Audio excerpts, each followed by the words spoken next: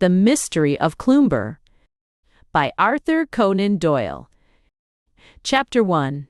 The Hegira of the Wests, from Edinburgh. I, John Fothergill West, student of law in the University of St. Andrews, have endeavored in the ensuing pages to lay my statement before the public in a concise and business-like fashion. It is not my wish to achieve literary success, nor have I any desire by the graces of my style or by the artistic ordering of my incidents to throw a deeper shadow over the strange passages of which I shall have to speak. My highest ambition is that those who know something of the matter should, after reading my account, be able to conscientiously endorse it without finding a single paragraph in which I have either added to or detracted from the truth. Should I attain this result, I shall rest amply satisfied with the outcome of my first and probably my last venture in literature. It was my intention to write out the sequence of events in due order, depending on trustworthy hearsay, when I was describing that which was beyond my own personal knowledge.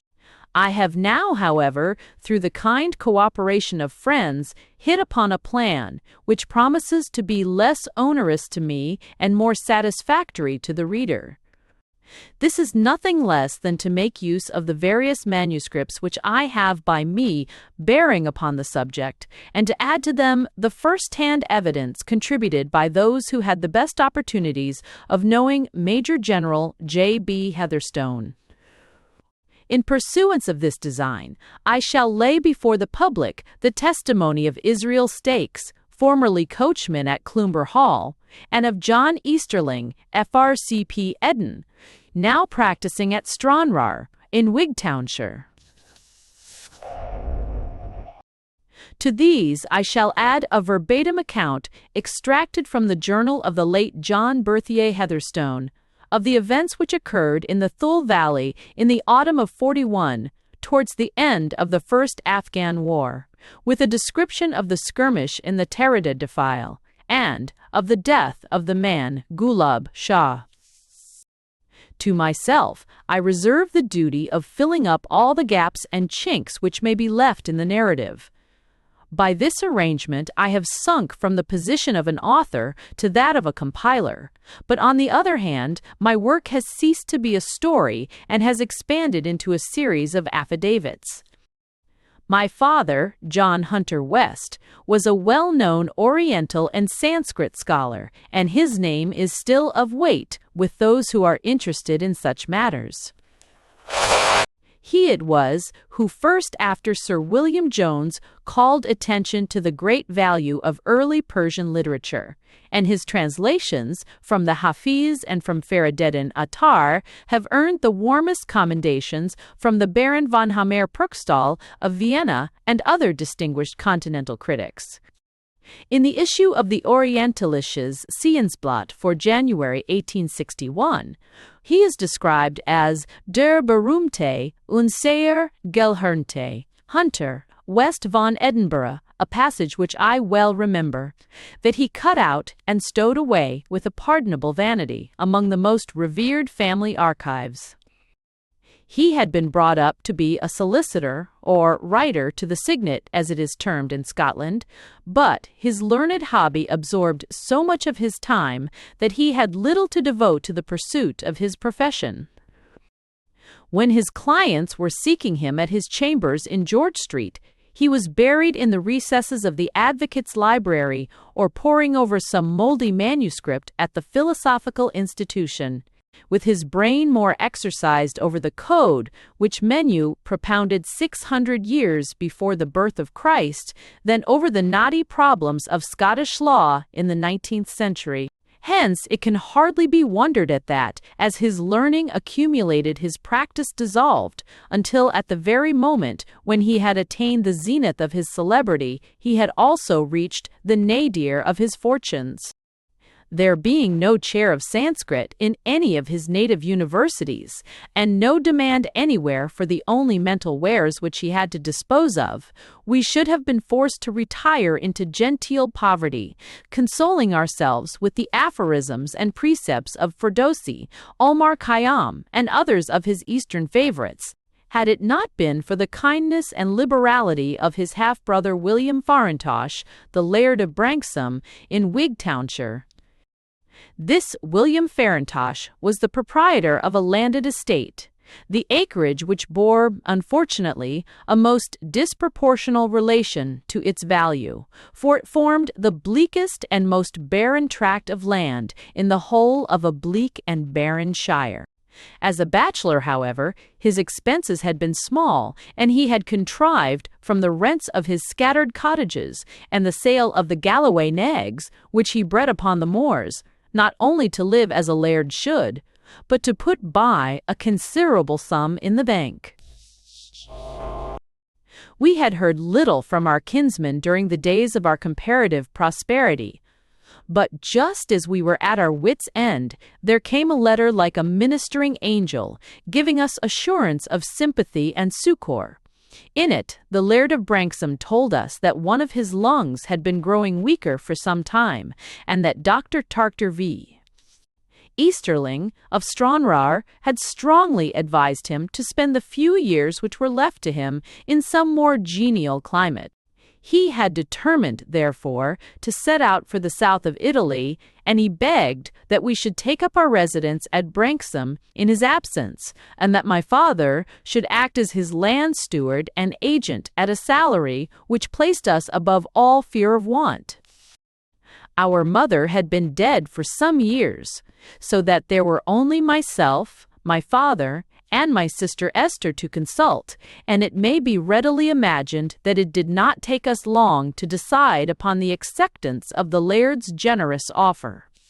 My father started for Wigtown that very night, while Esther and I followed a few days afterwards, bearing with us 2 potato sacksful of learned books and such other of our household effects that were worth the trouble and expense of transport. Chapter I. Of the strange manner in which a tenant came to Cloomber. Branksome might have appeared a poor dwelling place when compared with the house of an English squire, but to us, after our long residence in stuffy apartments, it was of regal magnificence.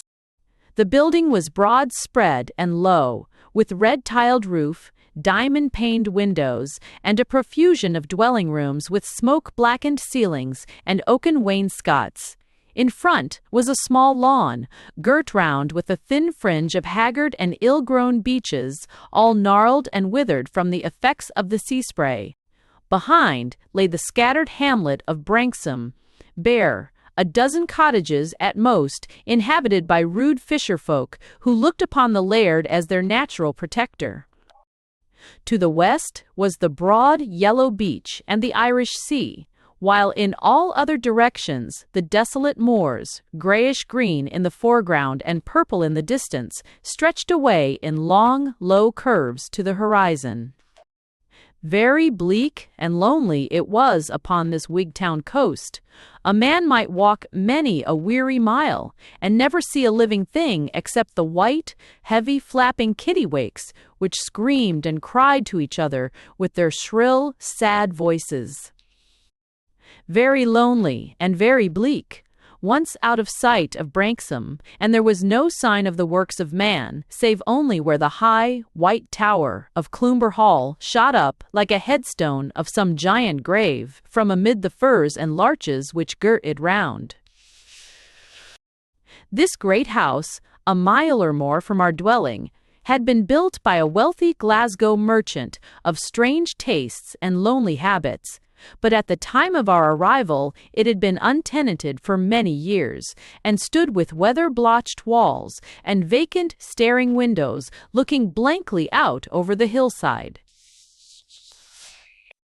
Empty and mildewed, it served only as a landmark to the fishermen, for they had found by experience that by keeping the laird's chimney and the white tower of Cloomber in a line they could steer their way through the ugly reef, which raises its jagged back, like that of some sleeping monster, above the troubled waters of the wind-swept bay. To this wild spot it was that fate had brought my father, my sister, and myself. For us, its loneliness had no terrors. After the hubbub and bustle of a great city and the weary task of upholding appearances upon a slender income, there was a grand, soul-soothing serenity in the long skyline and the eager air. Here, at least, there was no neighbor to pry and chatter. The laird had left his phaeton and 2 ponies behind him, with the aid of which my father and I would go the round of the estate, doing such light duties as fall to an agent, or factor as it was there called, while our gentle Esther looked to our household needs and brightened the dark old building. Such was our simple, uneventful existence, until the summer night, when an unlooked-for incident occurred, which proved to be the herald of those strange doings which I have taken up my pen to describe. It had been my habit to pull out of an evening in the laird's skiff, and to catch a few whiting, which might serve for our supper. On this well-remembered occasion, my sister came with me, sitting with her book in the stern sheets of the boat, while I hung my lines over the bows. The sun had sunk down behind the rugged Irish coast, but a long bank of flushed cloud still marked the spot and cast a glory upon the waters. The whole broad ocean was seamed and scarred with crimson streaks. I had risen in the boat and was gazing round in delight at the broad panorama of shore and sea and sky, when my sister plucked at my sleeve with a little sharp cry of surprise. "See, John," she cried, "there is a light in Cloomber Tower." I turned my head and stared back at the tall white turret, which peeped out above the belt of trees. As I gazed, I distinctly saw at one of the windows the glint of a light, which suddenly vanished, and then shone out once more from another higher up. There it flickered for some time, and finally flashed past 2 successive windows underneath, before the trees obscured our view of it. It was clear that someone bearing a lamp or a candle had climbed up the tower stairs, and had then returned into the body of the house. "Who in the world can it be?" I exclaimed, speaking rather to myself than to Esther, for I could see by the surprise upon her face that she had no solution to offer. "Maybe some of the folk from Branksome, Barry, have wanted to look over the place." My sister shook her head. "There is not one of them would dare to set foot within the avenue gates," she said. "Besides, John, the keys are kept by the house agent at Wigtown. Were they ever so curious, none of our people could find their way in." When I reflected upon the massive door and ponderous shutters which guarded the lower story of Cloomber, I could not but admit the force of my sister's objection. The untimely visitor must either have used considerable violence in order to force his way in, or he must have obtained possession of the keys. Piqued by the little mystery, I pulled for the beach, with the determination to see for myself who the intruder might be and what were his intentions. Leaving my sister at Branksome, and summoning Seth Jameson, an old man-o'-war's man and one of the stoutest of the fishermen, I set off across the moor with him through the gathering darkness. "It hasna a guide name after dark, yon hoose," remarked my companion, slackening his pace perceptibly as I explained to him the nature of our errand. "It's no for naething that him wha owns it won a gang within a Scotch mile o't." "Well, Seth, there is someone who has no fears about going into it," said I, pointing to the great white building which flickered up in front of us through the gloom. The light which I had observed from the sea was moving backwards and forward past the lower floor windows, the shutters of which had been removed. I could now see that a second, fainter light followed a few paces behind the other. Evidently, 2 individuals, the one with a lamp and the other with a candle or rushlight, were making a careful examination of the building. Let ilka man blaw his ain parritch, said Seth Jameson doggedly, coming to a dead stop. What is it tae us if a wraith or a bogle minds tae take a fancy tae Cloomber? It's no canny tae meddle with such things. Why, man, I cried, you don't suppose a wraith came here in a gig? What are those lights away yonder by the avenue gates? The lamp's a gig, sure enough, exclaimed my companion in a less lugubrious voice. Let's steer for it, Master West, and speer where she hails frae.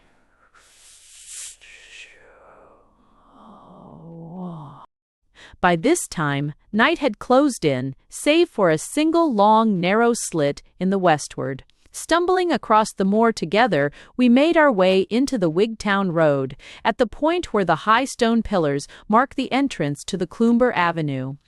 A tall dog-cart stood in front of the gateway, the horse browsing upon the thin border of grass which skirted the road. It's a richt, said Jameson, taking a close look at the deserted vehicle. I ken it weel. It belongs to Maister McNeil, the factor body frae Wigtown, him, wha keeps the keys. Then we may as well have speech with him now that we are here, I answered. They are coming down, if I am not mistaken. As I spoke, we heard the slam of the heavy door, and within a few minutes 2 figures, the one tall and angular, the other short and thick, came towards us through the darkness. They were talking so earnestly that they did not observe us until they had passed through the avenue gate. Good evening, Mr. McNeil, said I, stepping forward and addressing the Wigtown factor, with whom I had some slight acquaintance. The smaller of the two turned his face towards me as I spoke, and showed me that I was not mistaken in his identity, but his taller companion sprang back and showed every sign of violent agitation. What is this, McNeil? I heard him say in a gasping, choking voice. Is this your promise? What is the meaning of it? Don't be alarmed, General. Don't be alarmed, said the little fat factor in a soothing fashion, as one might speak to a frightened child. This is young Mr. Fothergill West of Branksome, though what brings him up here tonight is more than I can understand. However, as you are to be neighbors, I can't do better than take the opportunity to introduce you to each other. Mr. West, this is General Heatherstone, who is about to take a lease of Cloomber Hall. I held out my hand to the tall man, who took it in a hesitating, half-reluctant fashion. I came up, I explained, because I saw your lights in the windows, and I thought that something might be wrong. I am very glad I did so, since it has given me the chance of making the General's acquaintance. Whilst I was talking, I was conscious that the new tenant of Cloomber Hall was peering at me very closely through the darkness.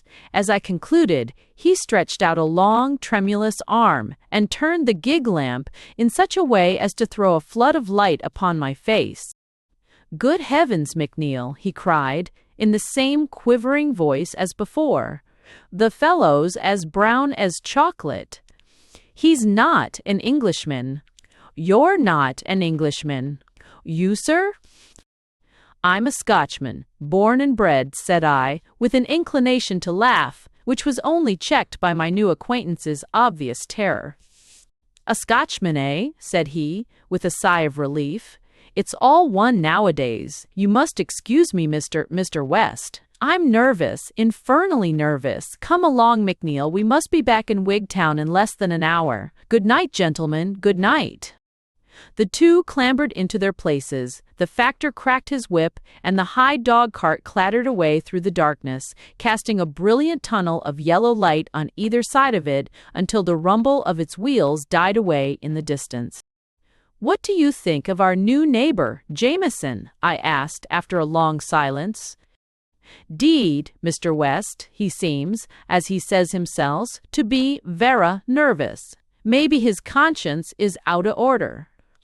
"His liver, more likely," said I. "He looks as if he had tried his constitution a bit, but it's blowing chill, Seth, my lad, and it's time both of us were indoors."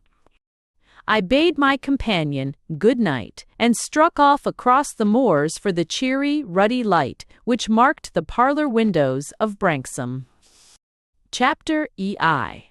Of our further acquaintance with Major General J.B. Heatherstone, Wysegstemmen.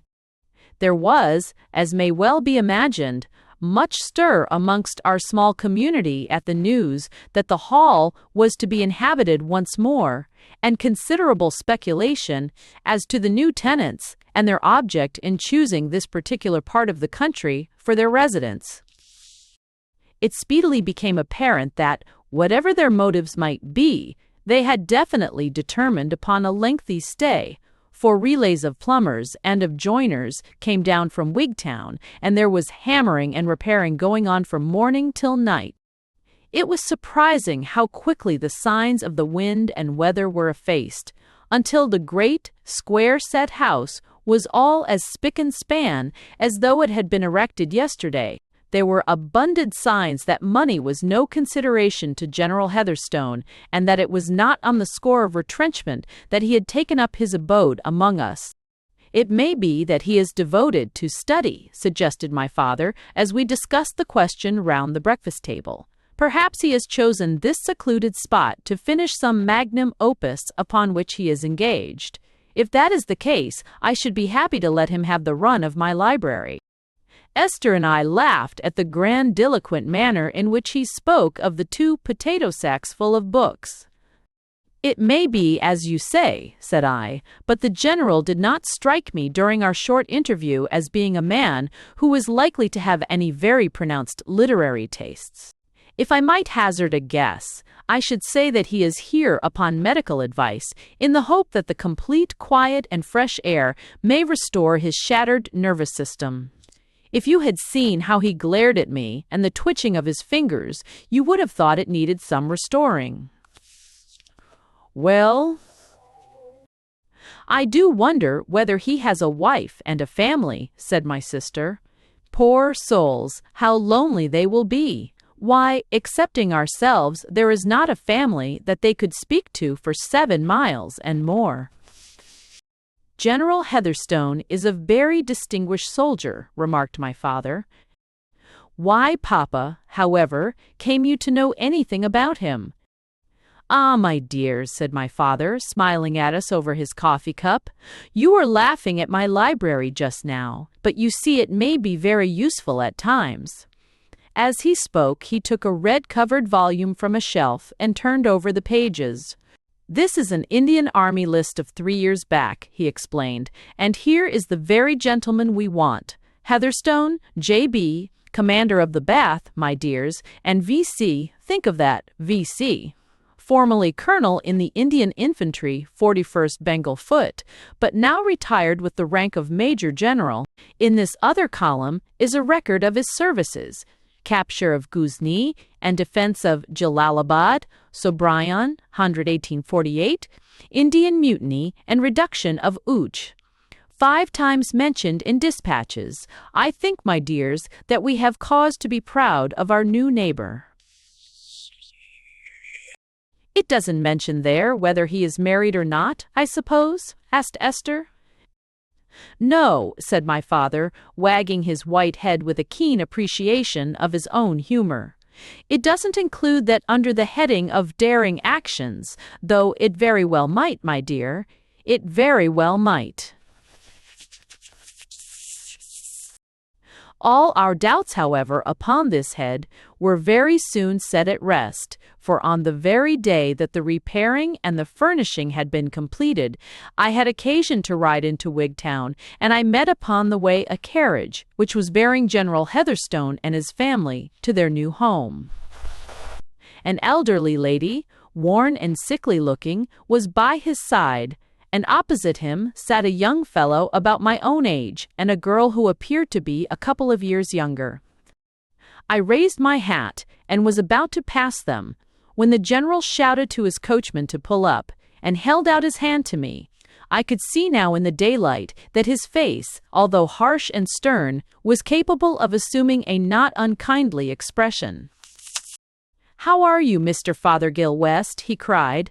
I must apologize to you if I was a little brusque the other night. You will excuse an old soldier who has spent the best part of his life in harness. All the same, you must confess that you are rather dark-skinned for a Scotchman." "We have a Spanish strain in our blood," said I, wondering at his recurrence to the topic. "That would, of course, account for it," he remarked. "My dear," to his wife, "allow me to introduce Mr. Fothergill West to you. This is my son and my daughter. We have come here in search of rest, Mr. West, complete rest." "And you could not possibly have come to a better place," said I. "Oh, you think so?" he answered. "I suppose it is very quiet indeed, and very lonely. You might walk through these country lanes at night, I dare say, and never meet a soul, eh?" "Well, there are not many about after dark," I said. "And you are not much troubled with vagrants or wandering beggars, eh? Not many tinkers or tramps or rascally gypsies, no vermin of that sort about?" "I find it rather cold," said Mrs. Heatherstone, drawing her thick sealskin mantle tighter round her figure. "We are detaining Mr. West, too." "So we are, my dear, so we are. Drive on, coachman. Good day, Mr. West." The carriage rattled away towards the hall, and I trotted thoughtfully onwards to the little country metropolis. As I passed up the high street, Mr. McNeil ran out from his office and beckoned to me to stop. "Our new tenants have gone out," he said. "They drove over this morning." "I met them on the way," I answered. As I looked down at the little factor, I could see that his face was flushed, and that he bore every appearance of having had an extra glass. "Give me a real gentleman to do business with," he said, with a burst of laughter. "They understand me, and I understand them. What shall I fill it up for?" says the General, taking a blank check out of his pouch and laying it on the table. "200, says I, leaving a bit away margin for my own time and trouble. In Dam, see Stastons Trastes in the Predability Estuary.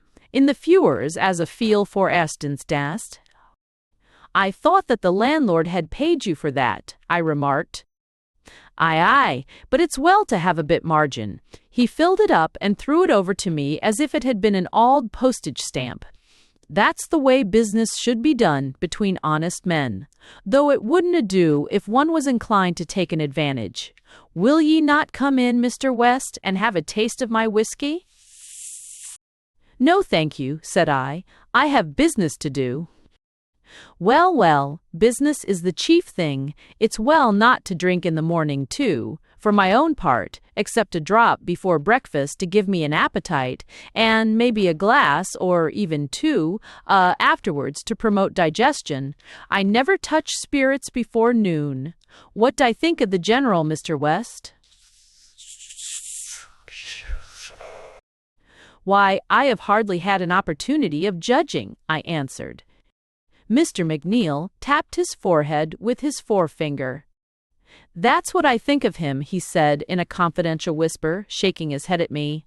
"Okay, he's gone, sir, gone, in my estimation. Now, what would you take to be a proof of madness, Mr. West?" "Why, offering a blank check to a Wigtown house agent," said I. "Ah, your eye at your jokes.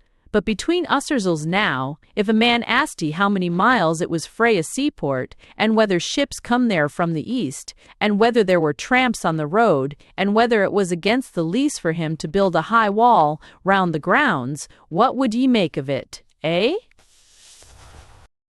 "I should certainly think him eccentric," said I. "If every man had his due, our friend would find himself in a house with a high wall round the grounds, and that without costing him a farthing," said the agent. "Where then?" I asked, humoring his joke. "Why, in the Wigtown County Lunatic Asylum," cried the little man, with a bubble of laughter, in the midst of which I rode on my way, leaving him still chuckling over his own facetiousness. The arrival of the new family at Cloomber Hall had no perceptible effect in relieving the monotony of our secluded district, For instead of entering into such simple pleasures as the country had to offer, or interesting themselves, as we had hoped, in our attempts to improve the lot of our poor crofters and fisherfolk, they seemed to shun all observation, and hardly ever to venture beyond the avenue gates. We soon found, too, that the factor's words as to the enclosing of the grounds were founded upon fact, for gangs of workmen were kept hard at work from early in the morning until late at night in erecting a high wooden fence round the whole estate. When this was finished and topped with spikes, Cloomber Park became impregnable to anyone but an exceptionally daring climber.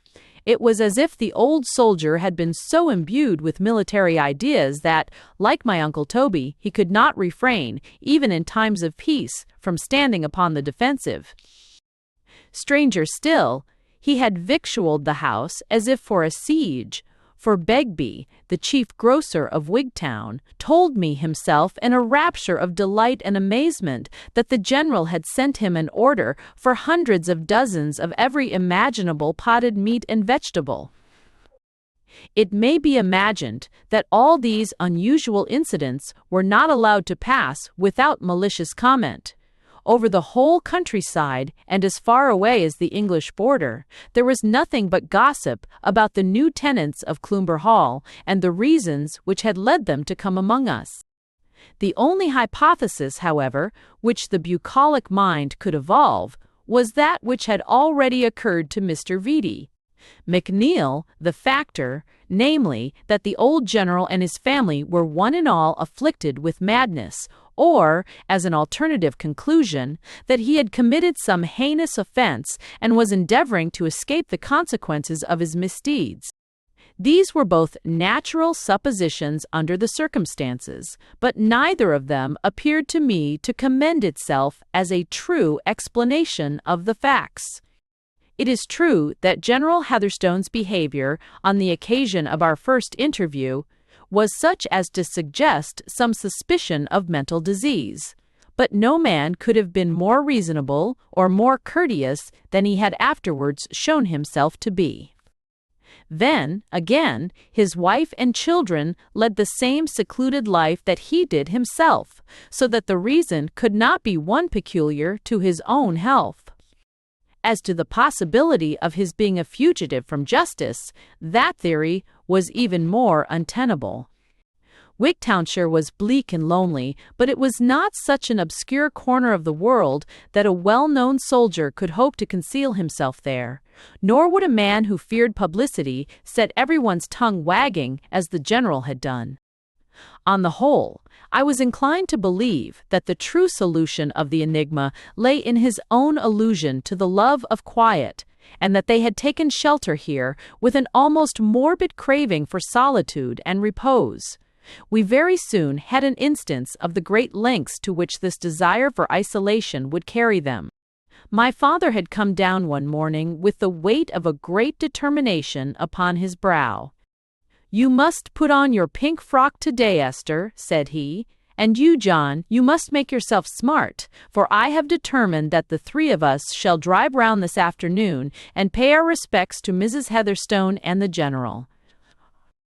"A visit to Cloomber," cried Esther, clapping her hands. "I am here," said my father, with dignity, "not only as the laird's factor, but also as his kinsman. In that capacity I am convinced that he would wish me to call upon these newcomers and offer them any politeness which is in our power. At present they must feel lonely and friendless. What says the great Ferdusi?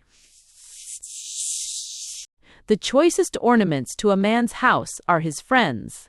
My sister and I knew by experience that when the old man began to justify his resolution by quotations from the Persian poets, there was no chance of shaking it. Sure enough, that afternoon saw the phaeton at the door, with my father perched upon the seat, with his second-best coat on and a pair of new driving gloves. "Jump in, my dears," he cried, cracking his whip briskly. "We shall show the general that he has no cause to be ashamed of his neighbors." Alas, pride always goes before a fall. Our well-fed ponies and shining harness were not destined that day to impress the tenants of Cloomber with a sense of our importance. We had reached the avenue gate, and I was about to get out and open it, when our attention was arrested by a very large wooden placard, which was attached to one of the trees in such a manner that no one could possibly pass without seeing it. On the white surface of this board was printed in big black letters the following hospitable inscription: General and Mrs. Heatherstone have no wish to increase the circle of their acquaintance. We all sat gazing at this announcement for some moments in silent astonishment. Then Esther and I, tickled by the absurdity of the thing, burst out laughing, but my father pulled the ponies' heads round and drove home with compressed lips and the cloud of much wrath upon his brow. I have never seen the good man so thoroughly moved, and I am convinced that his anger did not arise from any petty feeling of injured vanity upon his own part, but from the thought that a slight had been offered to the Laird of Branksome, whose dignity he represented. Chapter IV. Of a young man with a grey head. If I had any personal soreness on account of this family snub, it was a very passing emotion, and one which was soon effaced from my mind. It chanced that on the very next day after the episode I had occasion to pass that way, and stopped to have another look at the obnoxious placard. I was standing staring at it and wondering what could have induced our neighbors to take such an outrageous step, when I became suddenly aware of a sweet, girlish face which peeped out at me from between the bars of the gate, and of a white hand which eagerly beckoned me to approach. As I advanced to her, I saw that it was the same young lady whom I had seen in the carriage. "Mr. West," she said in a quick whisper, glancing from side to side, as she spoke in a nervous, hasty manner, "I wish to apologize to you for the indignity to which you and your family were subjected yesterday. My brother was in the avenue and saw it all, but he is powerless to interfere. I assure you, Mr.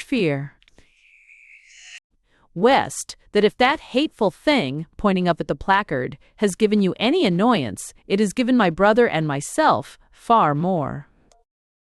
"Why, Miss Heatherstone," said I, putting the matter off with a laugh, "Britain is a free country, and if a man chooses to warn off visitors from his premises, there is no reason why he should not. It is nothing less than brutal," she broke out, with a petulant stamp of the foot. "To think that your sister, too, should have such an unprovoked insult offered to her. I am ready to sink with shame at the very thought." "Pray do not give yourself one moment's uneasiness upon the subject," said I earnestly, for I was grieved at her evident distress. "I am sure that your father has some reason unknown to us for taking this step." "Heaven knows he has," she answered, with ineffable sadness in her voice, "and yet I think it would be more manly to face a danger than to fly from it. However, he knows best, and it is impossible for us to judge. But who is this?" she exclaimed, anxiously peering up the dark avenue. "Oh, it is my brother, Mordaunt." "Mordaunt," she said, as the young man approached us, "I have been apologizing to Mr. West for what happened yesterday, in your name as well as my own." "I am very, very glad to have the opportunity of doing it in person," said he courteously. "I only wish that I could see your sister and your father as well as yourself, to tell them how sorry I am. I think you had better run up to the house, little one, for it's getting near tiffin time." "No, don't you go, Mr. West. I want to have a word with you." Miss Heatherstone waved her hand to me with a bright smile and tripped up the avenue, while her brother unbolted the gate and, passing through, closed it again, locking it upon the outside. "I'll have a stroll down the road with you if you have no objection. Have a Manila."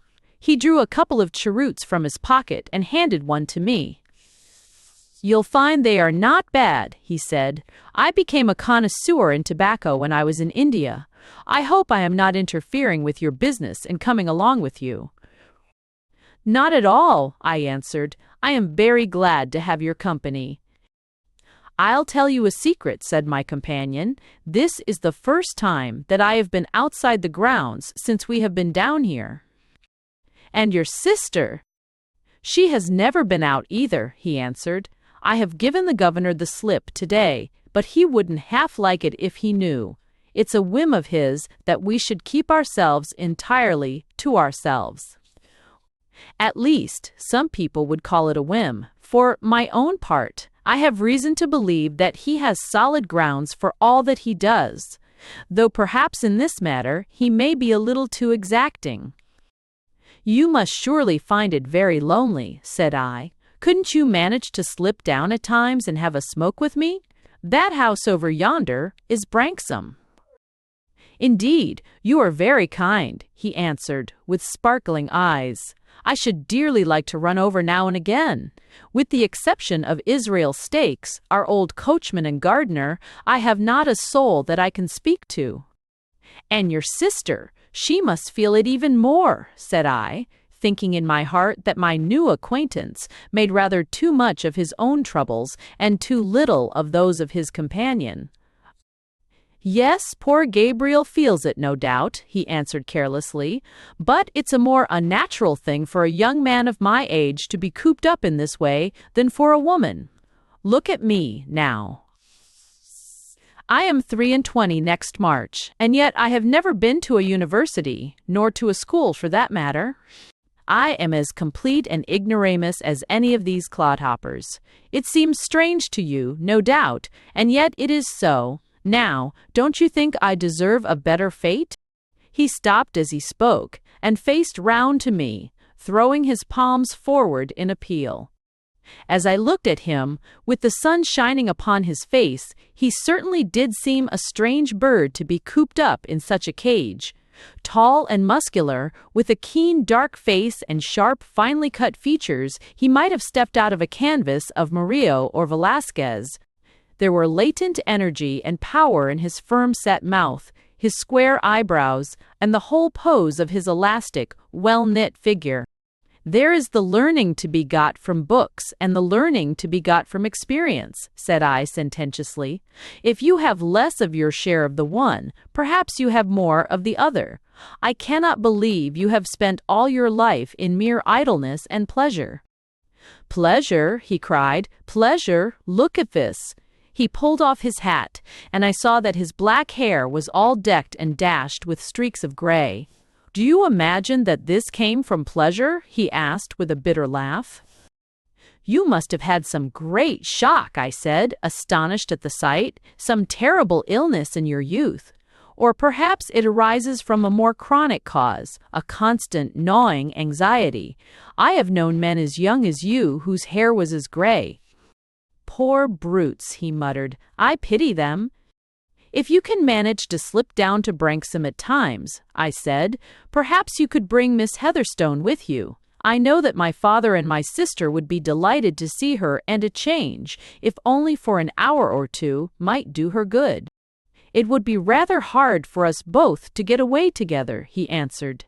"However, if I see a chance, I shall bring her down. It might be managed some afternoon perhaps, for the old man indulges in a siesta occasionally."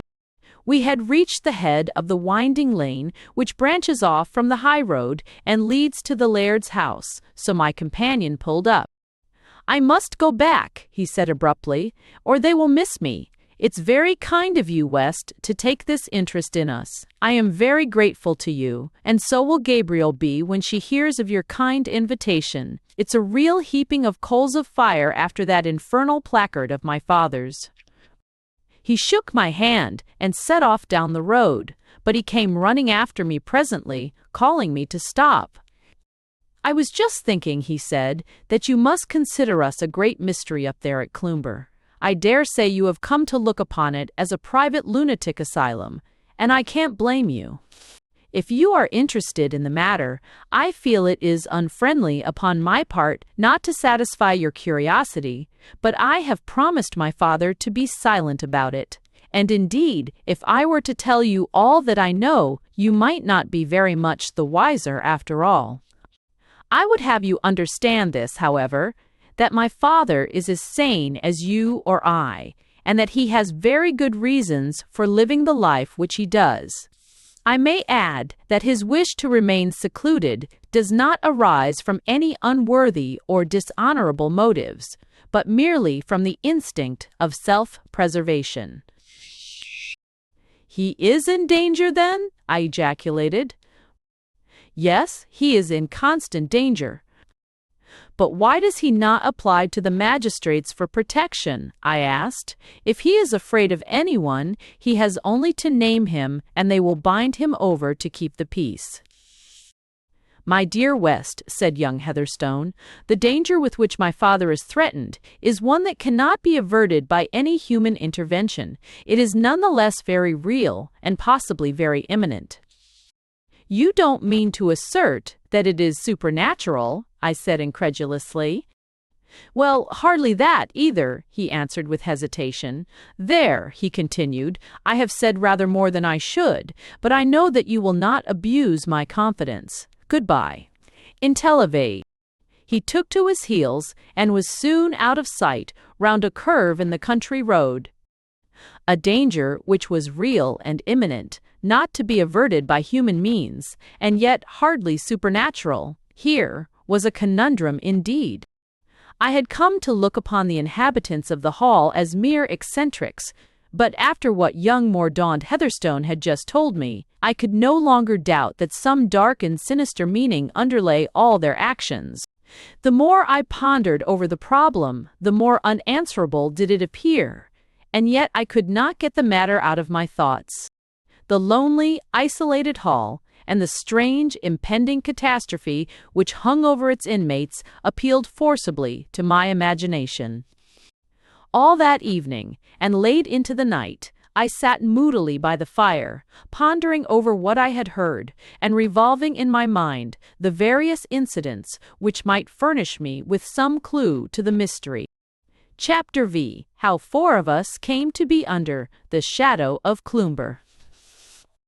I trust that my readers will not set me down as an inquisitive busybody when I say that as the days and weeks went by, I found my attention and my thoughts more and more attracted to General Heatherstone and the mystery which surrounded him.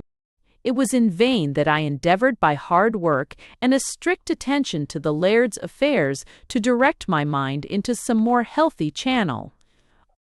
Do what I would, on land or on the water, I would still find myself puzzling over this one question until it obtained such a hold upon me that I felt it was useless for me to attempt to apply myself to anything until I had come to some satisfactory solution of it. I could never pass the dark line of 5-foot fencing and the great iron gate with its massive lock without pausing and racking my brain as to what the secret might be which was shut in by that inscrutable barrier.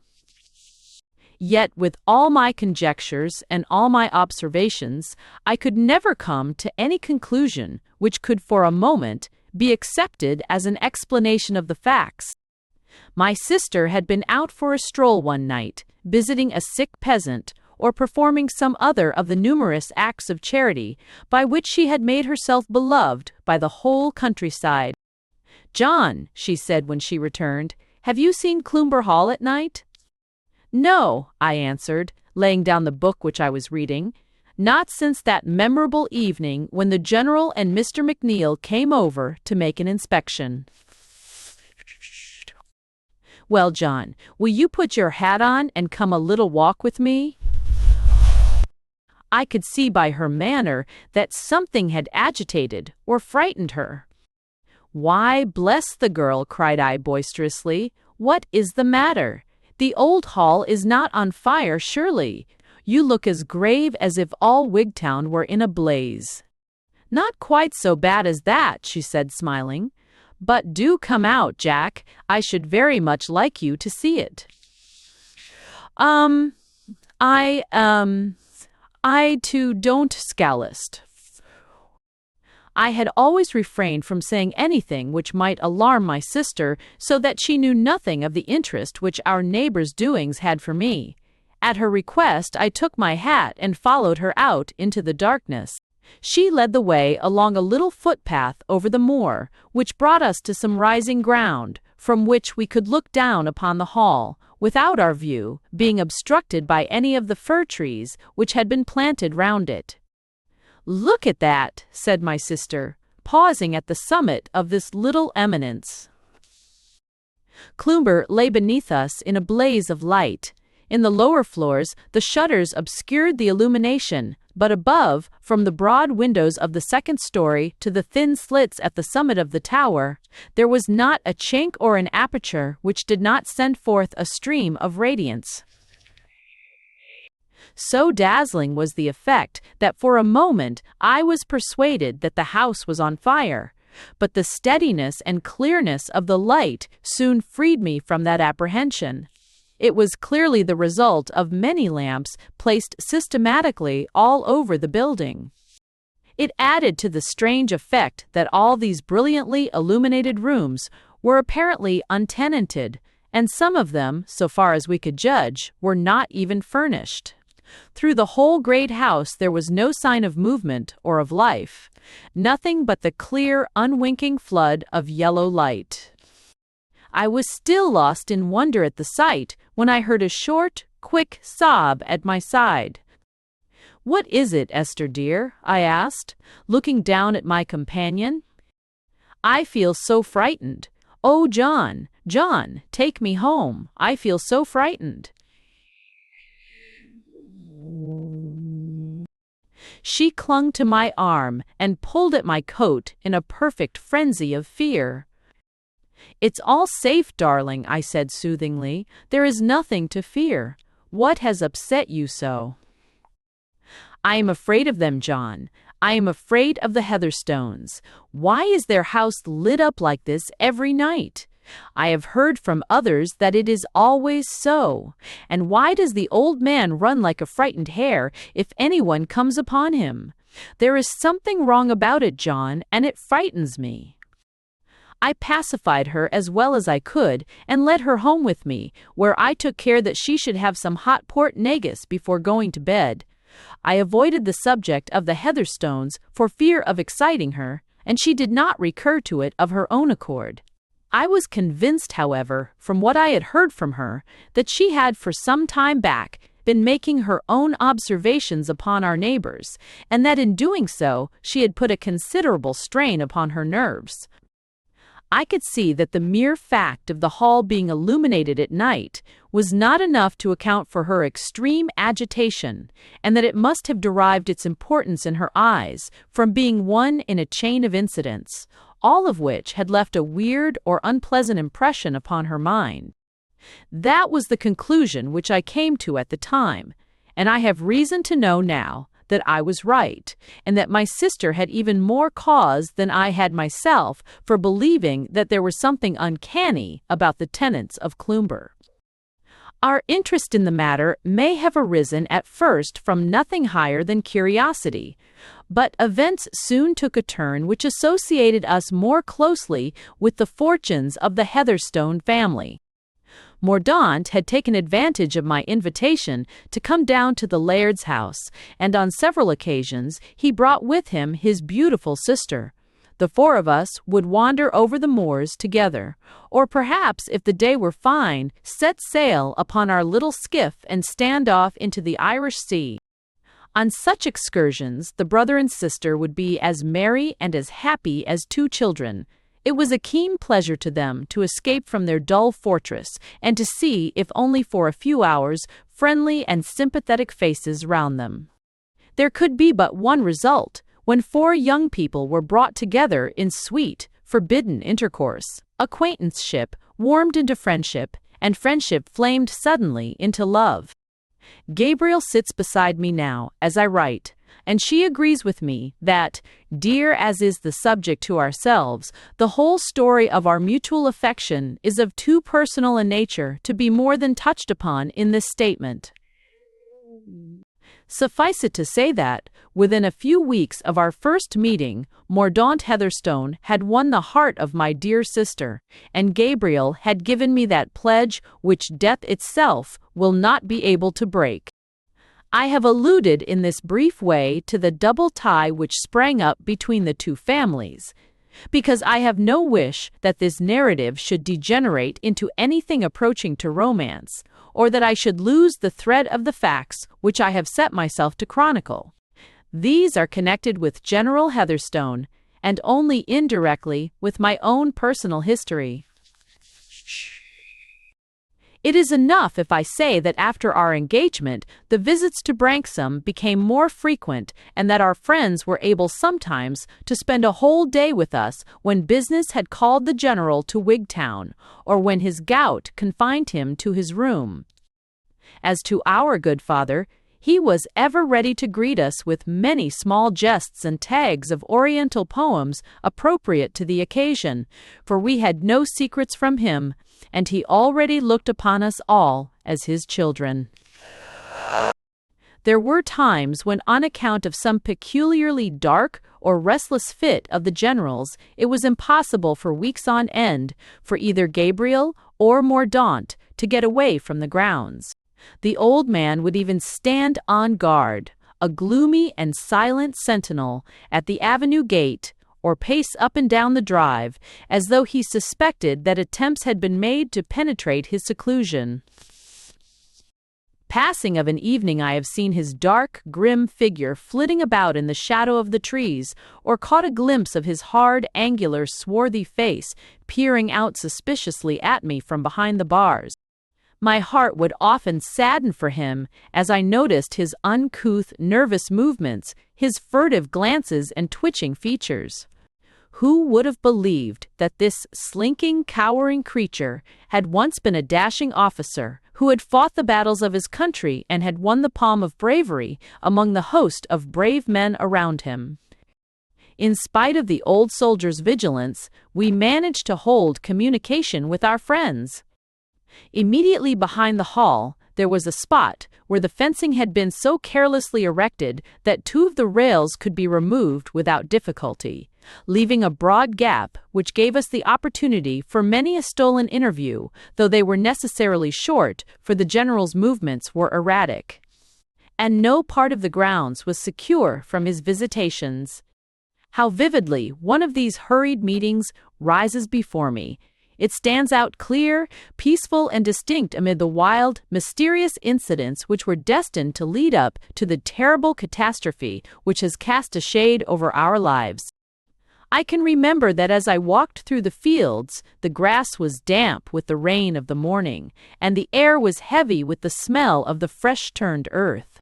Gabriel was waiting for me under the hawthorn tree outside the gap, and we stood hand in hand, looking down at the long sweep of moorland and at the broad blue channel which encircled it with its fringe of foam. Far away in the northwest, the sun glinted upon the high peak of Mount Throston. From where we stood, we could see the smoke of the steamers as they ploughed along the busy waterway which leads to Belfast. "Is it not magnificent?" Gabriel cried, clasping her hands round my arm. "Ah, John, why are we not free to sail away over these waves together, and leave all our troubles behind us on the shore?" "And what are the troubles which you would leave behind you, dear one?" I asked. "May I not know them, and help you to bear them?" "I have no secrets from you, John," she answered. "Our chief trouble is, as you may guess, our poor father's strange behavior. Is it not a sad thing for all of us that a man who has played such a distinguished part in the world should skulk from one obscure corner of the country to another, and should defend himself with locks and barriers as though he were a common thief flying from justice? This is a trouble, John, which it is out of your power to alleviate." "But why does he do it, Gabriel?" I asked. "I cannot tell," she answered frankly.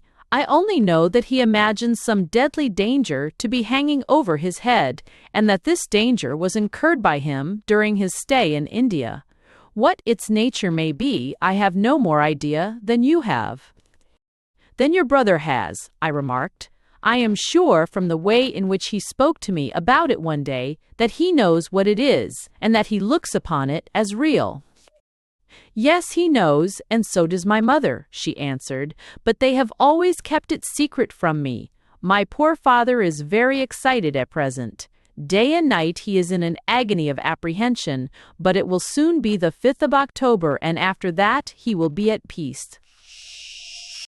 How do you know that? I asked in surprise. By experience, she answered gravely. On the 5th of October, these fears of his come to a crisis. For years back, he has been in the habit of locking Mordaunt and myself up in our rooms on that date, so that we have no idea what occurs. But we have always found that he has been much relieved afterwards, and has continued to be comparatively in peace until that day begins to draw round again. Then you have only 10 days or so to wait, I remarked, for September was drawing to a close. By the way, dearest, why is it that you light up all your rooms at night? You have noticed it then, she said. It comes also from my father's fears. He does not like to have one dark corner in the whole house. He walks about a good deal at night and inspects everything, from the attics right down to the cellars. He has large lamps in every room and corridor, even the empty ones, and he orders the servants to light them all at dusk. I am rather surprised that you manage to keep your servants, I said, laughing. The maids in these parts are a superstitious class, and their imaginations are easily excited by anything which they don't understand. The cook and both housemaids are from London and are used to our ways. We pay them on a very high scale to make up for any inconvenience to which they may be put. Israel Stakes, the coachman, is the only one who comes from this part of the country, and he seems to be a stolid, honest fellow who is not easily scared. Poor little girl, I exclaimed, looking down at the slim, graceful figure by my side. This is no atmosphere for you to live in. Why will you not let me rescue you from it? Why won't you allow me to go straight and ask the general for your hand? At the worst, he could only refuse. She turned quite haggard and pale at the very thought. For heaven's sake, John, she cried earnestly, do nothing of the kind. He would whip us all away in the dead of the night, and within a week we should be settling down again in some wilderness where we might never have a chance of seeing or hearing from you again. Besides, he never would forgive us for venturing out of the grounds. I don't think that he is a hard-hearted man, I remarked. I have seen a kindly look in his eyes, for all his stern face. He can be the kindest of fathers, she answered, but he is terrible when opposed or thwarted. You have never seen him so, and I trust you never will. It was that strength of will and impatience of opposition which made him such a splendid officer. I assure you that in India every one thought a great deal of him. The soldiers were afraid of him, but they would have followed him anywhere. And had he these nervous attacks then? Occasionally, but not nearly so acutely. He seems to think that the danger, whatever it may be, becomes more imminent every year. Oh, John, it is terrible to be waiting like this with a sword over our heads, and all the more terrible to me, since I have no idea where the blow is to come from. Dear Gabriel, I said, taking her hand and drawing her to my side, look over all this pleasant countryside and the broad blue sea. Is it not all peaceful and beautiful? In these cottages, with their red-tiled roofs peeping out from the grey moor, there live none but simple, God-fearing men who toil hard at their crafts and bear enmity to no man. Within 7 miles of us is a large town, with every civilized appliance for the preservation of order. 10 miles farther, there is a garrison quartered, and a telegram would at any time bring down a company of soldiers. Now, I ask you, dear, in the name of common sense, what conceivable danger could threaten you in this secluded neighborhood, with the means of help so near? You assure me that the peril is not connected with your father's health. No, I am sure of that. It is true that Dr. Easterling of Stranraer has been over to see him once or twice, but that was merely for some small indisposition. I can assure you that the danger is not to be looked for in that direction." "Then I can assure you," said I, laughing, "that there is no danger at all. It must be some strange monomania or hallucination. No other hypothesis will cover the facts.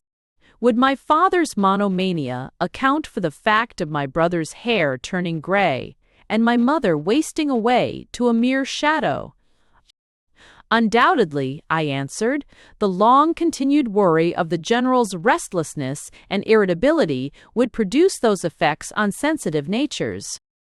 "No, no," said she, shaking her head sadly. "I have been exposed to his restlessness and irritability, but they have had no such effect upon me. The difference between us lies in the fact that they know this awful secret, and I do not." "My dear girl," said I, "the days of family apparitions and that kind of thing are gone. Nobody is haunted nowadays, so we can put that supposition out of the question. Having done so, what remains? There is absolutely no other theory which could even be suggested. Believe me, the whole mystery is that the heat of India has been too much for your poor father's brain." What she would have answered, I cannot tell, for at that moment she gave a start, as if some sound had fallen upon her ear. As she looked round apprehensively, I suddenly saw her features become rigid and her eyes fixed and dilated. Following the direction of her gaze, I felt a sudden thrill of fear pass through me as I perceived a human face surveying us from behind one of the trees. A man's face, every feature of which was distorted by the most malignant hatred and anger. Finding himself observed, he stepped out and advanced towards us, when I saw that it was none other than the general himself. His beard was all abristle with fury, and his deep-set eyes glowed from under their heavily veined lids with a most sinister and demoniacal brightness. Chapter V. How I Came to be Enlisted as one of the garrison of Cloomber. "To your room, girl," he cried in a hoarse, harsh voice, stepping in between us and pointing authoritatively towards the house. He waited until Gabriel, with a last frightened glance at me, had passed through the gap, and then he turned upon me with an expression so murderous that I stepped back a pace or two and tightened my grasp upon my oak stick. You, he spluttered, with his hand twitching at his throat as though his fury were choking him. "You have dared to intrude upon my privacy. Do you think I built this fence that all the vermin in the country might congregate round it? Oh, you have been very near your death, my fine fellow. You will never be nearer until your time comes. Look at this." He pulled a squat, thick pistol out of his bosom. "If you had passed through that gap and set foot on my land, I'd have let daylight into you.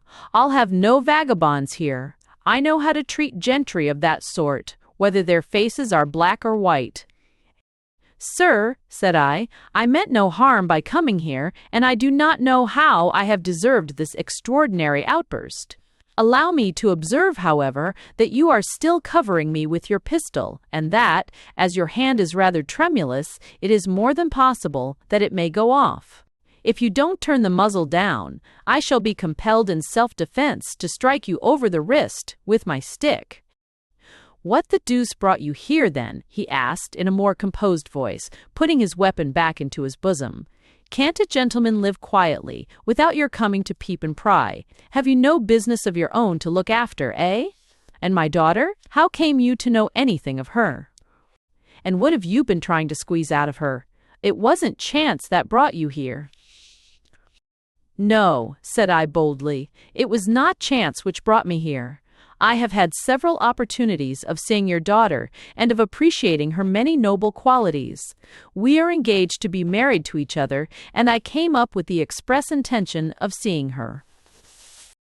Instead of blazing into a fury, as I had expected, the general gave a long whistle of astonishment, and then leant up against the railings, laughing softly to himself.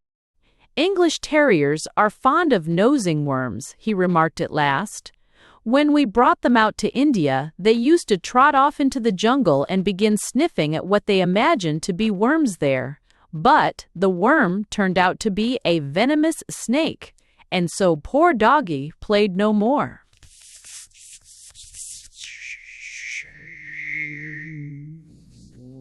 I think you'll find yourself in a somewhat analogous position if you don't look out. You surely don't mean to cast an aspersion upon your own daughter, I said, flushing with indignation. Oh, Gabriel is all right, he answered carelessly. Our family is not exactly one, however, which I should recommend a young fellow to marry into. And pray, how is it that I was not informed of this snug little arrangement of yours? We were afraid, sir, that you might separate us, I replied, feeling that perfect candor was the best policy under the circumstances. It is possible that we were mistaken. Before coming to any final decision, I implore you to remember that the happiness of both of us is at stake. It is in your power to divide our bodies, but our souls shall be forever united. My good fellow, said the general in a not unkindly tone, you don't know what you are asking for. There is a gulf between you and any one of the blood of Heatherstone which can never be bridged over. All trace of anger had banished now from his manner and given place to an air of somewhat contemptuous amusement. My family pride took fire at his words. The gulf may be less than you imagine, I said coldly. We are not clodhoppers because we live in this out-of-the-way place. I am of noble descent on one side, and my mother was a Buchan of Buchan. I assure you that there is no such disparity between us as you seem to imagine. You misunderstand me, the general answered. It is on our side that the disparity lies. There are reasons why my daughter Gabriel should live and die single. It would not be to your advantage to marry her. But surely, sir, I persisted, I am the best judge of my own interests and advantages. Since you take this ground, all becomes easy, for I do assure you that the one interest which overrides all others is that I should have the woman I love for my wife. If this is your only objection to our match, you may surely give us your consent. For any danger or trial which I may incur in marrying Gabriel will not weigh with me one featherweight. Here's a young bantam, exclaimed the old soldier, smiling at my warmth. It's easy to defy danger when you don't know what the danger is. What is it then? I asked hotly. There is no earthly peril which will drive me from Gabriel's side. Let me know what it is and test me. No, that would never do, he answered with a sigh, and then, thoughtfully, as if speaking his mind aloud, he has plenty of pluck, and is a well-grown lad too. We might do worse than make use of him. He went on mumbling to himself with a vacant stare in his eyes, as if he had forgotten my presence. Look here, West, he said presently. You'll excuse me if I spoke hastily a little time ago. It is the second time that I have had occasion to apologize to you for the same offense. It shan't occur again. I am rather over-particular, no doubt, in my desire for complete isolation, but I have good reasons for insisting on the point. Rightly or wrongly, I have got it into my head that some day there might be an organized raid upon my grounds. If anything of the sort should occur, I suppose I might reckon upon your assistance. With all my heart. So that if ever you got a message such as "come up," or even "Cloomber," you would know that it was an appeal for help and would hurry up immediately, even if it were in the dead of the night. Most certainly I should, I answered. But might I ask you what the nature of the danger is which you apprehend? There would be nothing gained by your knowing. Indeed, you would hardly understand it if I told you. I must bid you good day now, for I have stayed with you too long. Remember, I count upon you as one of the Cloomber garrison now." "One other thing, sir," I said hurriedly, for he was turning away. "I hope that you will not be angry with your daughter for anything which I have told you. It was for my sake that she kept it all secret from you." "All right," he said, with his cold, inscrutable smile. "I am not such an ogre in the bosom of my family as you seem to think. As to this marriage question, I should advise you as a friend to let it drop altogether, but if that is impossible, I must insist that it stand over completely for the present. It is impossible to say what unexpected turn events may take. Goodbye." "Goodbye." He plunged into the wood and was quickly out of sight among the dense plantation. Thus ended this extraordinary interview, in which this strange man had begun by pointing a loaded pistol at my breast and had ended by partially acknowledging the possibility of my becoming his future son-in-law. I hardly knew whether to be cast down or elated over it. On the one hand, he was likely, by keeping a closer watch over his daughter, to prevent us from communicating as freely as we had done hitherto. Against this, there was the advantage of having obtained an implied consent to the renewal of my suit at some future date. On the whole, I came to the conclusion, as I walked thoughtfully home, that I had improved my position by the incident. But this danger, this shadowy, unspeakable danger, which appeared to rise up at every turn, and to hang day and night over the towers of Cloomber, rack my brain as I would, I could not conjure up any solution to the problem which was not puerile and inadequate. One fact struck me as being significant. Both the father and the son had assured me, independently of each other, that if I were told what the peril was, I would hardly realize its significance. How strange and bizarre must the fear be, which can scarcely be expressed in intelligible language! I held up my hand in the darkness before I turned to sleep that night, and I swore that no power of man or devil should ever weaken my love for the woman whose pure heart I had had the good fortune to win. Chapter V. Of Corporal Rufus Smith and his coming to Cloomber. In making this statement, I have purposely couched it in bald and simple language, for fear I should be accused of coloring my narrative for the sake of effect. If, however, I have told my story with any approach to realism, the reader will understand me when I say that by this time the succession of dramatic incidents which had occurred had arrested my attention and excited my imagination to the exclusion of all minor topics. How could I plod through the dull routine of an agent's work, or interest myself in the thatch of this tenant's bothy, or the sails of that one's boat, when my mind was taken up by the chain of events which I have described, and was still busy seeking an explanation for them? Go where I would over the countryside, I could see the square white tower shooting out from among the trees, and beneath that tower, this ill-fated family were watching and waiting, waiting and watching. And for what?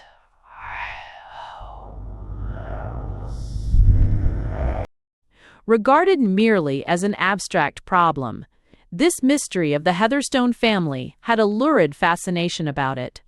But when the woman whom I loved 1,000-fold better than I did myself proved to be so deeply interested in the solution, I felt that it was impossible to turn my thoughts to anything else until it had been finally cleared up. My good father had received a letter from the laird, dated from Naples, which told us that he had derived much benefit from the change, and that he had no intention of returning to Scotland for some time. This was satisfactory to all of us, for my father had found Branksome such an excellent place for study that it would have been a sore trial to him to return to the noise and tumult of a city. As to my dear sister and myself, there were, as I have shown, stronger reasons still to make us love the Wigtownshire moors. In spite of my interview with the General, or perhaps I might say on account of it, I took occasion at least twice a day to walk towards Cloomber and satisfy myself that all was well there. He had begun by resenting my intrusion, but he had ended by taking me into a sort of half-confidence, and even by asking my assistance. So I felt that I stood upon a different footing with him than I had done formerly, and that he was less likely to be annoyed by my presence. Indeed, I met him pacing round the enclosure a few days afterwards, and his manner towards me was civil, though he made no allusion to our former conversation. He appeared to be still in an extreme state of nervousness, starting from time to time and gazing furtively about him, with little frightened, darting glances to the right and the left. I hoped that his daughter was right in naming the 5th of October as the turning point of his complaint, for it was evident to me, as I looked at his gleaming eyes and quivering hands, that a man could not live long in such a state of nervous tension.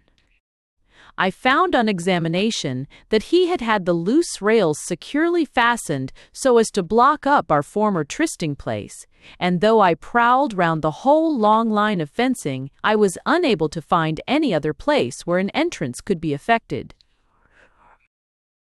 Here and there, between the few chinks left in the barrier, I could catch glimpses of the hall, and once I saw a rough-looking, middle-aged man standing at a window on the lower floor, whom I supposed to be Israel Stakes, the coachman.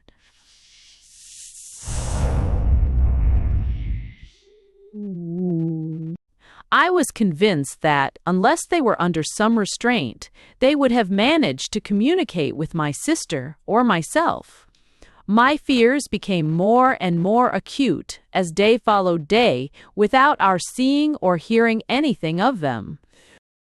One morning, it was the 2nd day of October. I was walking towards the hall, hoping that I might be fortunate enough to learn some news of my darling, when I observed a man perched upon a stone at the side of the road. As I came nearer to him, I could see that he was a stranger, and from his dusty clothes and dilapidated appearance, he seemed to have come from a distance. He had a great hunk of bread on his knee and a clasp knife in his hand, but he had apparently just finished his breakfast, for he brushed the crumbs off his lap and rose to his feet when he perceived me. Noticing the great height of the fellow, and that he still held his weapon, I kept well to the other side of the road, for I knew that destitution makes men desperate, and that the chain that glittered on my waistcoat might be too great a temptation to him upon this lonely highway. I was confirmed in my fears when I saw him step out into the center of the road and bar my progress. "Well, my lad," I said, affecting an ease which I by no means felt, "what can I do for you this morning?" The fellow's face was the color of mahogany with exposure to the weather, and he had a deep scar from the corner of his mouth to his ear, which by no means improved his appearance. His hair was grizzled, but his figure was stalwart, and his fur cap was cocked on one side so as to give him a rakish, semi-military appearance. Altogether, he gave me the impression of being one of the most dangerous types of tramp that I had ever fallen in with. Instead of replying to my question, he eyed me for some time in silence with sullen, yellow-shot eyes, and then closed his knife with a loud snick. "You're not a beak," he said. "Too young for that, I guess. They had me in chokey at Paisley, and they had me in chokey at Wigtown, but by the living thunder, if another of them lays a hand on me, I'll make him remember. Corporal Rufus Smith. It's a darned fine country, this, where they won't give a man work, and then lay him by the heels for having no visible means of subsistence." "I am sorry to see an old soldier so reduced," said I. "What corps did you serve in?" "H Battery, Royal Horse Artillery, bad cess to the service and everyone in it. Here I am, nigh 60 years of age, with a beggarly pension of £38.10, not enough to keep me in beer and baccy." "I should have thought £38.10 a year would have been a nice help to you in your old age," I remarked. "Would you, though?" he answered with a sneer, pushing his weather-beaten face forward until it was within a foot of my own. "How much d'ye think that slash with the tool-war is worth?" And my foot, with all the bones rattling about like a bag full of dice, where the trail of the gun went across it. "What's that worth, eh? And a liver like a sponge, and eggy whenever the wind comes round to the east. What's the market value of that? Would you take the lot for a dirty £40 a year? Would you now?" "We are poor folk in this part of the country," I answered. "You would pass for a rich man down here." "They are fool folk, and they have fool tastes," said he, drawing a black pipe from his pocket and stuffing it with tobacco. "I know what good living is, and, by cripes, while I have a shilling in my pocket, I like to spend it as a shilling should be spent. I fought for my country, and my country has done darned little for me. I'll go to the Russians, so help me. I could show them how to cross the Himalayas so that it would puzzle either Afghans or British to stop 'em. What's that secret worth in St. Petersburg, eh, mister?" "I am ashamed to hear an old soldier speak so, even in jest," said I sternly. "Jest, indeed," he cried, with a great roaring oath. "I'd have done it years ago if the Russians had been game to take it up. Skobeloff was the best of the bunch, but he's been snuffed out. However, that's neither here nor there. What I want to ask you is whether you've ever heard anything in this quarter of a man called Heatherstone, the same who used to be colonel of the 41st Bengalis. They told me at Wigtown that he lived somewhere down this way." "He lives in that large house over yonder," said I, pointing to Cloomber Tower. "You'll find the Avenue Gate a little way down the road, but the general isn't overfond of visitors." While the last part of my speech was lost upon Corporal Rufus Smith, for the instant that I pointed out the gate he set off, hopping down the road. His mode of progression was the most singular I have ever seen, for he would only put his right foot to the ground once in every half-dozen strides, while he worked so hard and attained such a momentum with the other limb that he got over the ground at an astonishing speed. I was so surprised that I stood in the roadway gazing after this hulking figure until the thought suddenly struck me that some serious result might come from a meeting between a man of such blunt speech and the choleric, hot-headed general. I therefore followed him as he hopped along like some great clumsy bird, and overtook him at the Avenue Gate, where he stood grasping the ironwork and peering through at the dark carriage drive beyond. "He's a sly old jackal," he said, looking round at me and nodding his head in the direction of the hall. "He's a deep old dog, and that's his bungalow, is it, among the trees?" "That is his house," I answered. "But I should advise you to keep a more civil tongue in your head if you intend to speak with the general. He is not a man to stand any nonsense." "Right you are. He was always a hard nut to crack. But isn't this him coming down the avenue?" I looked through the gate and saw that it was indeed the general, who, having either seen us or been attracted by our voices, was hurrying down towards us. As he advanced, he would stop from time to time and peer at us through the dark shadow thrown by the trees, as if he were irresolute whether to come on or no. "He's reconnoitering," whispered my companion with a hoarse chuckle. "He's afraid, and I know what he's afraid of. He won't be caught in a trap if he can help it, the old un. He's about as fly as they make 'em, you bet." Then, suddenly, standing on his tiptoes and waving his hand through the bars of the gate, he shouted at the top of his voice, "Come on, my gallant commandant, come on. The coast's clear, and no enemy in sight." Wire reads. This familiar address had the effect of reassuring the general, for he came right for us, though I could tell by his heightened color that his temper was at boiling point. "What, you here, Mr. West?" he said as his eye fell upon me. "What is it you want, and why have you brought this fellow with you?" I have not brought him with me, sir, I answered, feeling rather disgusted at being made responsible for the presence of the disreputable-looking vagabond beside me. I found him on the road here, and he desired to be directed to you, so I showed him the way. I know nothing of him myself. What do you want with me, then? The general asked sternly, turning to my companion. If you please, sir, said the ex-corporal, speaking in a whining voice and touching his moleskin cap with a humility which contrasted strangely with the previous rough independence of his bearing, I'm an old gunner in the Queen's service, sir, and knowing your name by hearing it in India, I thought that maybe you would take me as your groom or gardener, or give me any other place as happened to be vacant. I am sorry that I cannot do anything for you, my man, the old soldier answered impressively. Then you'll give me a little, just to help me on my way, sir, said the cringing mendicant. You won't see an old comrade go to the bad for the sake of a few rupees. I was with Sale's brigade in the passes, sir, and I was at the second taking of Kabul. General Heatherstone looked keenly at the supplicant, but was silent to his appeal. I was in Ghuzni with you when the walls were all shook down by an earthquake, and when we found 40,000 Afghans within gunshot of us. You ask me about it, and you'll see whether I'm lying or not. We went through all this when we were young, and now that we are old, you are to live in a fine bungalow, and I am to starve by the roadside. It don't seem to me to be fair. You are an impertinent scoundrel, said the general. If you had been a good soldier, you would never need to ask for help. I shall not give you a farthing. One word more, sir, cried the tramp, for the other was turning away. I've been in the Tarada Pass. The old soldier sprang round as if the words had been a pistol shot.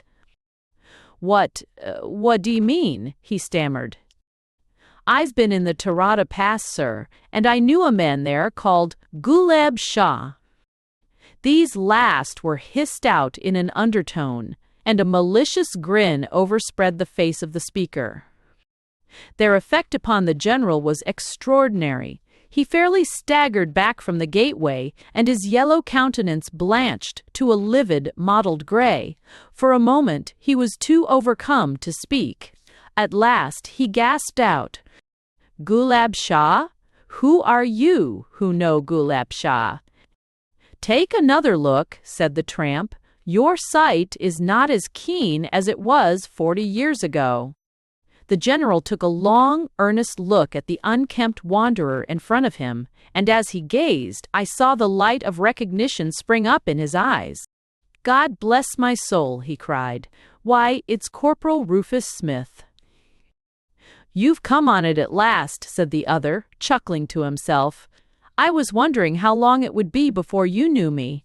And, first of all, just unlock this gate, will you? It's hard to talk through a grating. It's too much like 10 minutes with a visitor in the cells. The general, whose face still bore evidences of his agitation, undid the bolts with nervous, trembling fingers. The recognition of Corporal Rufus Smith had, I fancied, been a relief to him, and yet he plainly showed by his manner that he regarded his presence as by no means an unmixed blessing.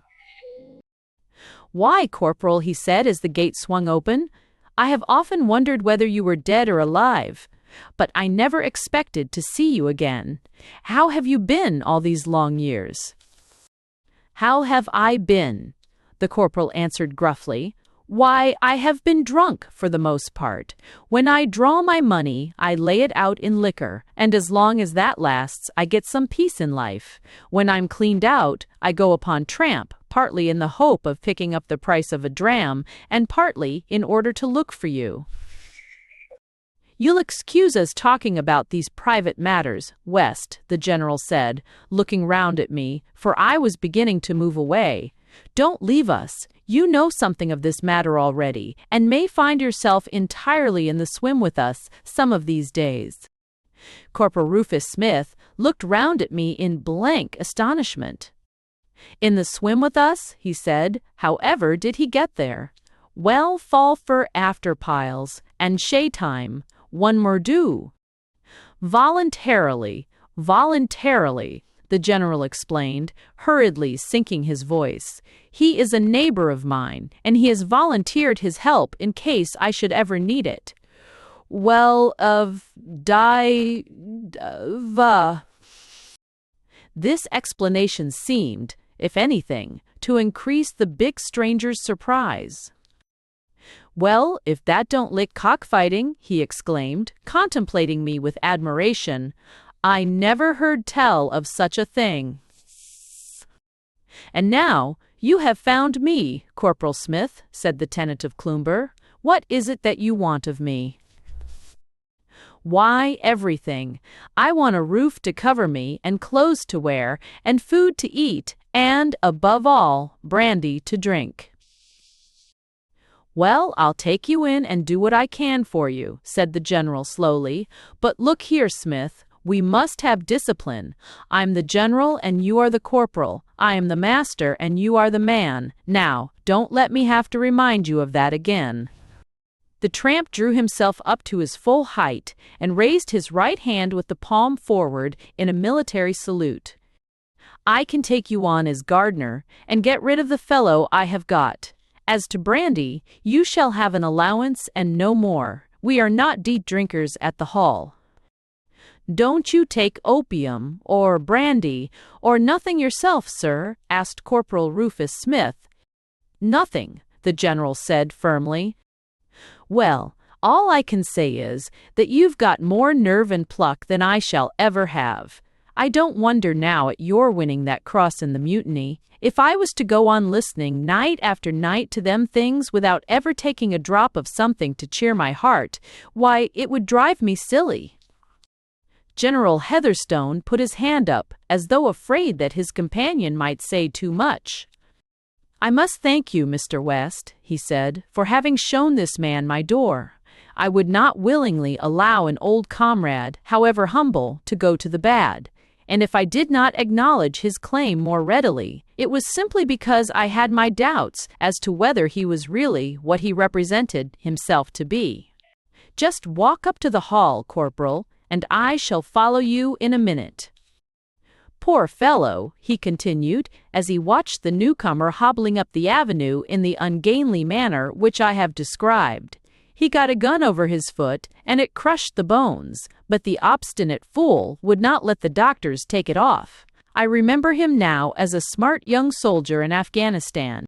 He and I were associated in some queer adventures, which I may tell you of some day, and I naturally feel sympathy towards him, and would befriend him. Did he tell you anything about me before I came?" "Not a word," I replied. "Oh," said the general carelessly, but with an evident expression of relief. "I thought perhaps he might have said something of old times. Well, I must go and look after him, or the servants will be frightened, for he isn't a beauty to look at. Goodbye." With a wave of the hand, the old man turned away from me and hurried up the drive after this unexpected addition to his household, while I strolled on round the high black paling, peering through every chink between the planks, but without seeing a trace either of Mordaunt or of his sister. I have now brought this statement down to the coming of Corporal Rufus Smith, which will prove to be the beginning of the end.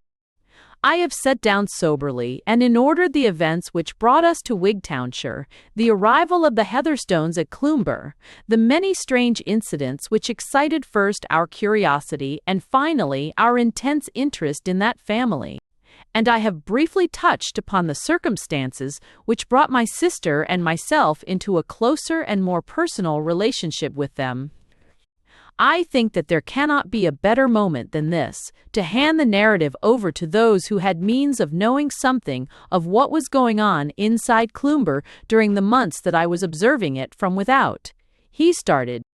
Israel Stakes, the coachman, proved to be unable to read or write, but Mr. Matthew Clark, the Presbyterian minister of Stonykerk, has copied down his deposition, duly attested by the cross set opposite to his name. The good clergyman has, I fancy, put some slight polish upon the narrator's story, which I rather regret, as it might have been more interesting if less intelligible when reported verbatim. It still preserves, however, considerable traces of Israel's individuality, and may be regarded as an exact record of what he saw and did while in General Heatherstone's service. Chapter VI. Statement of Israel Stakes. Copied and authenticated by the Reverend Matthew Clark, Presbyterian minister of Stonykerk in Wigtownshire. Maister Fothergill West and the minister say that I maun tell all I can aboot General Heatherstone and his hoose, but that I mauna say muckle aboot myselves because the readers wouldna care to hear aboot me or my affairs. I am na sae sure that, for the stakes is a family wheel, kenned and respect on baith sides of the border, and there's money in Nithsdale and Annandale as would be gay pleased to hear news of the son o' Archie stakes o' Ecclefechan. Where? I maun and do as I'm told, however, for Mr. West's sake, hoping he'll no forget me when I chance to hae a favour to ask. 1. I'm no able to write myselves because my feather sent me oot to scare craws instead of sending me to school, but on the ether hand, he brought me up in the principles and practice o' the real Kirk of the Covenant, for which may the Lord be praised. It way last May 12th that the factor body, Master McNeil, cam ower tae me in the street and speered whether I was in want o' a place as a coachman and gardener. As it fell oot, I chanced to be on the look oot for something of the sort myself at the time, but I wasna ower quick to let him see that I wanted it. Ye can take it or leave it, says he sharp-like. It's a guide place, and there's money would be glad o't. If ye want it, ye can come up tae my office at 2A, the morn, and put your ain questions tae the gentleman. That was I could get frae him, for he's a close man and a hard one at a bargain, which shall profit him leetle in the next life, though he lay by a store o' siller in this. When the day comes, there'll be a hantle of factors on the left hand of the throne, and I shouldn't be surprised if Maister McNeil found himself amang them. Weel, on the morn, I gaed up to the office, and there I fond the factor and a lang, thin, dour man, wid grey hair and a face as brown and crinkled as a walnut. He looked hard at me, was a pair o' een that glowed like 2 O.E. spunks, and then he says he, You've been born in these parts, I understand? Aye, says I, and never left them neither. Never been oot o' Scotland? He speers. Twice to Carlisle fair, says I, for I am a man wha loves the truth, and besides, I ken that the factor would mind my gaein there, for I bargained for 2 steers and a stirk that he wanted for the stockin' of the Drumloo Farm. I learned frae Maister McNeil, says General Heatherstone, for him it was, and nane ether, that ye ken a right. Na, says I, 1 stoned, or so 1 pictures of the day in 4. Nor read. Na, says I. It seems timey, says he, turn and tie the factor, that this is the vera man I want. Servants is spoilt new a days, says he, by our muckle edication. I hae nigh dute stakes that ye will suit me well enough. Ye'll hae £3 a month and a phoned, but I shall reserve the right o' giving ye 24 hours notice at any time. How will that suit ye? It's vera different frae my last place, says I, discontented like. And the words were true enough, for auld Farmer Scott only gave me £1 a month and parritch twice a day.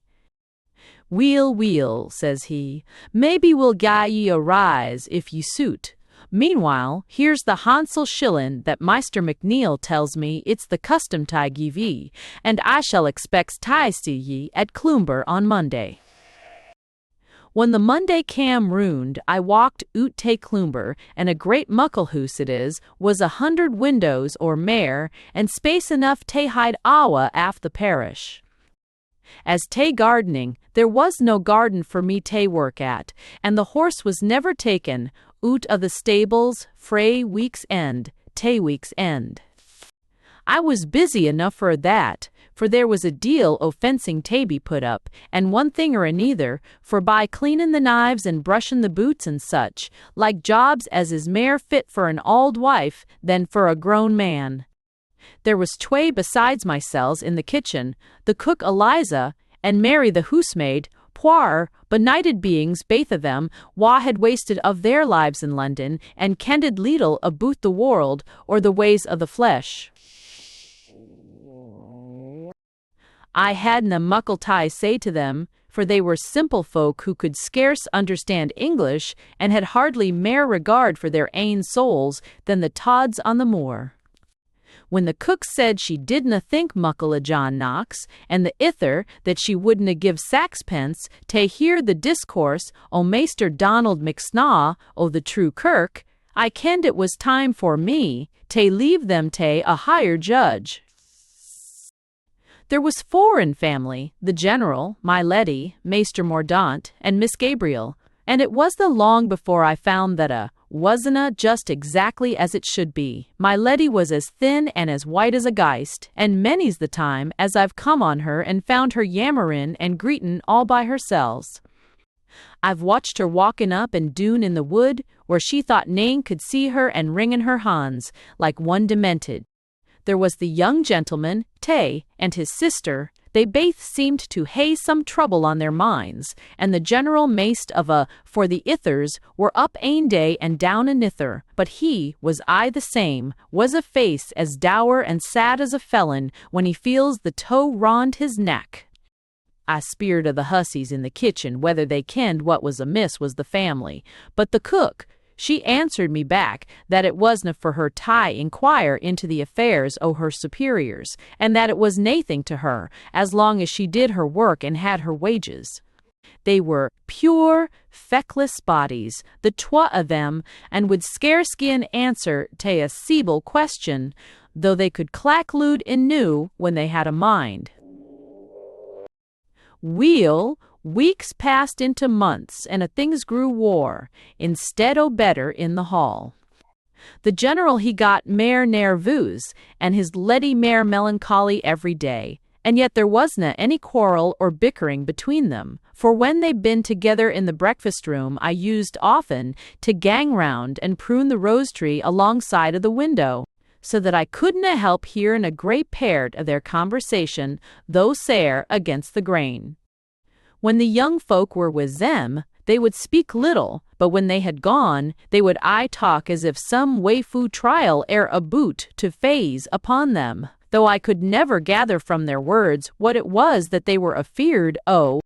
I've heard the general say mair than ance that he wasna frighted o' death, or any danger that he could face and have done wi', but that it was the lang, weary waitin' and the uncertainty that had taken the strength and the mettle oot o' him.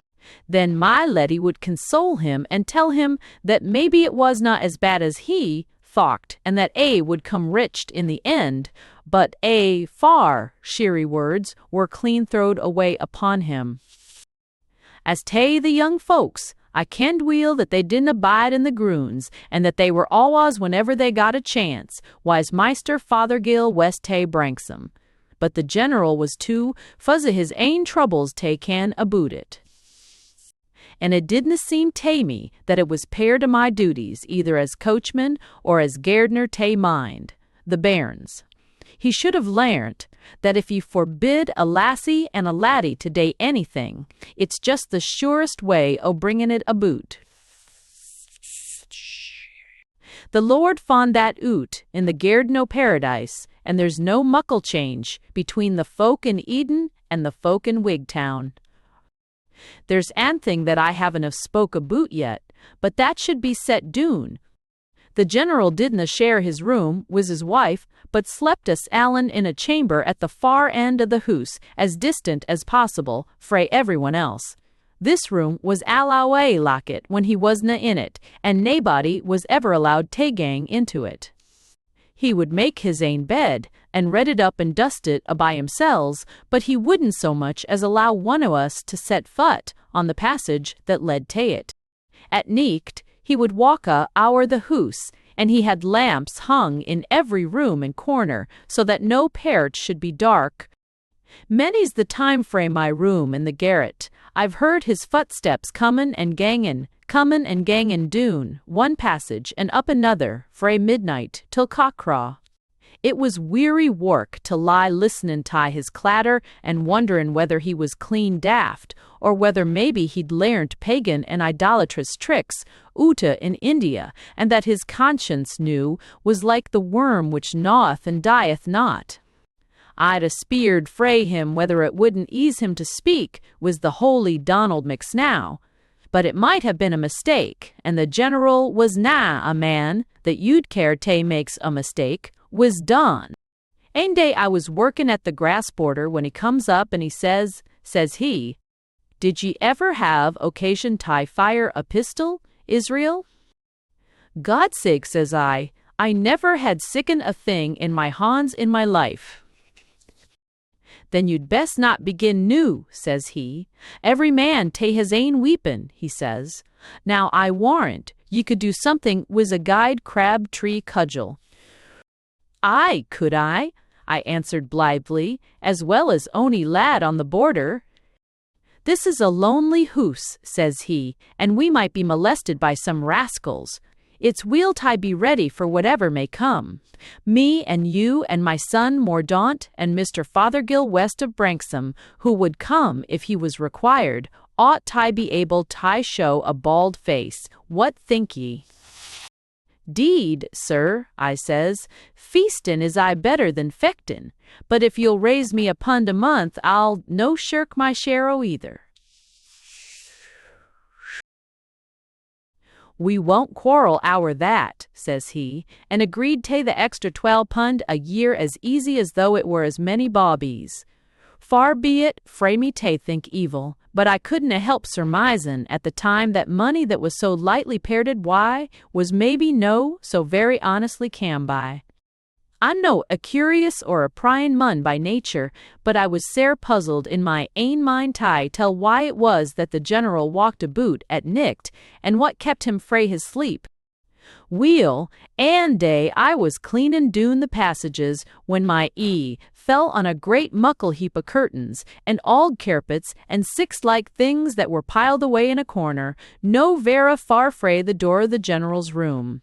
O a sudden a thocht came inte my heede, and I says to myself, when hi's, "Israel, laddie," says I, "what's to stop ye frae hidin' behind that this vera nicht, and seein' the auld mun when he doesna ken humany is on him?"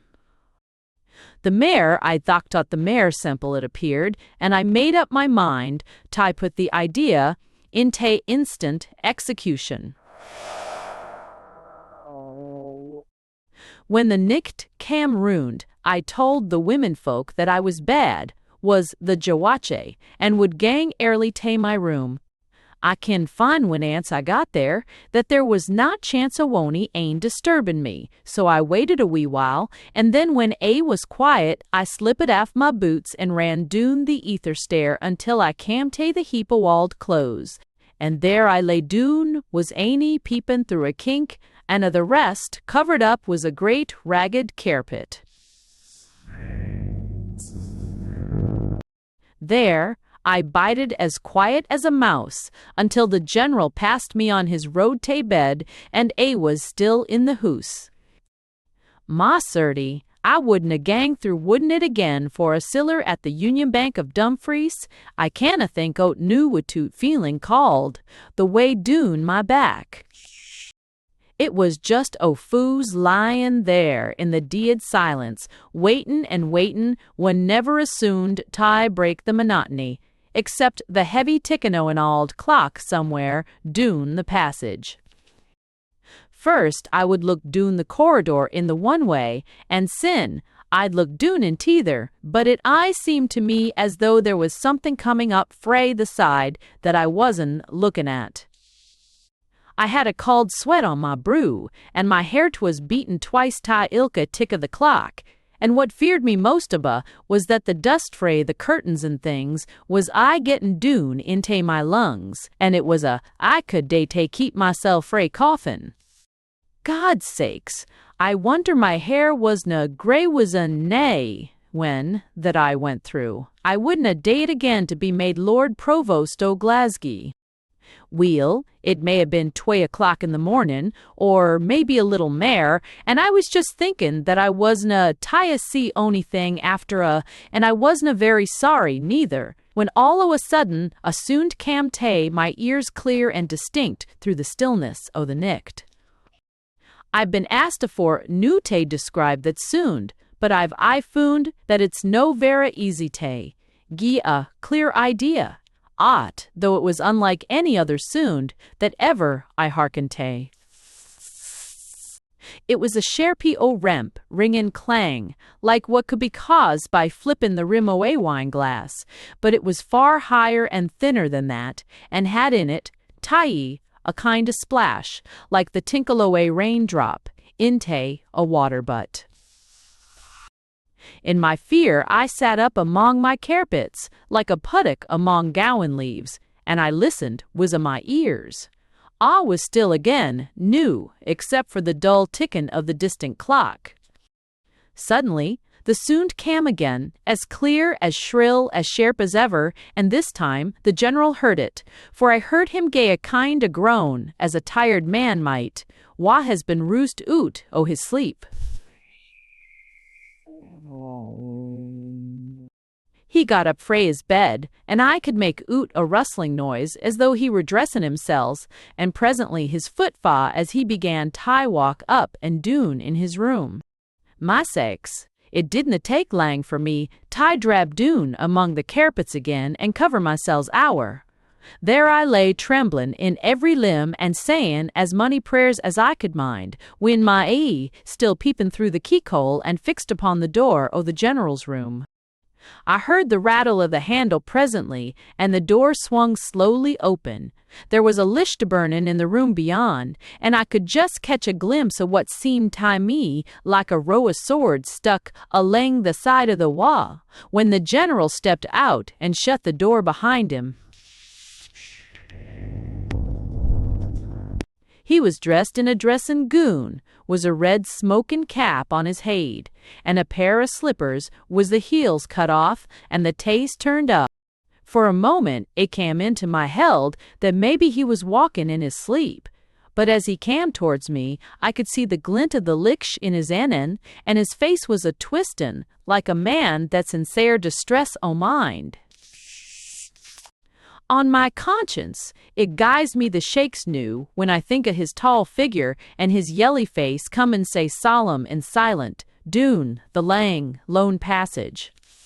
I hawed my breath and lay close watchin' him, but just as he come tae where I was, my vera hairta stood still in my breast, for ting. Loud and clear, within a year to me, cam the ringin', clangin' soond, that I had already hearkened tae.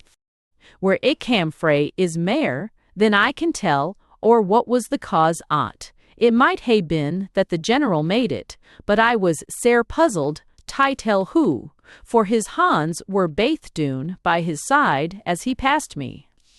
It cam frae his direction, certainly, but it appeared tae me, tae come frae o'er his hide, but it was siccan, a thin, eerie, high-pitched, uncanny kind o' soond, that it wasna easy tae say, just exactly where it did come frae. The general took nae heed o't, but walked on and was soon oot o' sicht, and I didna lose a minute in creepin' oot frae my hidin' place and scamperin' owa back tae my room, and if all the bogies in the Red Sea were traipsin' up and doon the hail nicht through, I would never put my hide oot again tae hae a glimpse of them. I didna say a word tae anybody aboot what I'd seen, but I made up my mind that I wadna stay muckle langer at Cloomber Ha. £4 a month is a good wage, but it isn't enough to pay a man for the loss o' his peace o' mind, and maybe the loss o' his soul as weel. For when the deal is aboot, ye canna tell what sort o' a trap he may lay for ye, and though they say that Providence is stronger than him, it's maybe as weel no to risk it. It was clear to me that the general and his hoose were baith under some curse, and it was fit that that curse should fall on them that had earned it, and no on a righteous Presbyterian wha had ever trod the narrow path. My heart was sair for young Miss Gabriel, for she was a bonny and winsome lassie, but for that I felt that my duty was tae mysel's, and that I should gang forth, even as Lot ganged Uda, the wicked cities o' the plain. That offa cling-clang was I dingin' in my lugs, and I couldn't bear to be alane in the passages for fear o' hearin' it ance again. I only wanted a chance or an excuse to gie the general notice, and to gang back to some place where I could see Christian folk, and have the kirk within a stone cast to fa's back upon. But it proved to be ordained that, instead o' my saying the word, it should come frae the general himself. It was ane day aboot the beginning of October. I was comin' oot o' the stable, after gieing its oats tae the horse, when I seed a great muckle loon come hoppin' on ane leg up the drive, mair like a big ill-for'd craw than a man. When I clapped my een on him, I thocht that maybe this was ane of the rascals that the maester had been speaking aboot. So with oot mair ado, I fetched oot my bitstick with the intention of trying it upon the limmers high day. He seed me comin' towards him, and read in my intention frae my look maybe, or frae the stick in my hand, he pewed oot a lang knife frae his pocket, and swore was the most oath o' oaths that if I didna stand back he'd be the death o' me. My conscience, the words the chiel used was enough to makes the hair stand straight on your hide. I wonder he wasna struck deid where he stood. We were still standin' opposite each ither. He was his knife and me was the stick, when the general, he came up the drive and fond us. I my surprise he began tae talk tae the stranger, as if he'd kenned him, his days. "Put your knife in your pocket, corporal," says he. "Your fears have turned your brain." "Blood and wounds," says the other. "He'd a turned my brain tae some purpose was that muckle stick o' his if I hadna drawn my snickersnee. You shouldna keep sickin' an auld savage on your premises." The maester he frowned and looked black at him, as though he didn't relish advice comin' frae such a source. Then turnin' tae me, "You won't be wanted after today, Israel," he says. "You have been a guide servant, and I had naething to complain of with ye, but circumstances have arisen which will cause me to change my arrangements." "Vera guide, sir," says I. "You can go this evening," says he, "and you shall have an extra month's pay to make up tie for this short notice." With that he went into the hoose, followed by the man that he ca'd the corporal, and frae that day tie this, I have never clapped e'en either on the ane or the ether. My money was sent oot tae me in an envelope, and having said a few partin' words tae the cook and the wench, would reference tae the wrath tae command, the treasure that is richer than rubies, I shook the dust o' Cloomber frae my feet for ever. Maester Fothergill West says I mauna express an opinion as tae what cam aboot afterwards, but maun confine myself tae what I saw myself. Nae doubt he has his reasons for this, and far be it frae me tae hint that they are no guide Anna's. But I maun say this, that what happened didna surprise me. It was just as I expected, and so I said, "Tae Maester Donald McSnaw, I've told ye aboot it noo, and I havena a word tae add or tae withdraw. I'm muckle obleeged tae Maester Matthew Clerk for puttin' it a doon in writin' for me, and if there's ony would wish tae speir onything mair o' me, I'm well kenned and respected in Ecclefechan, and Maester McNeil, the factor o' Wigtown, can I tell where I am, to be found. 1.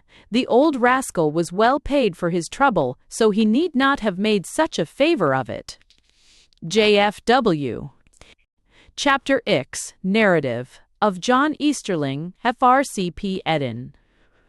Having given the statement of Israel Stakes in extenso, I shall append a short memorandum from Dr. Easterling, now practicing at Stranraer.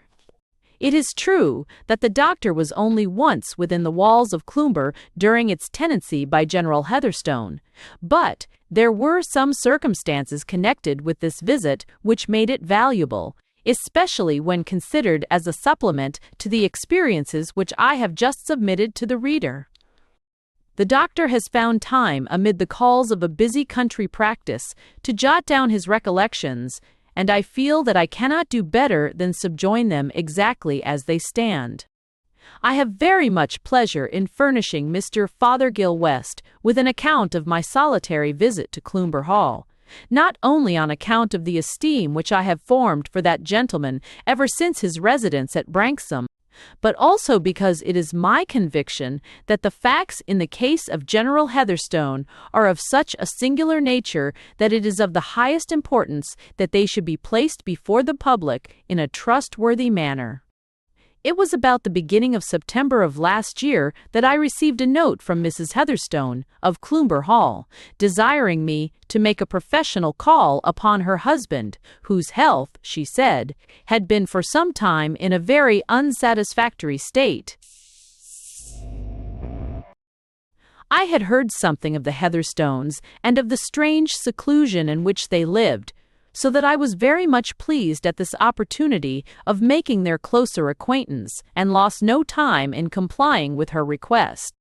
I had known the hall in the old days of Mr. McVitie, the original proprietor, and I was astonished on arriving at the avenue gate to observe the changes which had taken place. The gate itself, which used to yawn so hospitably upon the road, was now barred and locked, and a high wooden fence, with nails upon the top, encircled the whole grounds. The drive itself was leaf-strewn and uncared for, and the whole place had a depressing air of neglect and decay.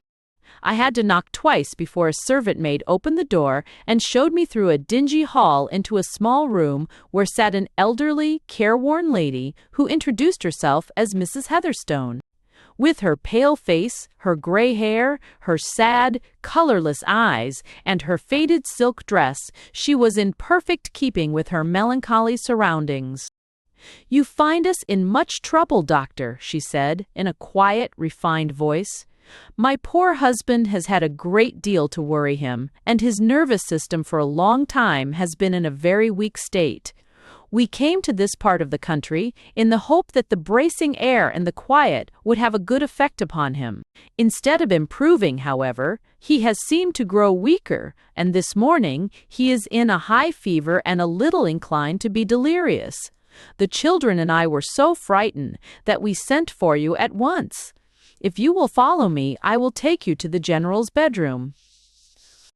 She led the way down a series of corridors to the chamber of the sick man, which was situated in the extreme wing of the building. It was a carpetless, bleak-looking room, scantily furnished, with a small truckle bed, a campaigning chair, and a plain deal table, on which were scattered numerous papers and books. In the center of this table there stood a large object of irregular outline, which was covered over with a sheet of linen. All round the walls and in the corners were arranged a very choice and varied collection of arms, principally swords, some of which were of the straight pattern in common use in the British Army, while among the others were scimitars, tulwars, cushieries, and a score of other specimens of Oriental workmanship. Many of these were richly mounted, with inlaid sheaths and hilts sparkling with precious stones, so that there was a piece and contrast between the simplicity of the apartment and the wealth which glittered on the walls. I had little time, however, to observe the general's collection, since the general himself lay upon the couch and was evidently in sore need of my services. He was lying with his head turned half away from us, breathing heavily, and apparently unconscious of our presence. His bright staring eyes and the deep, hectic flush upon his cheek showed that his fever was at its height. I advanced to the bedside, and, stooping over him, I placed my fingers upon his pulse, when immediately he sprang up into the sitting position and struck at me frenziedly with his clenched hands. I have never seen such intensity of fear and horror stamped upon a human face as appeared upon that which was now glaring up at me. "Bloodhound," he yelled, let me go, I say. Keep your hands off me. Is it not enough that my life has been ruined? When is it all to end? How long am I to endure it?" "Hush, dear, hush," said his wife in a soothing voice, passing her cool hand over his heated forehead. "This is Dr. Easterling, from Stranraer. He has not come to harm you, but to do you good." The general dropped wearily back upon his pillow, and I could see by the changed expression of his face that his delirium had left him, and that he understood what had been said. I slipped my clinical thermometer into his armpit and counted his pulse rate. It amounted to 120 per minute, and his temperature proved to be 104 degrees. Clearly, it was a case of remittent fever, such as occurs in men who have spent a great part of their lives in the tropics. "There is no danger," I remarked. "With a little quinine and arsenic, we shall very soon overcome the attack and restore his health." "No danger, eh?" he said. "There never is any danger for me. I am as hard to kill as the wandering Jew. I am quite clear in the head now, Mary, so you may leave me with the doctor." Mrs. Heatherstone left the room, rather unwillingly, as I thought, and I sat down by the bedside to listen to anything which my patient might have to communicate. "I want you to examine my liver," he said when the door was closed. "I used to have an abscess there, and Brodie, the staff surgeon, said that it was 10 to 1 that it would carry me off. I have not felt much of it since I left the East. This is where it used to be, just under the angle of the ribs." "I can find the place," said I, after making a careful examination. "But I am happy to tell you that the abscess has either been entirely absorbed or has turned calcareous, as these solitary abscesses will. There is no fear of its doing you any harm now." He seemed to be by no means overjoyed at the intelligence. "Things always happen so with me," he said moodily. "Now, if another fellow was feverish and delirious, he would surely be in some danger, and yet you will tell me that I am in none. Look at this now." He bared his chest and showed me a puckered wound over the region of the heart. "That's where the Jezail bullet of a hillman went in. You would think that was in the right spot to settle a man, and yet what does it do but glance upon a rib and go clean round and out at the back, without so much as penetrating what you medicos call the pleura. Did ever you hear of such a thing?" "You were certainly born under a lucky star," I observed with a smile. "That's a matter of opinion," he answered, shaking his head. "Death has no terrors for me, if it will but come in some familiar form, but I confess that the anticipation of some strange, some preternatural form of death is very terrible and unnerving." "You mean," said I, rather puzzled at his remark, "that you would prefer a natural death to a death by violence?" "No, I don't mean that exactly," he answered. "I am too familiar with cold steel and lead to be afraid of either. Do you know anything about odylic force, doctor?" "No, I do not," I replied, glancing sharply at him to see if there were any signs of his delirium returning. His expression was intelligent, however, and the feverish flush had faded from his cheeks.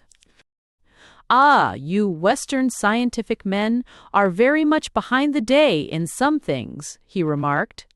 "In all that is material and conducive to the comfort of the body you are preeminent, but in what concerns the subtle forces of nature and the latent powers of the human spirit, your best men are centuries behind the humblest coolies of India.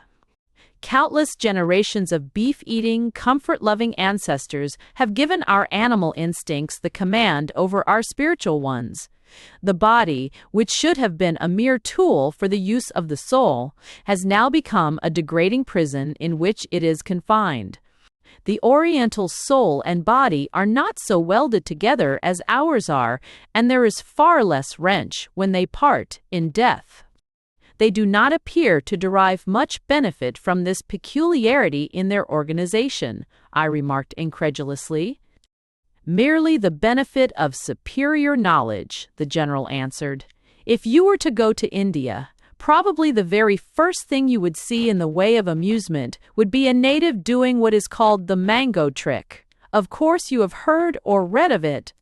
The fellow plants a mango seed and makes passes over it until it sprouts and bears leaves and fruit, all in the space of half an hour. It is not really a trick, it is a power. These men know more than your Tyndalls or Huxleys do about nature's processes, and they can accelerate or retard her workings by subtle means of which we have no conception.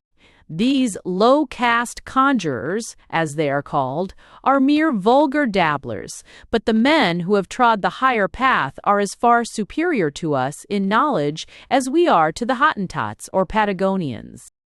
You speak as if you were well acquainted with them, I remarked. To my cost, I am, he answered.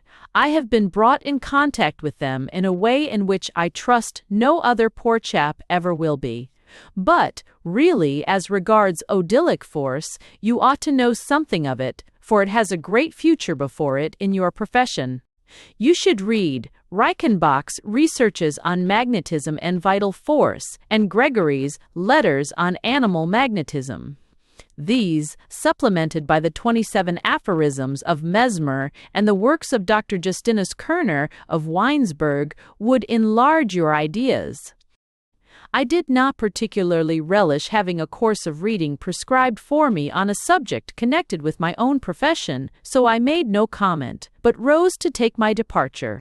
Before doing so, I felt his pulse once more, and found that the fever had entirely left him in the sudden, unaccountable fashion which is peculiar to these malarious types of disease.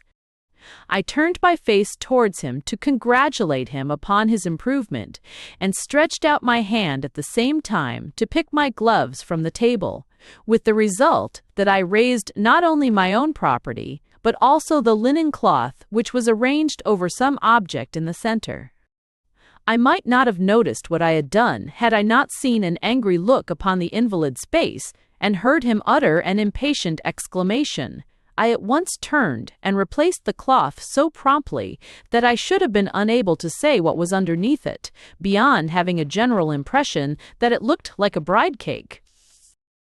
"All right, doctor," the general said good-humoredly, perceiving how entirely accidental the incident was.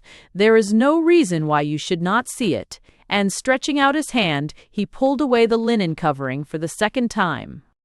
I then perceived that what I had taken for a bride cake was really an admirably executed model of a lofty range of mountains, whose snow-clad peaks were not unlike the familiar sugar pinnacles and minarets. "These are the Himalayas, or at least the Suriname branch of them," he remarked, showing the principal passes between India and Afghanistan. "It is an excellent model. This ground has a special interest for me because it is the scene of my first campaign.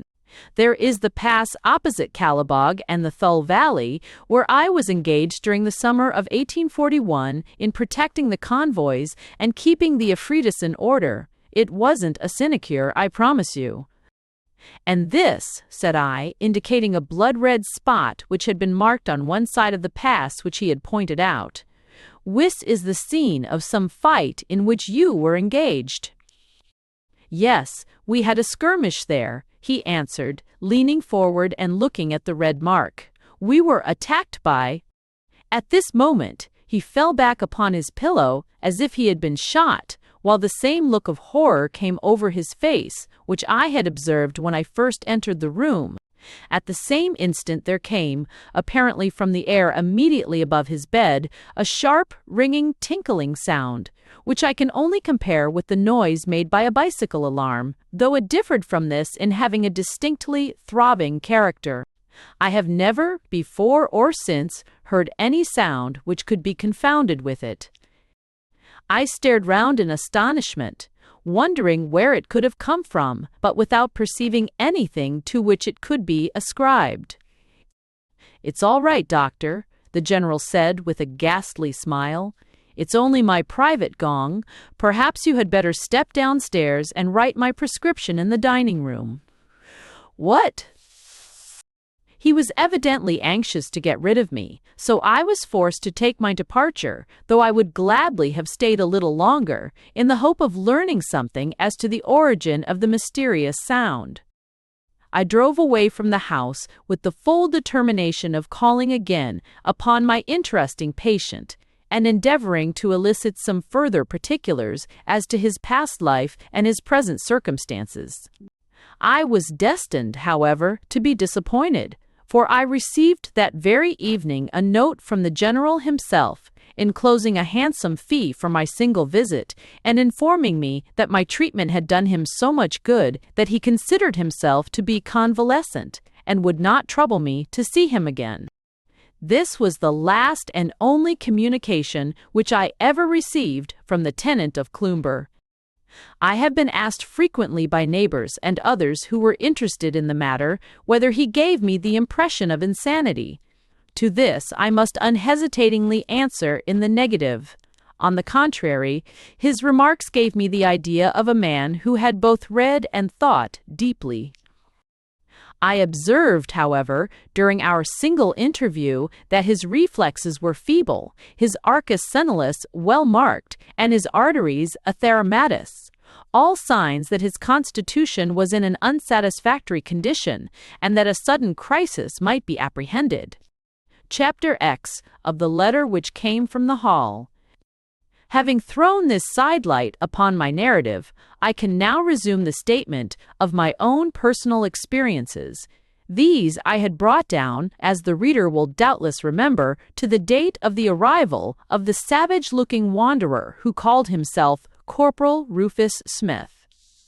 This incident occurred about the beginning of the month of October, and I find upon a comparison of dates that Dr. Easterling's visit to Cloomber preceded it by 3 weeks or more. During all this time I was in sore distress of mind, for I had never seen anything either of Gabriel or of her brother since the interview in which the general had discovered the communication which was kept up between us. I had no doubt that some sort of restraint had been placed upon them, and the thought that we had brought trouble on their heads was a bitter one, both to my sister and myself. Our anxiety, however, was considerably mitigated by the receipt, a couple of days after my last talk with the general, of a note from Mordaunt Heatherstone. This was brought us by a little, ragged urchin, the son of one of the fishermen, who informed us that it had been handed to him at the avenue gate by an old woman who, I expect, must have been the Cloomber cook. "My dearest friends," it ran, "Gabriel and I have grieved to think how concerned you must be at having neither heard from nor seen us.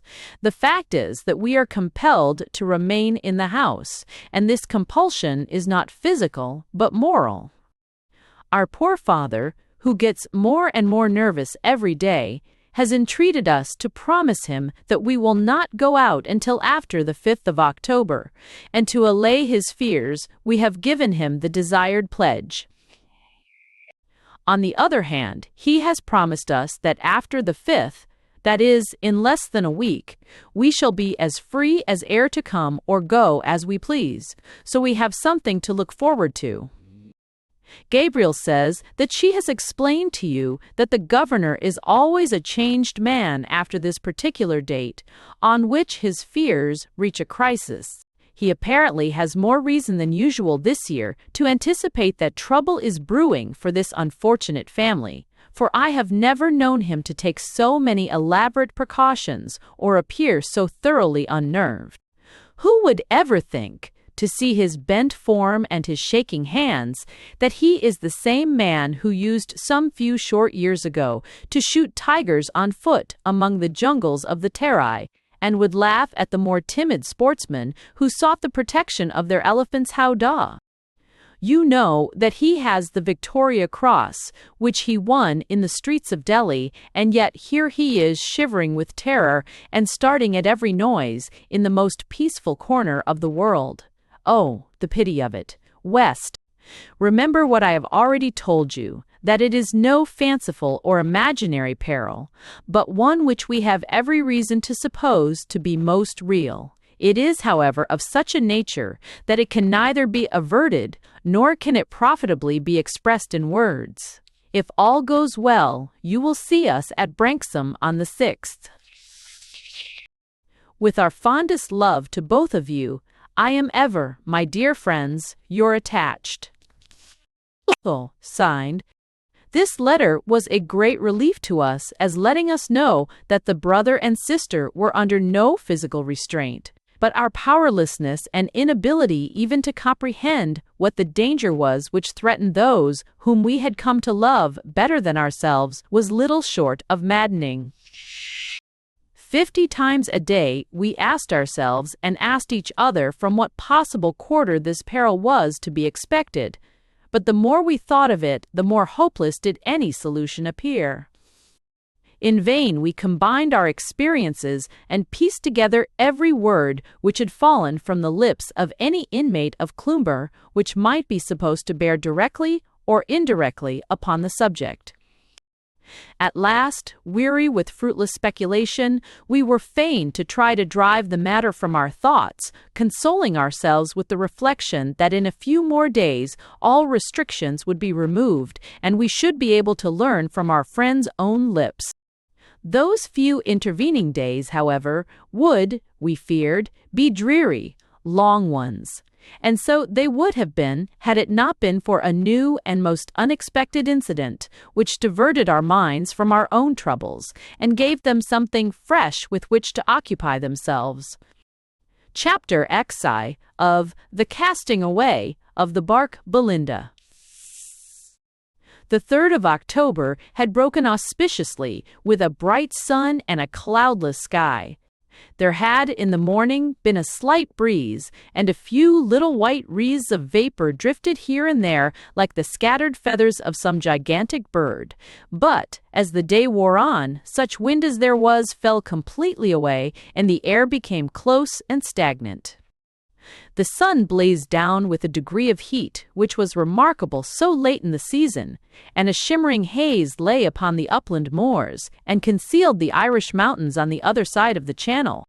The sea itself rose and fell in a long, heavy, oily roll, sweeping slowly landward, and breaking sullenly with a dull, monotonous booming upon the rock-girt shore.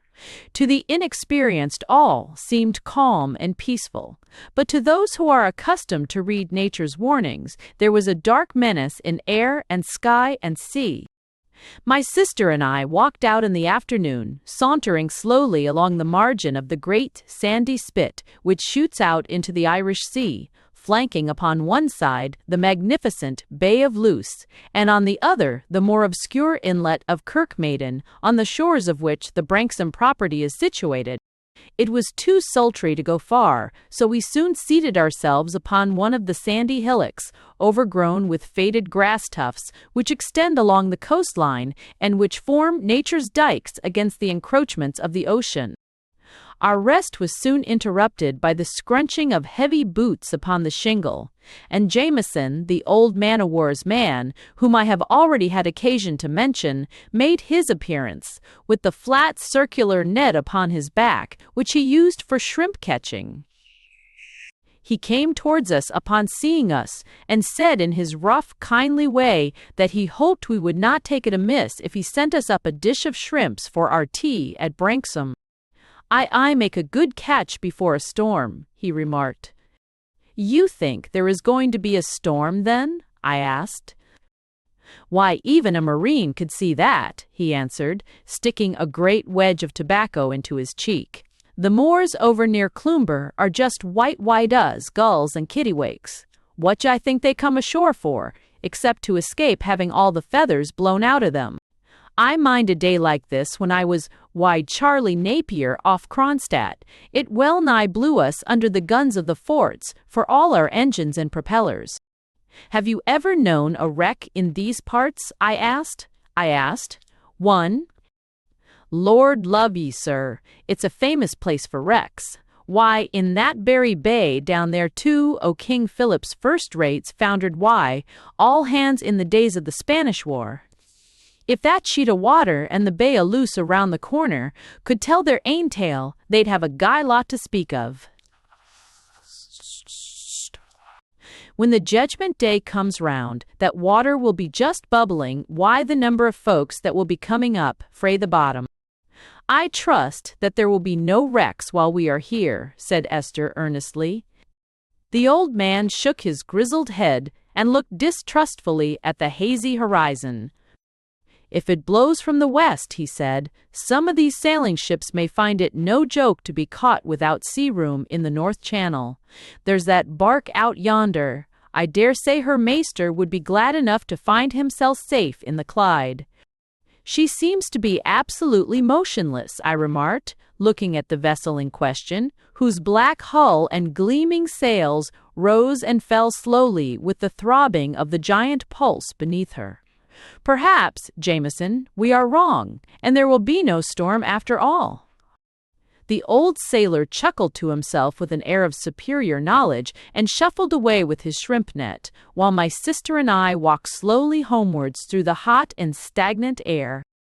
I went up to my father's study to see if the old gentleman had any instructions as to the estate, for he had become engrossed in a new work upon Oriental literature, and the practical management of the property had in consequence devolved entirely upon me.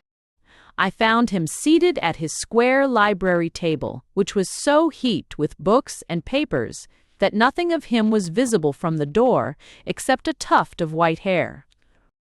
My dear son, he said to me as I entered, it is a great grief to me that you are not more conversant with Sanskrit. When I was your age, I could converse not only in that noble language, but also in the Tamulic, Lohitic, Gangelic, Taik, and Malayic dialects, which are all offshoots from the Turanian branch. I regret extremely, sir, I answered, that I have not inherited your wonderful talents as a polyglot. I have set myself a task, he explained, which, if it could only be continued from generation to generation in our own family until it was completed, would make the name of West immortal. This is nothing less than to publish an English translation of the Buddhist Dharmas, with a preface giving an idea of the position of Brahmanism before the coming of Sakyamuni. With diligence, it is possible that I might be able myself to complete part of the preface before I die. And pray, sir, I asked, how long would the whole work be when it was finished? The abridged edition in the Imperial Library of Pekin, said my father, rubbing his hands together, consists of 225 volumes of an average weight of 5 pounds. Then the preface, which must embrace some account of the Rigveda, the Samaveda, the Yajurveda, and the Atharvaveda, with the Brahmanas, could hardly be completed in less than 10 volumes. Now, if we apportion 1 volume to each year, there is every prospect of the family coming to an end of its task about the date 2250, the 12th generation, completing the work, while the 13th might occupy itself upon the index. And how are our descendants to live, sir? I asked with a smile, during the progress of this great undertaking.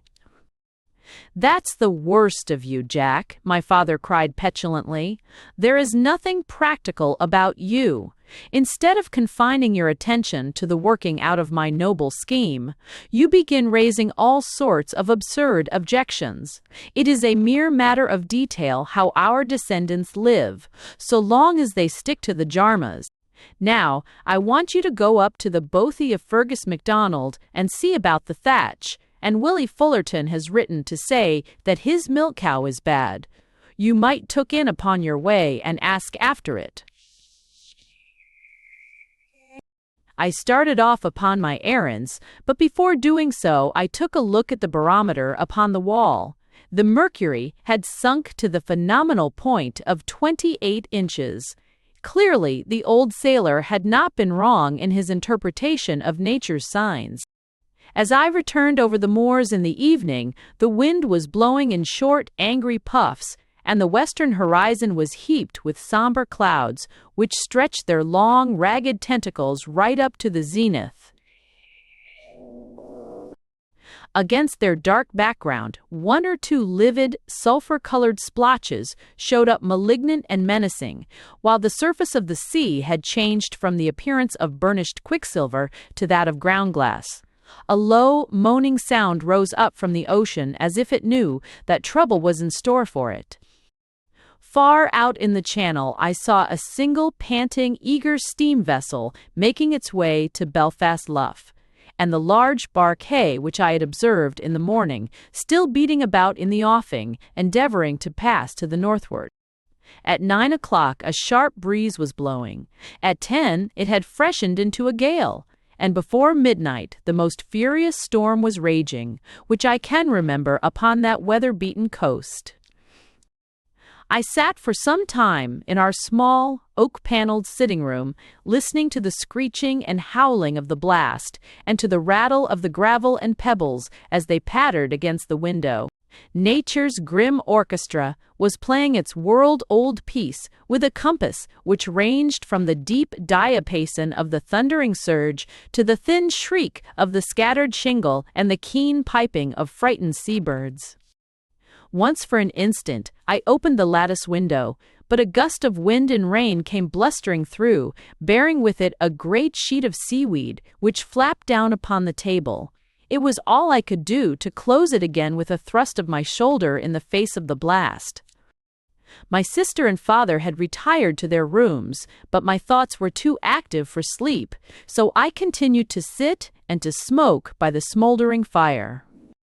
What was going on in the hall now, I wondered? What did Gabriel think of the storm, and how did it affect the old man who wandered about in the night?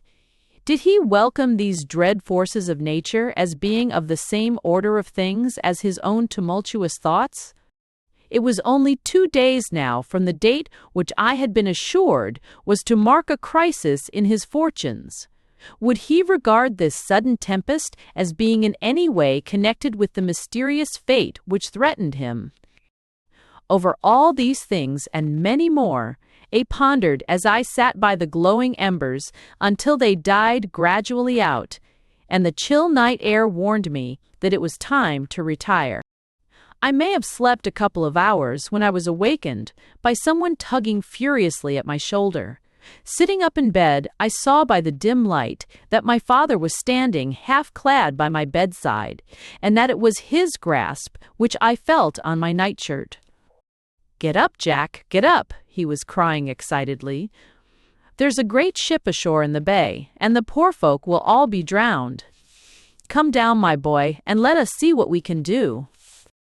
The good old man seemed to be nearly beside himself with excitement and impatience. I sprang from my bed and was huddling on a few clothes when a dull, booming sound made itself heard above the howling of the wind and the thunder of the breakers.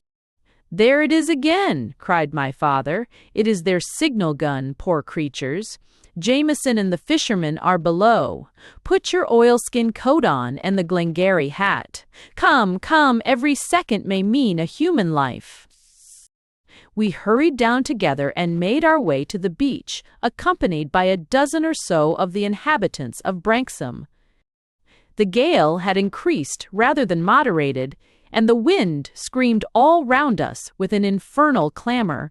So great was its force that we had to put our shoulders against it and bore our way through it, while the sand and gravel tingled up against our faces. There was just light enough to make out the scudding clouds and the white gleam of the breakers, but beyond that all was absolute darkness. We stood ankle-deep in the shingle and seaweed, shading our eyes with our hands and peering out into the inky obscurity. It seemed to me as I listened that I could hear human voices loud in entreaty and terror, but amid the wild turmoil of nature, it was difficult to distinguish one sound from another. Suddenly, however, a light glimmered in the heart of the tempest, and next instant the beach and sea and wide tossing bay were brilliantly illuminated by the wild glare of a signal light. The ship lay on her beam ends, right in the center of the terrible Hansel Reef, hurled over to such an angle that I could see all the planking of her deck. I recognized her at once as being the same three-masted barquette which I had observed in the channel in the morning, and the Union Jack, which was nailed upside down to the jagged slump of her mizzen, proclaimed her nationality. Every spar and rope and writhing piece of cordage showed up hard and clear under the vivid light which spluttered and flickered from the highest portion of the forecastle. Beyond the doomed ship, out of the great darkness came the long, rolling lines of big waves, never ending, never tiring, with a petulant tuft of foam here and there upon their crests. Each, as it reached the broad circle of unnatural light, appeared to gather strength and volume, and to hurry on more impetuously, until, with a roar and a jarring crash, it sprang upon its victim. Clinging to the weather shrouds, we could distinctly see 10 or a dozen frightened seamen who, when the light revealed our presence, turned their white faces towards us and waved their hands imploringly. The poor wretches had evidently taken fresh hope from our presence, though it was clear that their own boats had either been washed away or so damaged as to render them useless. The sailors who clung to the rigging were not, however, the only unfortunates on board. On the breaking poop there stood 3 men who appeared to be both of a different race and nature from the cowering wretches who implored our assistance. Leaning upon the shattered taffrail, they seemed to be conversing together as quietly and unconcernedly as though they were unconscious of the deadly peril which surrounded them.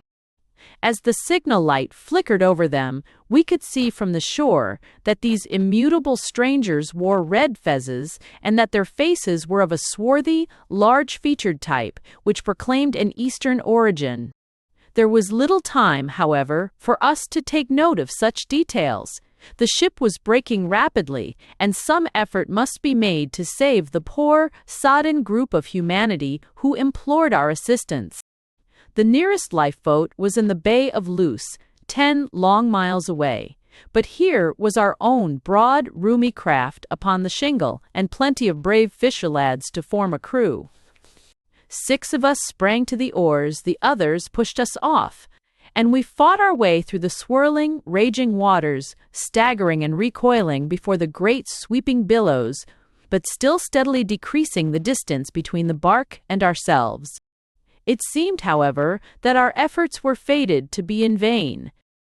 As we mounted upon a surge, I saw a giant wave, topping all the others, and coming after them like a driver following a flock, sweep down upon the vessel, curling its great green arch over the breaking deck.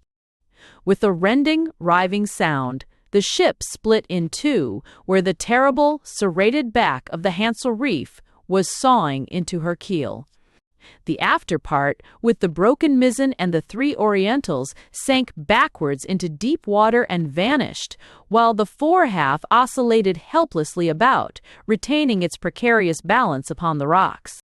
A wail of fear went up from the wreck and was echoed from the beach, but by the blessing of Providence she kept afloat until we made our way under her bowsprit and rescued every man of the crew. We had not got halfway upon our return, however, when another great wave swept the shattered forecastle off the reef and, extinguishing the signal light, hid the wild denouement from our view.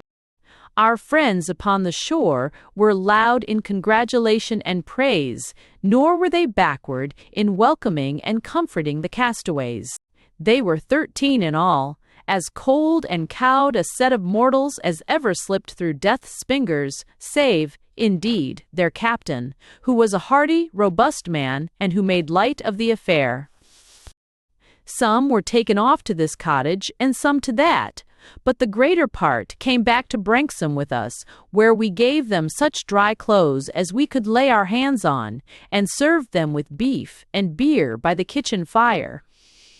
The captain, whose name was Meadows, compressed his bulky form into a suit of my own, and came down to the parlor, where he mixed himself some grog, and gave my father and myself an account of the disaster. "If it hadn't been for you, sir, and your brave fellows," he said, smiling across at me, "we should be 10 fathoms deep by this time. As to the Belinda, she was a leaky old tub and well insured, so neither the owners nor I are likely to break our hearts over her." "I am afraid," said my father sadly, "that we shall never see your 3 passengers again. I have left men upon the beach in case they should be washed up, but I fear it is hopeless. I saw them go down when the vessel split, and no man could have lived for a moment among that terrible surge." "Who were they?" I asked. I could not have believed that it was possible for men to appear so unconcerned in the face of such imminent peril. "As to who they are or were," the captain answered, puffing thoughtfully at his pipe, "that is by no means easy to say. Our last port was Karachi, in the north of India, and there we took them aboard as passengers for Glasgow. Ram Singh was the name of the younger, and it is only with him that I have come in contact, but they all appeared to be quiet, inoffensive gentlemen. I never inquired their business, but I should judge that they were pure sea merchants from Hyderabad, whose trade took them to Europe. I could never see why the crew should fear them, and the mate too. He should have had more sense." "Fear them?" I ejaculated in surprise. "Yes, they had some preposterous idea that they were dangerous shipmates. I have no doubt if you were to go down into the kitchen now you would find that they are all agreed that our passengers were the cause of the whole disaster." As the captain was speaking, the parlor door opened, and the mate of the Barquet, a tall, red-bearded sailor, stepped in. He had obtained a complete rig-out from some kind-hearted fisherman, and looked in his comfortable jersey and well-greased sea boots a very favorable specimen of a shipwrecked mariner. With a few words of grateful acknowledgment of our hospitality, he drew a chair up to the fire and warmed his great, brown hands before the blaze. "What do you think now, Captain Meadows?" he asked presently, glancing up at his superior officer. "Didn't I warn you what would be the upshot of having those niggers on board the Belinda?" The captain leant back in his chair and laughed heartily. "Didn't I tell you?" he cried, appealing to us. "Didn't I tell you?" "It might have been no laughing matter for us," the other remarked petulantly. "I have lost a good sea kit and nearly my life into the bargain." "Do I understand you to say," said I, "that you attribute your misfortunes to your ill-fated passengers?" The mate opened his eyes at the adjective. "Why ill-fated, sir?" he asked. "Because they are most certainly drowned," I answered. He sniffed incredulously and went on warming his hands. "Men of that kind are never drowned," he said, after a pause. "Their father, the devil, looks after them. Did you see them standing on the poop and rolling cigarettes at the time when the mizzen was carried away and the quarter-boat stove? That was enough for me. I'm not surprised at you, landsmen, not being able to take it in, but the captain here, who's been sailing since he was the height of the binnacle, ought to know by this time that a cat and a priest are the worst cargo you can carry. If a Christian priest is bad, I guess an idolatrous pagan one is 50 times worse. I stand by the old religion, and be d to it." My father and I could not help laughing at the rough sailor's very unorthodox way of proclaiming his orthodoxy. The mate, however, was evidently in deadly earnest, and proceeded to state his case, marking off the different points upon the rough, red fingers of his left hand. "It was at Karachi, directly after they come, that I warned ye," he said reproachfully to the captain. "There was 3 Buddhist lascars in my watch. And what did they do when them chaps come aboard? Why, they down on their stomachs and rubbed their noses on the deck. That's what they did. They wouldn't have done as much for an admiral of the Real Navy. They know who's who, these niggers do, and I smelt mischief the moment I saw them on their faces. I asked them afterwards in your presence, Captain, why they had done it, and they answered that the passengers were holy men. You heard 'em yourself. Well, there's no harm in that, Hawkins, said Captain Meadows. I don't know that, the mate said doubtfully. The holiest Christian is the one that's nearest God, but the holiest nigger is, in my opinion, the one that's nearest the devil. Then you saw yourself, Captain Meadows, how they went on during the voyage, reading books that was writ on wood instead o' paper, and sitting up right through the night to jabber together on the quarter-deck. What did they want to have a chart of their own for, and to mark the course of the vessel every day? They didn't, said the captain.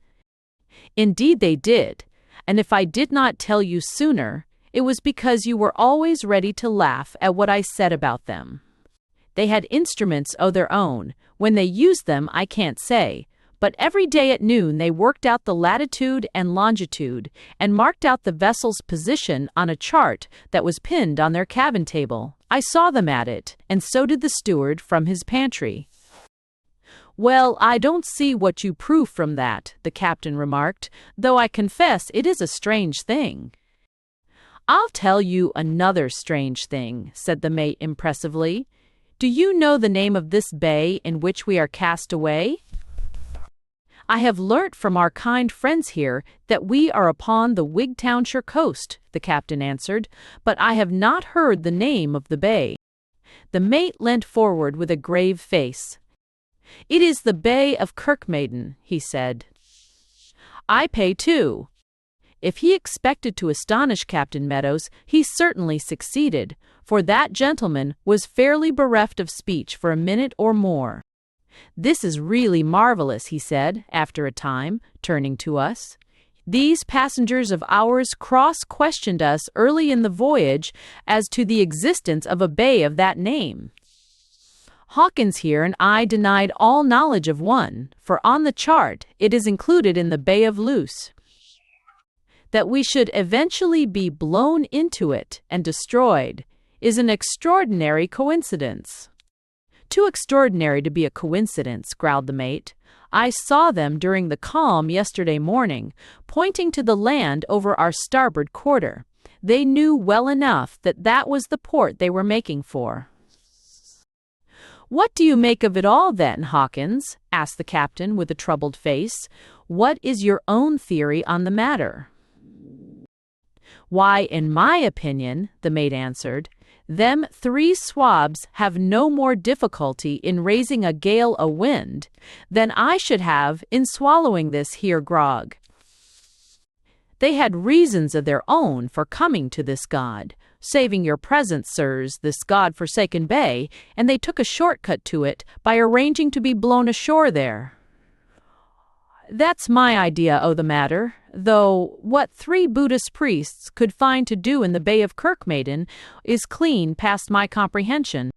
My father raised his eyebrows to indicate the doubt which his hospitality forbade him from putting into words. I think, gentlemen, he said, that you are both sorely in need of rest after your perilous adventures. If you will follow me, I shall lead you to your rooms. He conducted them with old-fashioned ceremony to the laird's best spare bedroom, and then, returning to me in the parlour, proposed that we should go down together to the beach and learn whether anything fresh had occurred. The first pale light of dawn was just appearing in the east, when we made our way for the second time to the scene of the shipwreck. The gale had blown itself out, but the sea was still very high, and all inside the breakers was a seething, gleaming line of foam, as though the fierce old ocean were gnashing its white fangs at the victims who had escaped from its clutches. All along the beach, fishermen and crofters were hard at work hauling up spars and barrels as fast as they were tossed ashore. None of them had seen any bodies, however, and they explained to us that only such things as could float had any chance of coming ashore, for the undercurrent was so strong that whatever was beneath the surface must infallibly be swept out to sea. As to the possibility of the unfortunate passengers having been able to reach the shore, these practical men would not hear of it for a moment, and showed us conclusively that if they had not been drowned, they must have been dashed to pieces upon the rocks. "We did all that could be done," my father said sadly as we returned home. "I am afraid that the poor mate has had his reason affected by the suddenness of the disaster. Did you hear what he said about Buddhist priests raising a gale?" "Yes, I heard him," said I. "It was very painful to listen to him," said my father. "I wonder if he would object to my putting a small mustard plaster under each of his ears. It would relieve any congestion of the brain. Or perhaps it would be best to wake him up and give him 2 antibilious pills. What do you think, Jack?" "Shh." "I think," said I with a yawn, "that you had best let him sleep, and go to sleep yourself. You can physic him in the morning if he needs it." So saying, I stumbled off to my bedroom, and throwing myself upon the couch, was soon in a dreamless slumber. Chapter XI. Of the 3 foreign men upon the coast. It must have been 11 or 12 o'clock before I awoke, and it seemed to me in the flood of golden light which streamed into my chamber that the wild, tumultuous episodes of the night before must have formed part of some fantastic dream. It was hard to believe that the gentle breeze which whispered so softly among the ivy leaves around my window was caused by the same element which had shaken the very house a few short hours before. It was as if nature had repented of her momentary passion and was endeavoring to make amends to an injured world by its warmth and its sunshine. A chorus of birds in the garden below filled the whole air with their wonder and congratulations. Down in the hall, I found a number of the shipwrecked sailors, looking all the better for their night's repose, who set up a buzz of pleasure and gratitude upon seeing me. Arrangements had been made to drive them to Wigtown, whence they were to proceed to Glasgow by the evening train, and my father had given orders that each should be served with a packet of sandwiches and hard-boiled eggs to sustain him on the way. Captain Meadows thanked us warmly in the name of his employers for the manner in which we had treated them, and he called for 3 cheers from his crew, which were very heartily given. He and the mate walked down with us after we had broken our fast to have a last look at the scene of the disaster. The great bosom of the bay was still heaving convulsively, and its waves were breaking into sobs against the rocks, but there was none of that wild turmoil which we had seen in the early morning. The long emerald ridges, with their little white crests of foam, rolled slowly and majestically in, to break with a regular rhythm, the panting of a tired monster. A cable length from the shore, we could see the mainmast of the bark floating upon the waves, disappearing at times in the trough of the sea, and then shooting up towards heaven like a giant javelin, shining and dripping as the rollers tossed it about. Other smaller pieces of wreckage dotted the waters, while innumerable spars and packages were littered over the sands. These were being drawn up and collected in a place of safety by gangs of peasants. I noticed that a couple of broad-winged gulls were hovering and skimming over the scene of the shipwreck, as though many strange things were visible to them beneath the waves. At times we could hear their raucous voices as they cried to one another of what they saw. "She was a leaky old craft," said the captain, looking sadly out to sea. "But there's always a feeling of sorrow when we see the last of a ship we have sailed in. Well, well, she would have been broken up in any case, and sold for firewood." "It looks a peaceful scene," I remarked. "Who would imagine that 3 men lost their lives last night in those very waters?"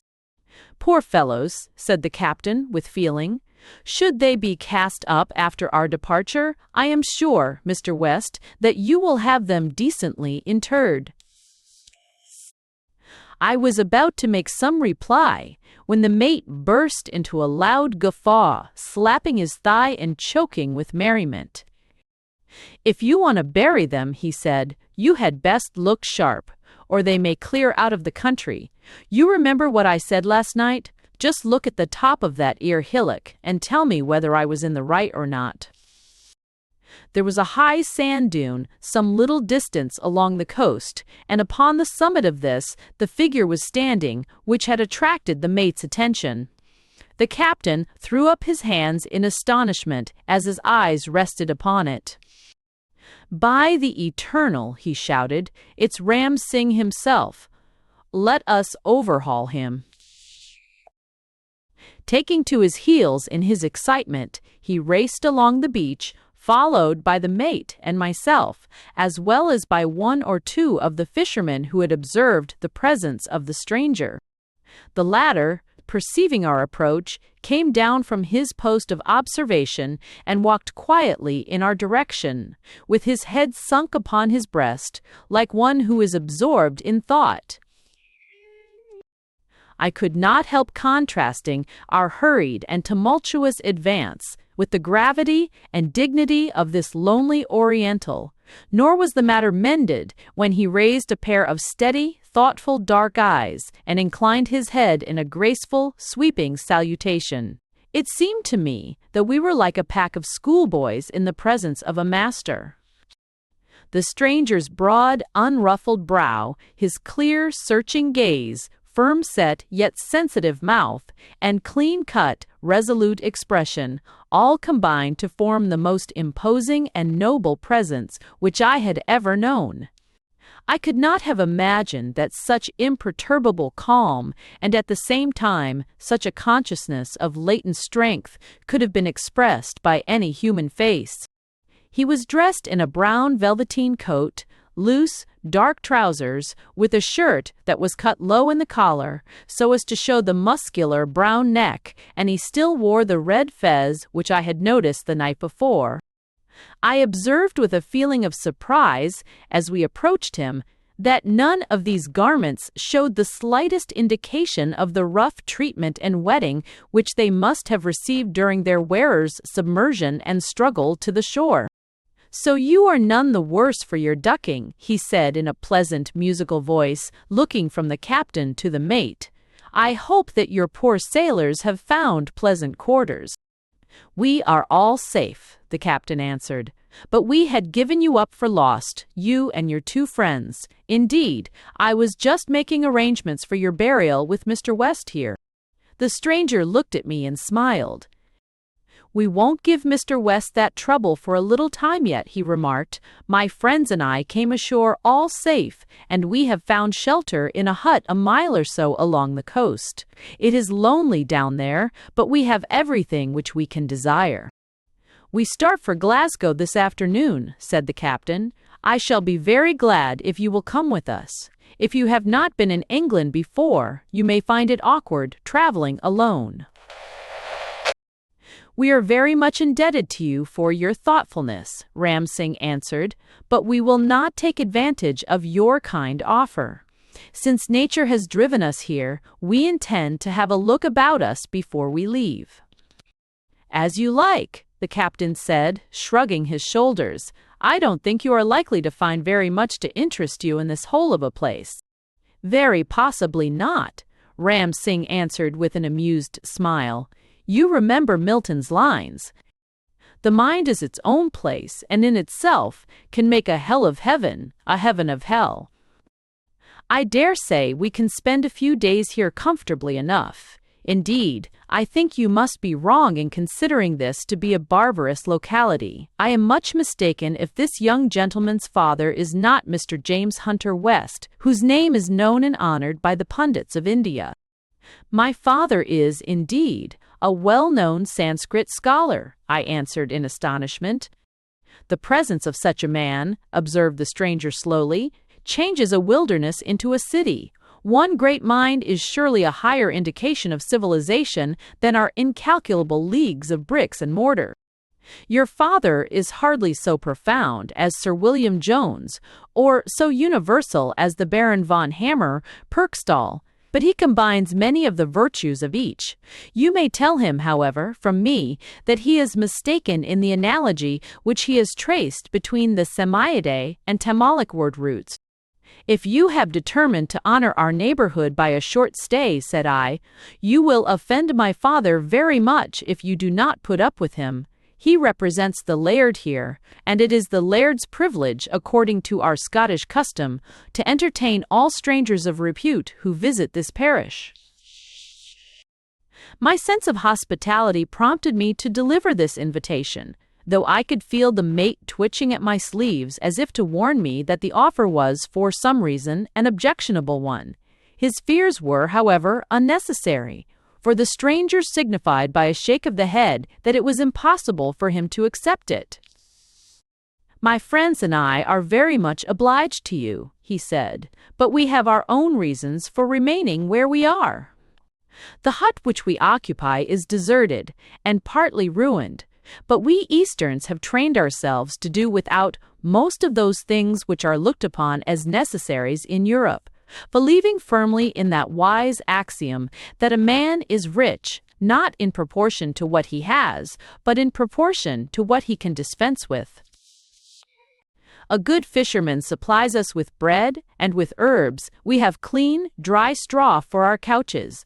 What could man wish for more? But you must feel the cold at night, coming straight from the tropics, remarked the captain. Perhaps our bodies are cold sometimes. We have not noticed it. We have all three spent many years in the upper Himalayas on the border of the region of eternal snow, so we are not very sensitive to inconveniences of the sort. At least, said I, you must allow me to send you over some fish and some meat from our larder. We are not Christians, he answered, but Buddhists of the higher school. We do not recognize that man has a moral right to slay an ox or a fish for the gross use of his body. He has not put life into them and has assuredly no mandate from the Almighty to take life from them save under most pressing need. We could not, therefore, use your gift if you were to send it. But, sir, I remonstrated, if in this changeable and inhospitable climate you refuse all nourishing food, your vitality will fail you. You will die. It's accidents. We shall die then, he answered with an amused smile. And now, Captain Meadows, I must bid you adieu, thanking you for your kindness during the voyage, and you too, good-bye. You will command a ship of your own before the year is out.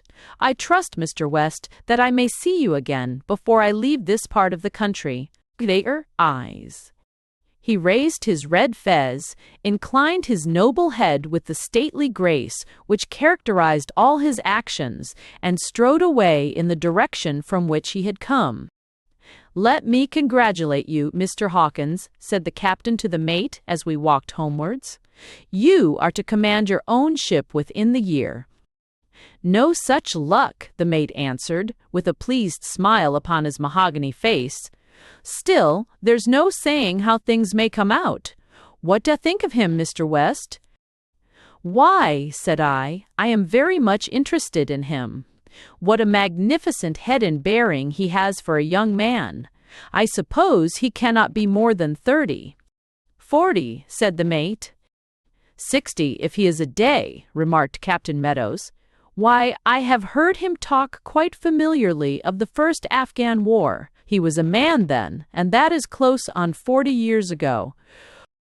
Wonderful, I ejaculated. His skin is as smooth and his eyes are as clear as mine are.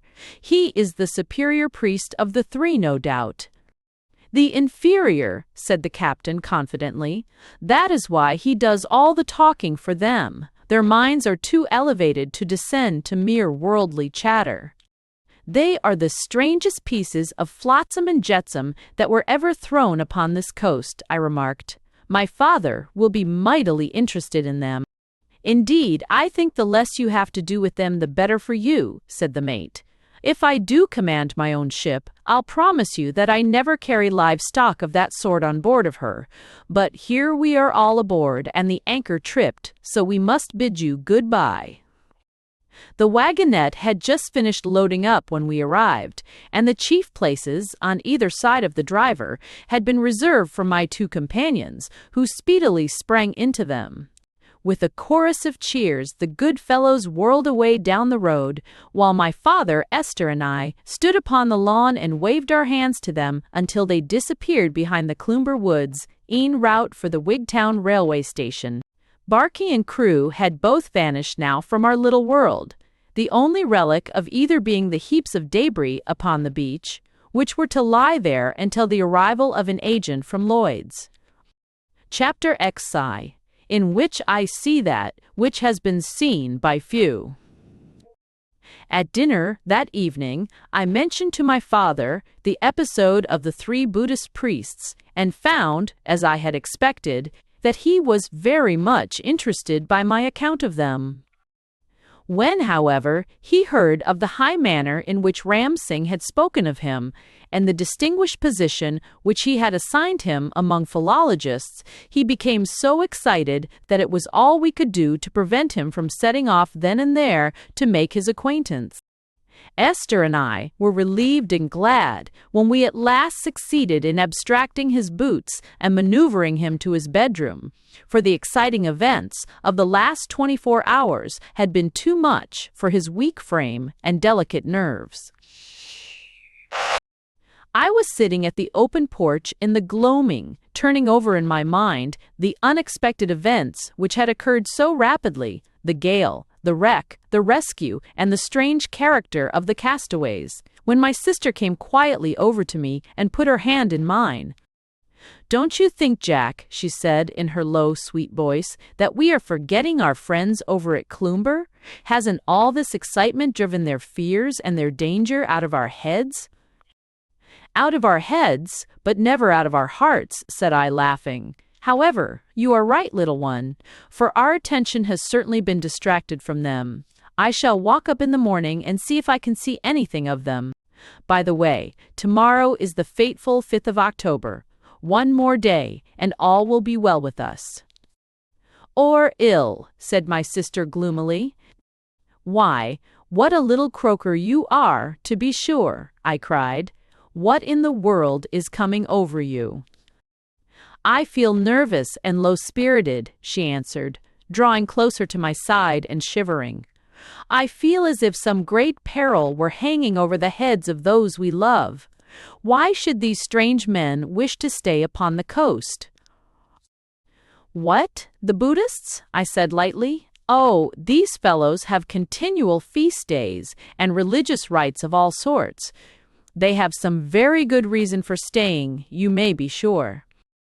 "Don't you think," said Esther in an awestruck whisper, "that it is very strange that these priests should arrive here all the way from India just at the present moment? Have you not gathered from all you have heard that the general's fears are in some way connected with India and the Indians?" The remark made me thoughtful. "Why, now that you mention it," I answered, "I have some vague impression that the mystery is connected with some incident which occurred in that country. I am sure, however, that your fears would vanish if you saw Ram Singh. He is the very personification of wisdom and benevolence. He was shocked at the idea of our killing a sheep, or even a fish for his benefit, said he would rather die than have a hand in taking the life of an animal." "It is very foolish of me to be so nervous," said my sister bravely, "but you must promise me one thing, Jack. You will go up to Cloomber in the morning, and if you can see any of them, you must tell them of these strange neighbors of ours. They are better able to judge than we are whether their presence has any significance or not." "All right, little one," I answered as we went indoors. "You have been overexcited by all these wild doings, and you need a sound night's rest to compose you. I'll do what you suggest, however, and our friends shall judge for themselves whether these poor fellows should be sent about their business or not." I made the promise to allay my sister's apprehensions, but in the bright sunlight of morning it appeared less than absurd to imagine that our poor vegetarian castaways could have any sinister intentions, or that their advent could have any effect upon the tenant of Cloomber. I was anxious, myself, however, to see whether I could see anything of the Heatherstones, so after breakfast I walked up to the Hall. In their seclusion, it was impossible for them to have learned anything of the recent events. I felt, therefore, that even if I should meet the General, he could hardly regard me as an intruder while I had so much news to communicate. The place had the same dreary and melancholy appearance which always characterized it. Looking through between the thick iron bars of the main gateway, there was nothing to be seen of any of the occupants. One of the great Scotch firs had been blown down in the gale, and its long ruddy trunk lay right across the grass-grown avenue, but no attempt had been made to remove it. Everything about the property had the same air of desolation and neglect, with the solitary exception of the massive and impenetrable fencing, which presented as unbroken and formidable an obstacle as ever to the would-be trespasser. I walked round this barrier as far as our old trysting place, without finding any flaw through which I could get a glimpse of the house, for the fence had been repaired with each rail overlapping the last, so as to secure absolute privacy for those inside, and to block those peepholes which I had formerly used. At the old spot, however, where I had had the memorable interview with the General on the occasion when he surprised me with his daughter, I found that the two loose rails had been refixed in such a manner that there was a gap of 2 inches or more between them. Through this I had a view of the house and of part of the lawn in front of it, and, though I could see no signs of life outside or at any of the windows, I settled down with the intention of sticking to my post until I had a chance of speaking to one or other of the inmates. Indeed, the cold, dead aspect of the house had struck such a chill into my heart that I determined to scale the fence at whatever risk of incurring the General's displeasure rather than return without news of the Heatherstones.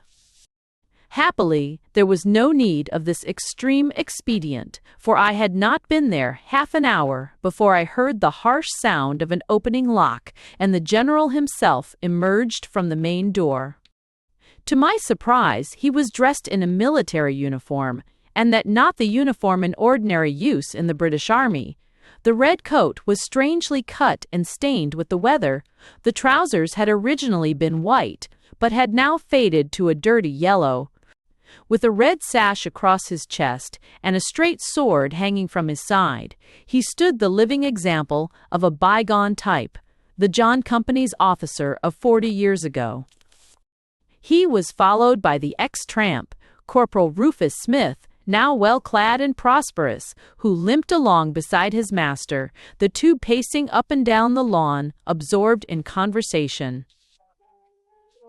I observed that from time to time one or other of them would pause and glance furtively all about them, as though guarding keenly against a surprise. I should have preferred communicating with the General alone, but since there was no dissociating him from his companion, I beat loudly on the fencing with my stick to attract their attention. Well, they both faced round in a moment, and I could see from their gestures that they were disturbed and alarmed. I then elevated my stick above the barrier to show them where the sound proceeded from.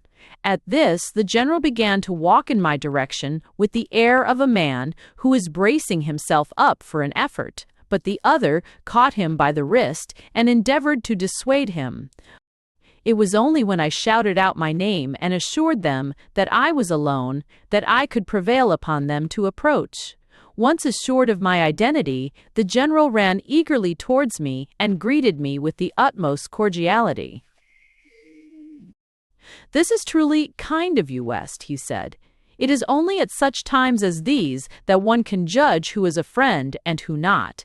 It would not be fair to you to ask you to come inside or to stay any time, but I am none the less very glad to see you."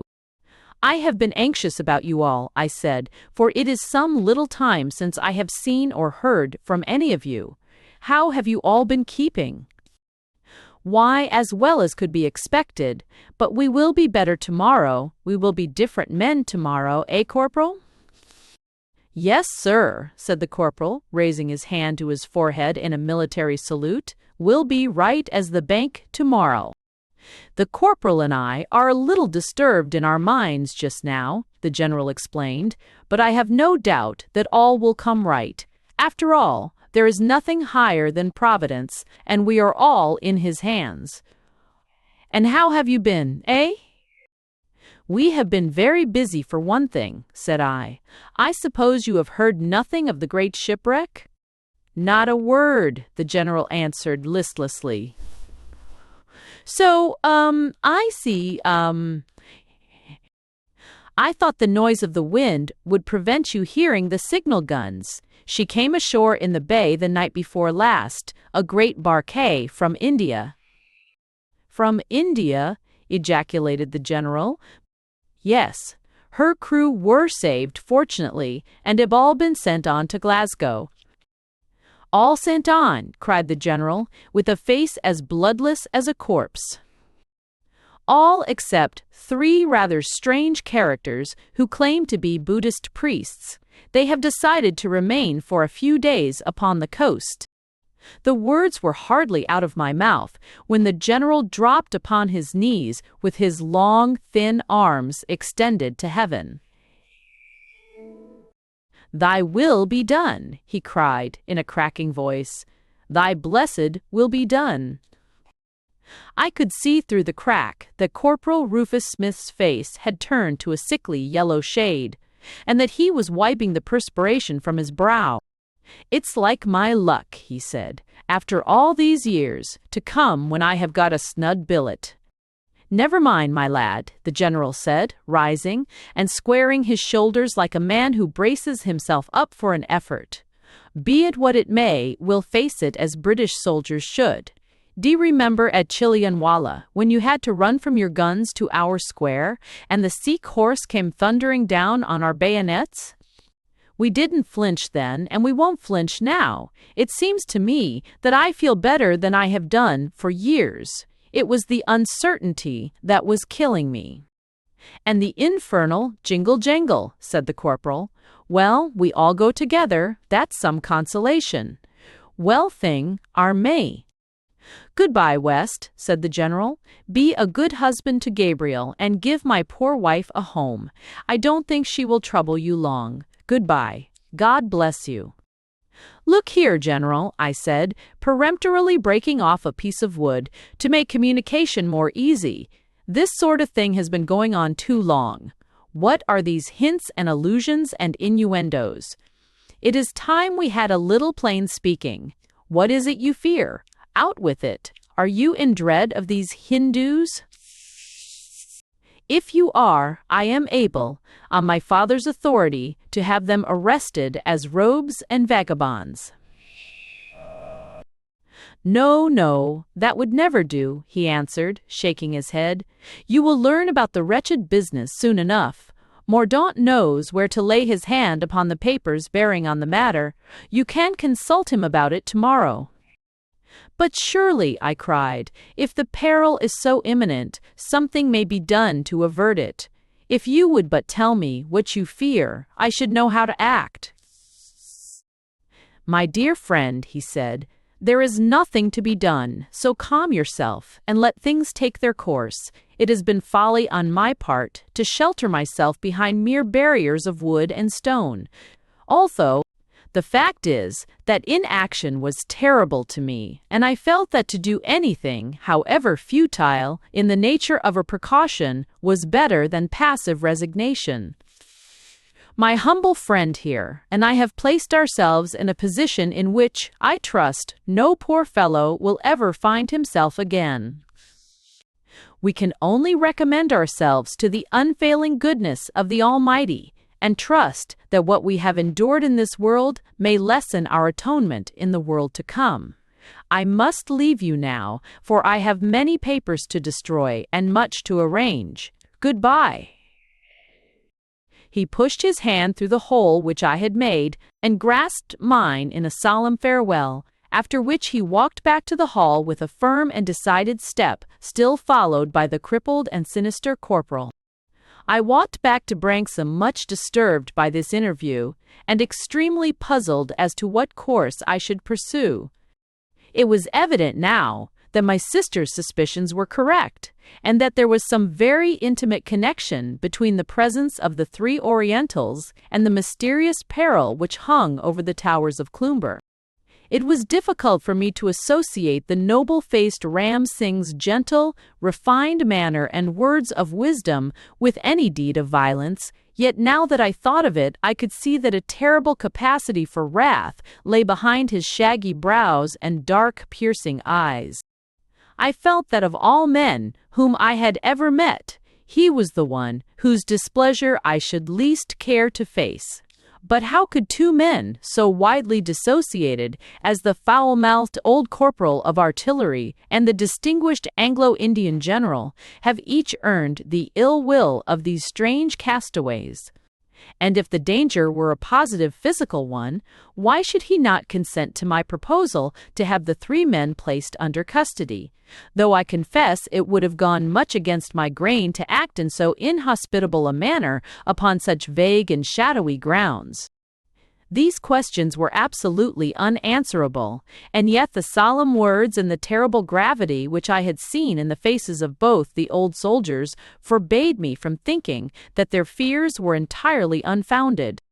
It was all a puzzle, an absolutely insoluble puzzle.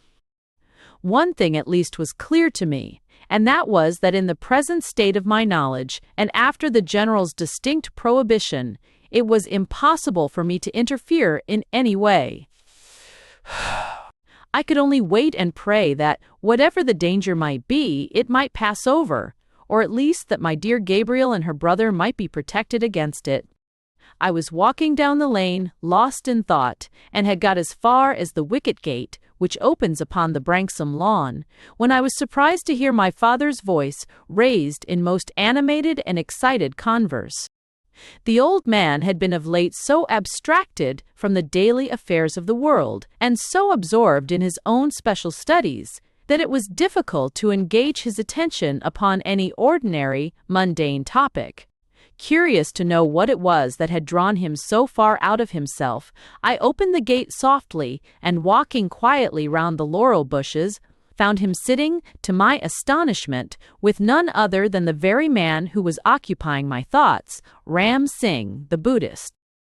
The two were sitting upon a garden bench, and the Oriental appeared to be laying down some weighty proposition, checking every point upon his long, quivering brown fingers, while my father, with his hands thrown abroad and his face awry, was loud in protestation and in argument.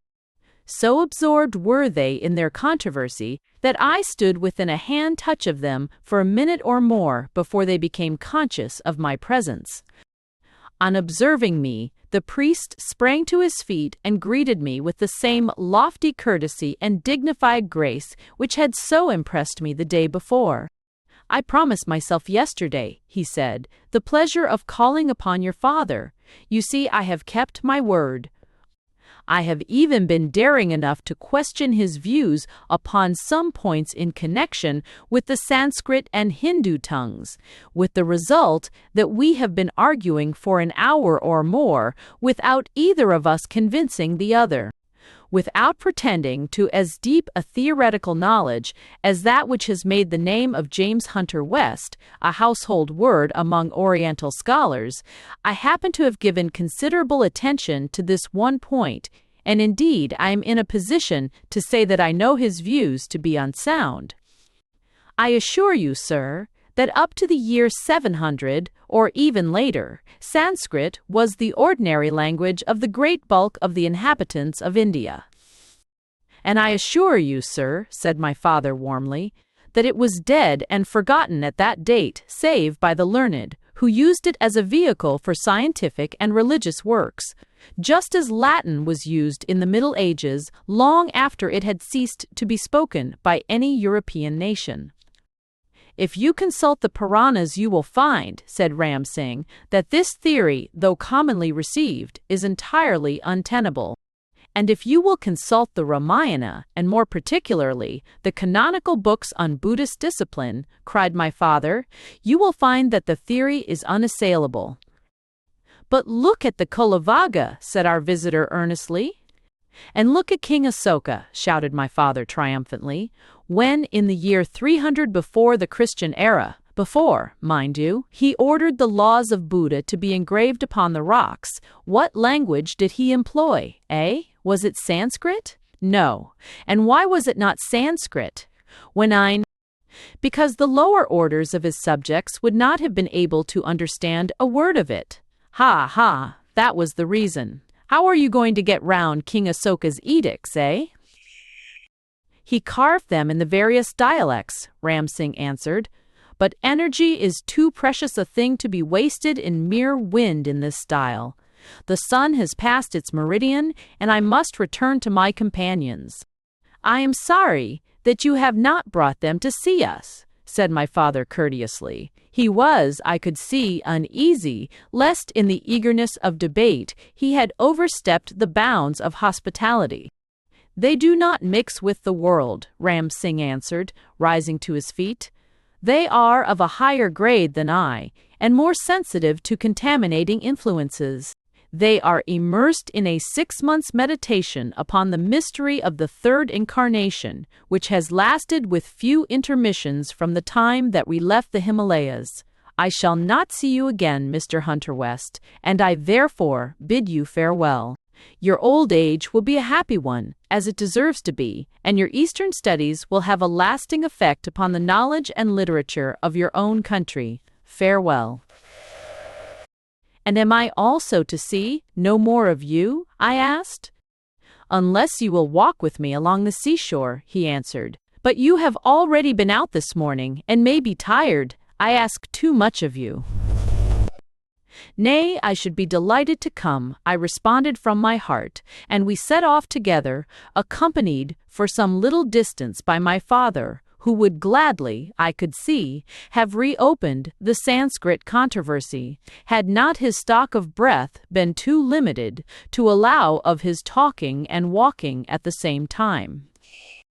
He is a learned man, Ram Singh remarked after we had left him behind, but, like many another, he is intolerant towards opinions which differ from his own. He will know better some day. I made no answer to this observation, and we trudged along for a time in silence, keeping well down to the water's edge, where the sands afforded a good foothold. The sand dunes, which lined the coast, formed a continuous ridge upon our left, cutting us off entirely from all human observation, while on the right the broad channel stretched away with hardly a sail to break its silvery uniformity. The Buddhist priest and I were absolutely alone with nature. I could not help reflecting that if he were really the dangerous man that the mate affected to consider him, or that might be inferred from the words of General Heatherstone, I had placed myself completely in his power.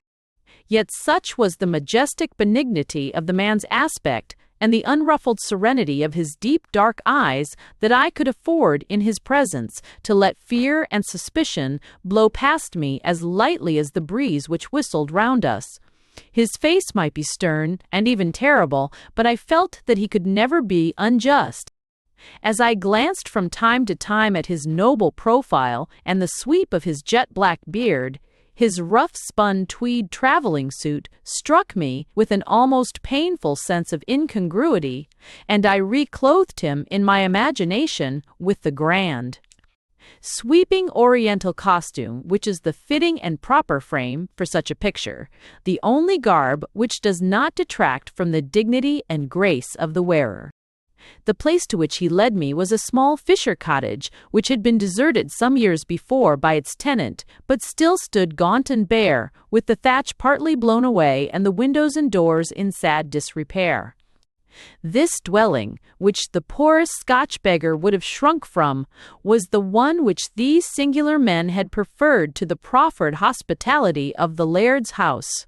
A small garden, now a mass of tangled brambles, stood round it, and through this my acquaintance picked his way to the ruined door.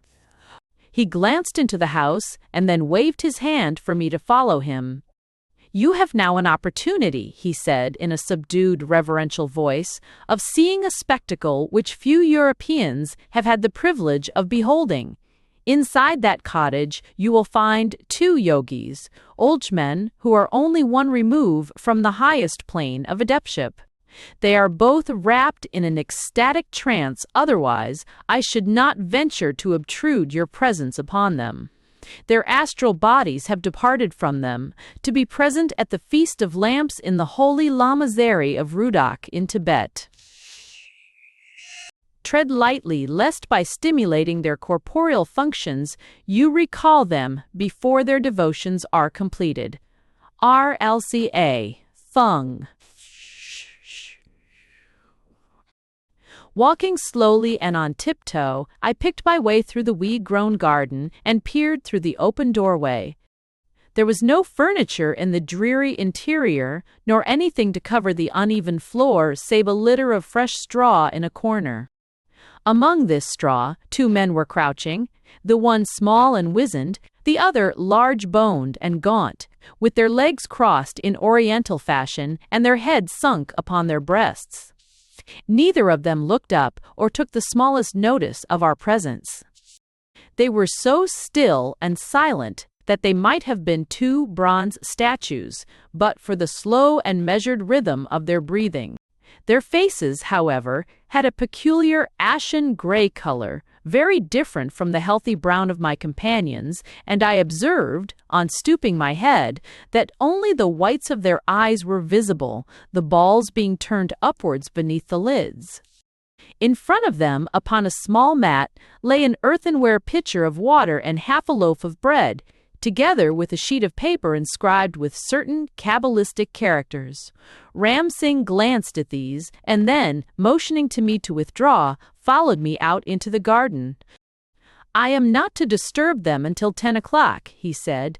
"You have now seen in operation one of the grandest results of our occult philosophy, the dissociation of spirit from body.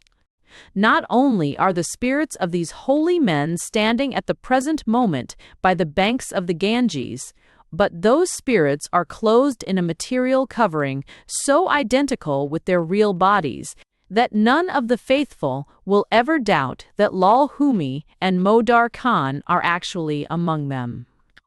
This is accomplished by our power of resolving an object into its chemical atoms, of conveying these atoms with a speed which exceeds that of lightning to any given spot, and of there reprecipitating them and compelling them to retake their original form. Of old, in the days of our ignorance, it was necessary to convey the whole body in this way, but we have since found that it was as easy and more convenient to transmit material enough merely to build up an outside shell or semblance. This we have termed the astral body. But if you can transmit your spirits so readily, I observed, why should they be accompanied by any body at all? In communicating with brother initiates, we are able to employ our spirits only, but when we wish to come in contact with ordinary mankind, it is essential that we should appear in some form which they can see and comprehend. "You have interested me deeply in all that you have told me," I said, grasping the hand which Ram Singh had held out to me as a sign that our interview was at an end. "I shall often think of our short acquaintance." "You will derive much benefit from it," he said slowly, still holding my hand and looking gravely and sadly into my eyes. "You must remember that what will happen in the future is not necessarily bad, because it does not fall in with your preconceived ideas of right. Be not hasty in your judgments. There are certain great rules which must be carried out, at whatever cost to individuals.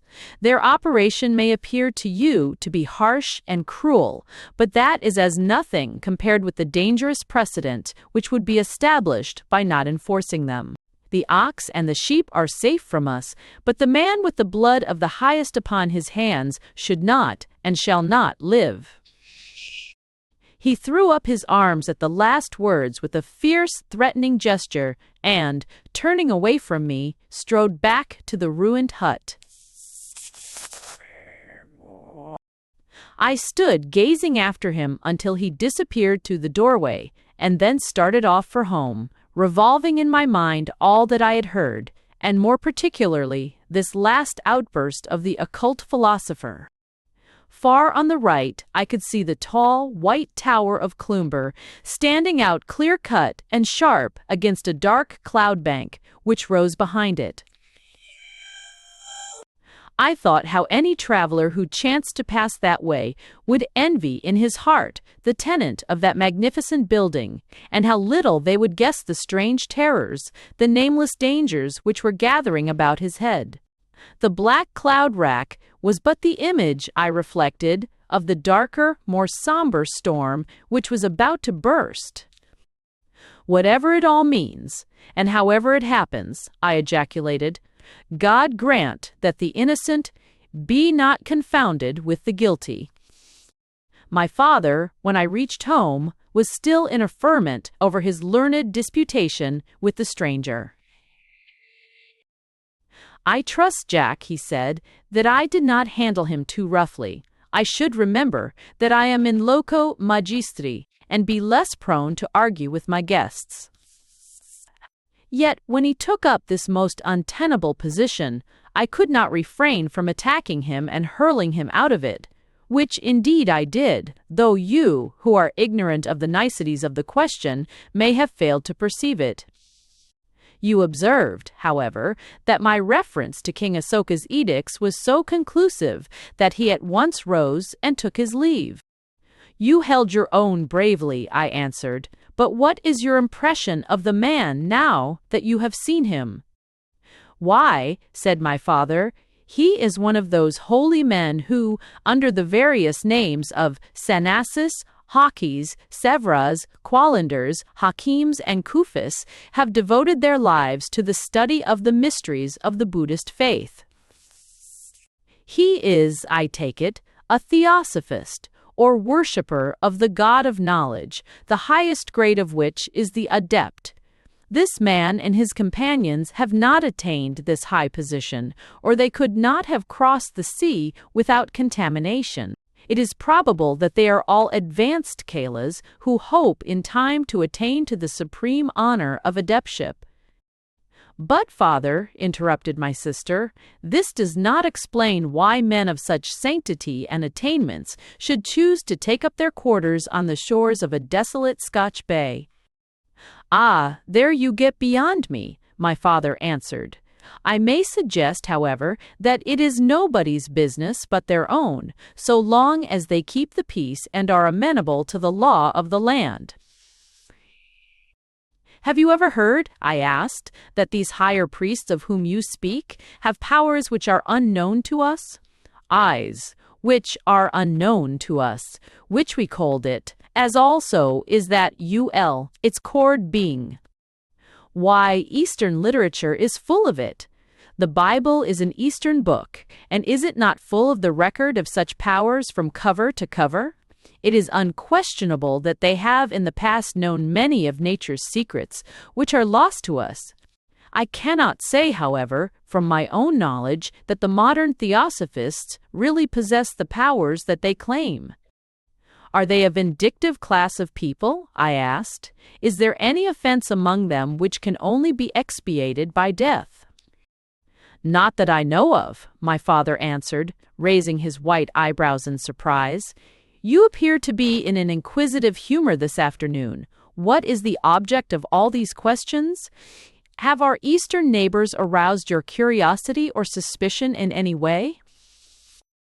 I parried the question as best I might, for I was unwilling to let the old man know what was in my mind. No good purpose could come from his enlightenment. His age and his health demanded rest rather than anxiety, and indeed, with the best will in the world, I should have found it difficult to explain to another what was so very obscure to myself. For every reason I felt that it was best that he should be kept in the dark. Never in all my experience had I known a day pass so slowly as did that eventful 5th of October. In every possible manner I endeavored to while away the tedious hours, and yet it seemed as if darkness would never arrive. I tried to read, I tried to write, I paced about the lawn, I walked to the end of the lane, I put new flies upon my fishing hooks, I began to index my father's library. In a dozen ways I endeavored to relieve the suspense which was becoming intolerable. My sister, I could see, was suffering from the same feverish restlessness. Again and again our good father remonstrated with us in his mild way for our erratic behavior and the continual interruption of his work which arose from it. At last, however, the tea was brought, and the tea was taken, the curtains were drawn, the lamps lit, and after another interminable interval, the prayers were read, and the servants dismissed to their rooms. My father compounded and swallowed his nightly jorum of toddy, and then shuffled off to his room, leaving the two of us in the parlor with our nerves in a tingle and our minds full of the most vague and yet terrible apprehensions.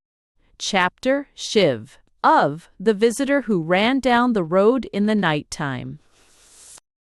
It was 10:15 by the parlor timepiece when my father went off to his room and left Esther and myself together. We heard his slow steps dying away up the creaking staircase until the distant slamming of a door announced that he had reached his sanctum. The simple oil lamp upon the table threw a weird, uncertain light over the old room, flickering upon the carved oak paneling and casting strange, fantastic shadows from the high-elbowed, straight-backed furniture. My sister's white, anxious face stood out in the obscurity with a startling exactness of profile, like one of Rembrandt's portraits. We sat opposite to each other on either side of the table, with no sound breaking the silence save the measured ticking of the clock and the intermittent chirping of a cricket beneath the grate. There was something awe-inspiring in the absolute stillness. The whistling of a belated peasant upon the high road was a relief to us, and we strained our ears to catch the last of his notes as he plodded steadily homewards. At first we had made some pretense, she of knitting and I of reading, but we soon abandoned the useless deception, and sat uneasily waiting, starting and glancing at each other with questioning eyes whenever the faggot crackled in the fire, or a rat scampered behind the wainscot. There was a heavy electrical feeling in the air, which weighed us down with a foreboding of disaster. I rose and flung the hall door open to admit the fresh breeze of the night. Ragged clouds swept across the sky, and the moon peeped out at times between their hurrying fringes, bathing the whole countryside in its cold white radiance.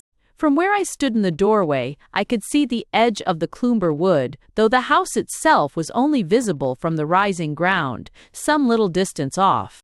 At my sister's suggestion, we walked together, she with her shawl over her head, as far as the summit of this elevation, and looked out in the direction of the hall, westing I, he, high. There was no illumination of the windows tonight. From roof to basement, not a light twinkled in any part of the great building. Its huge mass loomed up dark and sullen amid the trees which surrounded it, looking more like some giant sarcophagus than a human habitation. To our overwrought nerves there was something of terror in its mere bulk and its silence. We stood for some little time peering at it through the darkness, and then we made our way back to the parlor again, where we sat waiting, we knew not for what, and yet with absolute conviction that some terrible experience was in store for us. It was 12 o'clock or thereabout when my sister suddenly sprang to her feet and held up her fingers to bespeak attention. "Do you hear nothing?" she asked. I strained my ears, but without success. "Come to the door," she cried with a trembling voice. "Now can you hear anything?" In the deep silence of the night, I distinctly heard a dull, murmuring, clattering sound, continuous apparently, but very faint and low. "What is it?" I asked in a subdued voice. In a subdued voice. "It's the sound of a man running towards us," she answered, and then, suddenly dropping the last semblance of self-command, she fell upon her knees beside the table and began praying aloud with that frenzied earnestness which intense, overpowering fear can produce, breaking off now and again into half-hysterical whimperings. I could distinguish the sound clearly enough now to know that her quick feminine perception had not deceived her, and that it was indeed caused by a running man. On he came, and on down the high road, his footfalls ringing out clearer and sharper every moment. An urgent messenger he must be, for he neither paused nor slackened his pace. The quick, crisp rattle was changed suddenly to a dull, muffled murmur. He had reached the point where sand had been recently laid down for 100 yards or so. In a few moments, however, he was back on hard ground again, and his flying feet came nearer and ever nearer. He must, I reflected, be abreast of the head of the lane now. Would he hold on, or would he turn down to Branksome? The thought had hardly crossed my mind when I heard by the difference of the sound that the runner had turned the corner, and that his goal was beyond all question the laird's house. Rushing down to the gate of the lawn, I reached it just as our visitor dashed it open and fell into my arms. I could see in the moonlight that it was none other than Mordaunt Heatherstone. "What has happened?" I cried. "What is amiss, Mordaunt?" "My father," he gasped, "my father." His hat was gone, his eyes dilated with terror, and his face as bloodless as that of a corpse. I could feel that the hands which clasped my arms were quivering and shaking with emotion. "You are exhausted," I said, leading him into the parlor.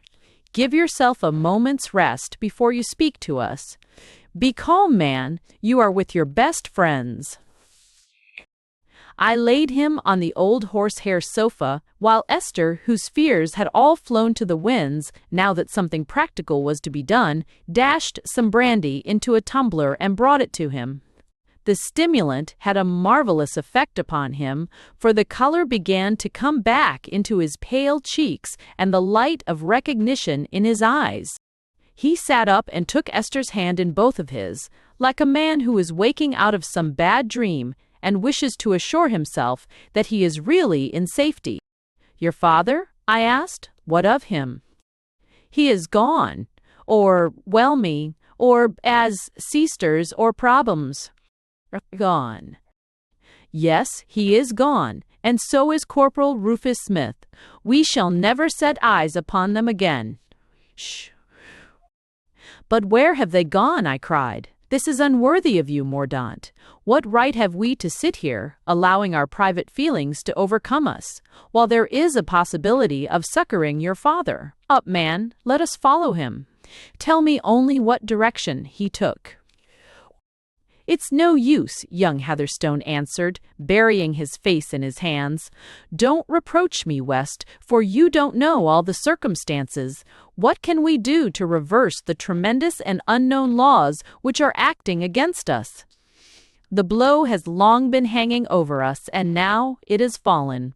God help us." "In heaven's name, tell me what has happened," said I excitedly. "We must not yield to despair." "We can do nothing until daybreak," he answered. "We shall then endeavor to obtain some trace of them. It is hopeless at present." "And how about Gabriel and Mrs. Heatherstone?" I asked. "Can we not bring them down from the hall at once? Your poor sister must be distracted with terror." "She knows nothing of it," Mordaunt answered. "She sleeps at the other side of the house and has not heard or seen anything. As to my poor mother, she has expected some such event for so long a time that it has not come upon her as a surprise. She is, of course, overwhelmed with grief, but would, I think, prefer to be left to herself for the present. Her firmness and composure should be a lesson to me, but I am constitutionally excitable, and this catastrophe coming after our long period of suspense deprived me of my very reason for a time. "If we can do nothing until the morning," I said, "you have time to tell us all that has occurred." "I will do so," he answered, rising and holding his shaking hands to the fire.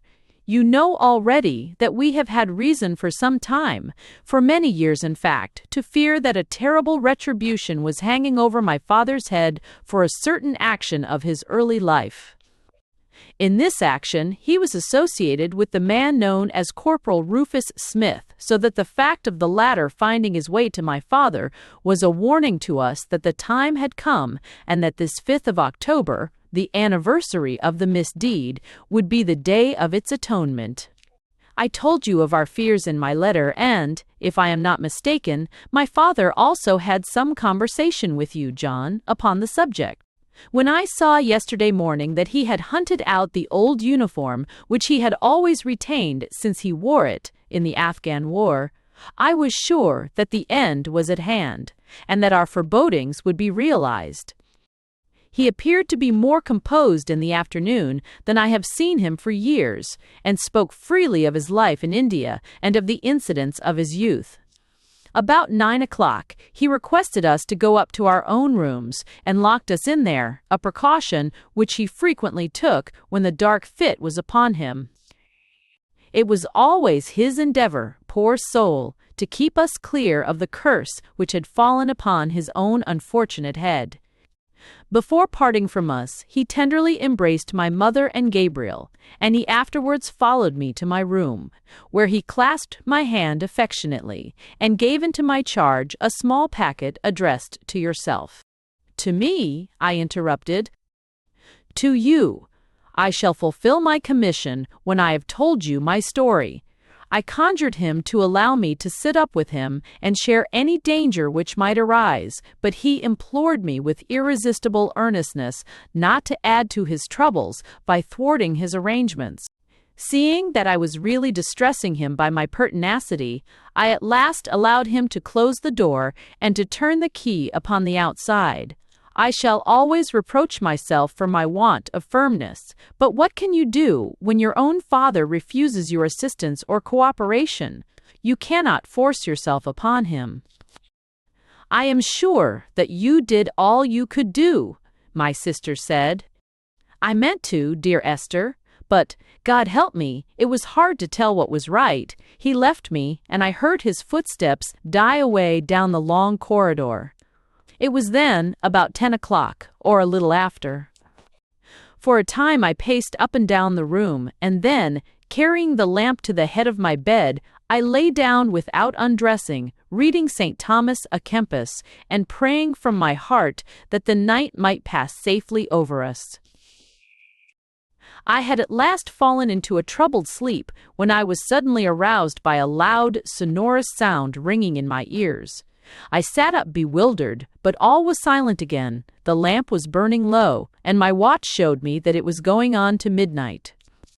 I blundered to my feet, and was striking a match with the intention of lighting the candles, when the sharp, vehement cry broke out again so loud and so clear that it might have been in the very room with me. My chamber is in the front of the house, while those of my mother and sister are at the back, so that I am the only one who commands a view of the avenue.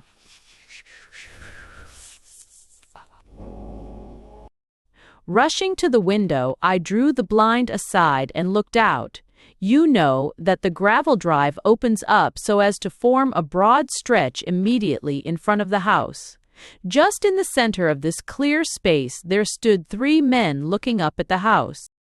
The moon shone full upon them, glistening on their upturned eyeballs, and by its light I could see that they were swarthy-faced and black-haired, of a type that I was familiar with among the Sikhs and Afridas. 2 of them were thin, with eager, aesthetic countenances, while the third was king-like and majestic, with a noble figure and flowing beard. "Ram Singh," I ejaculated. "What, you know of them?" exclaimed Mordaunt in great surprise. "You have met them?" I know of them. They are Buddhist priests, I answered, but go on. They stood in a line, he continued, sweeping their arms upwards and downwards, while their lips moved as if repeating some prayer or incantation. Suddenly, they ceased to gesticulate and broke out for the third time into the wild, weird, piercing cry which had roused me from my slumber. Never shall I forget that shrill, dreadful summons swelling and reverberating through the silent night with an intensity of sound which is still ringing in my ears. As it died slowly away, there was a rasping and creaking as of keys and bolts, followed by the clang of an opening door and the clatter of hurrying feet. From my window I saw my father and Corporal Rufus Smith rush frantically out of the house, hatless and unkempt, like men who are obeying a sudden and overpowering impulse. The three strangers laid no hands on them, but all five swept swiftly away down the avenue and vanished among the trees. I am positive that no force was used, or constraint of any visible kind, and yet I am as sure that my poor father and his companion were helpless prisoners as if I had seen them dragged away in manacles. All this took little time in the acting. From the first summons which disturbed my sleep to the last shadowy glimpse which I had of them between the tree trunks could hardly have occupied more than 5 minutes of actual time. So sudden was it, and so strange, that when the drama was over and they were gone, I could have believed that it was all some terrible nightmare, some delusion, had I not felt that the impression was too real, too vivid, to be imputed to fancy. I threw my whole weight against my bedroom door in the hope of forcing the lock. It stood firm for a while, but I flung myself upon it again and again until something snapped and I found myself in the passage. My first thought was for my mother. I rushed to her room and turned the key in her door. The moment that I did so, she stepped out into the corridor in her dressing gown and held up a warning finger. "No noise," she said. "Gabriel is asleep. They have been called away?" "They have," I answered. "God's will be done," she cried. "Your poor father will be happier in the next world than he has ever been in this. Thank heaven that Gabriel is asleep." I gave her chloral in her cocoa. "What am I to do?" I said distractedly. "Where have they gone? How can I help him? We cannot let him go from us like this, or leave these men to do what they will with him. Shall I ride into Wigtown and arouse the police?" "Anything rather than that," my mother said earnestly. "He has begged me again and again to avoid it. My son, we shall never set eyes upon your father again. You may marvel at my dry eyes, but if you knew, as I know, the peace which death would bring him, you could not find it in your heart to mourn for him. All pursuit is, I feel, vain, and yet some pursuit there must be, let it be as private as possible. We cannot serve him better than by consulting his wishes." "But every minute is precious," I cried. "Even now he may be calling upon us to rescue him from the clutches of those dark-skinned fiends." The thought so maddened me that I rushed out of the house and down to the high road, but once there I had no indication in which direction to turn. The whole wide moor lay before me, without a sign of movement upon its broad expanse. I listened, but not a sound broke the perfect stillness of the night.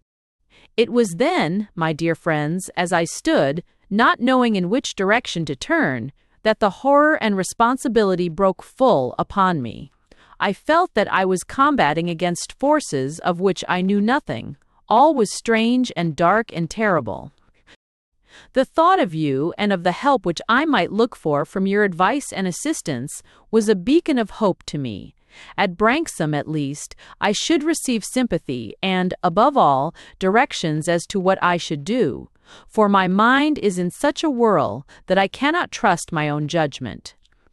My mother was content to be alone, my sister asleep, and no prospect of being able to do anything until daybreak.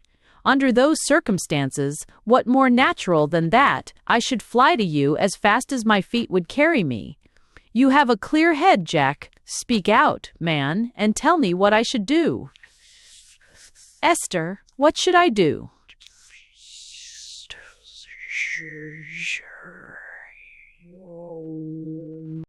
He turned from one to the other of us with outstretched hands and eager, questioning eyes. You can do nothing while the darkness lasts, I answered. We must report the matter to the Wigtown police, but we need not send our message to them until we are actually starting upon the search, so as to comply with the law and yet have a private investigation, as your mother wishes. John Fullerton, over the hill, has a lurcher dog which is as good as a bloodhound. If we set him on the General's trail, he will run him down if he had to follow him to John O'Groat's.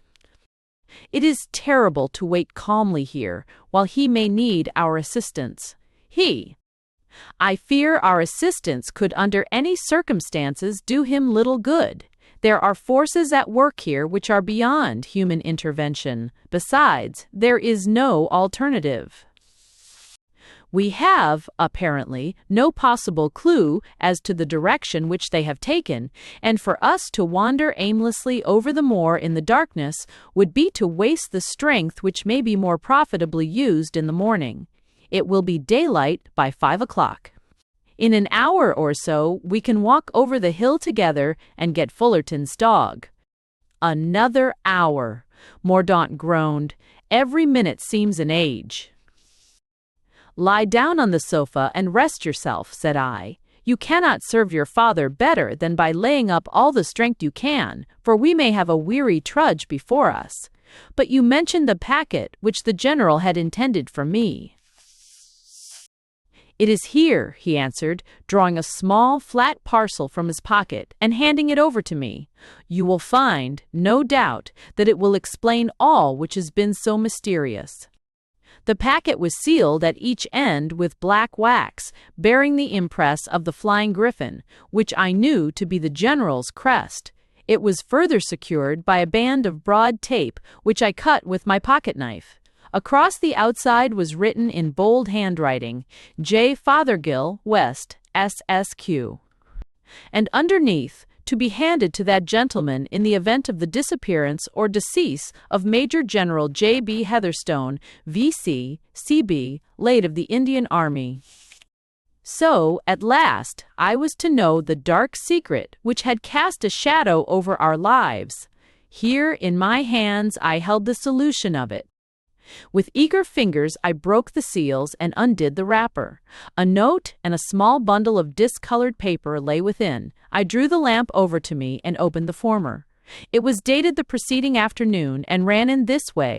My dear West, I should have satisfied your very natural curiosity on the subject which we have had occasion to talk of more than once, but I refrained for your own sake. I knew, by sad experience, how unsettling and unnerving it is to be forever waiting for a catastrophe which you are convinced must befall and which you can neither avert nor accelerate. Though it affects me specially, as being the person most concerned, I am still conscious that the natural sympathy which I have observed in you, and your regard for Gabriel's father, would both combine to render you unhappy if you knew the hopelessness and yet the vagueness of the fate which threatens me. I feared to disturb your mind, and I was therefore silent, though at some cost to myself, for my isolation has not been the least of the troubles which have weighed me down. Many signs, however, and chief among them the presence of the Buddhists upon the coast as described by you this morning, have convinced me that the weary waiting is at last over and that the hour of retribution is at hand. Why I should have been allowed to live nearly 40 years after my offense is more than I can understand. But it is possible that those who had command over my fate know that such a life is the greatest of all penalties to me. Never for an hour, night or day, have they suffered me to forget that they have marked me down as their victim. Their accursed astral bell has been ringing my knell for 20 years, reminding me ever that there is no spot upon earth where I can hope to be in safety. Oh, the peace, the blessed peace of dissolution! Come what may, on the other side of the tomb, I shall at least be quit of that thrice terrible sound.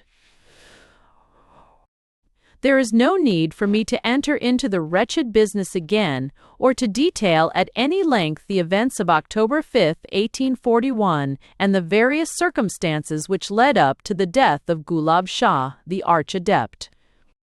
I have torn a sheaf of leaves from my old journal, in which you will find a bald account of the matter, and an independent narrative was furnished by Sir Edward Elliot of the Artillery to the Star of India some years ago, in which, however, the names were suppressed. I have reason to believe that many people, even among those who knew India well, thought that Sir Edward was romancing, and that he had evolved his incidents from his imagination. The few faded sheets which I send you will show you that this is not the case, and that our men of science must recognize powers and laws which can and have been used by man, but which are unknown to European civilization. I do not wish to whine or to whimper, but I cannot help feeling that I have had hard measure dealt me in this world.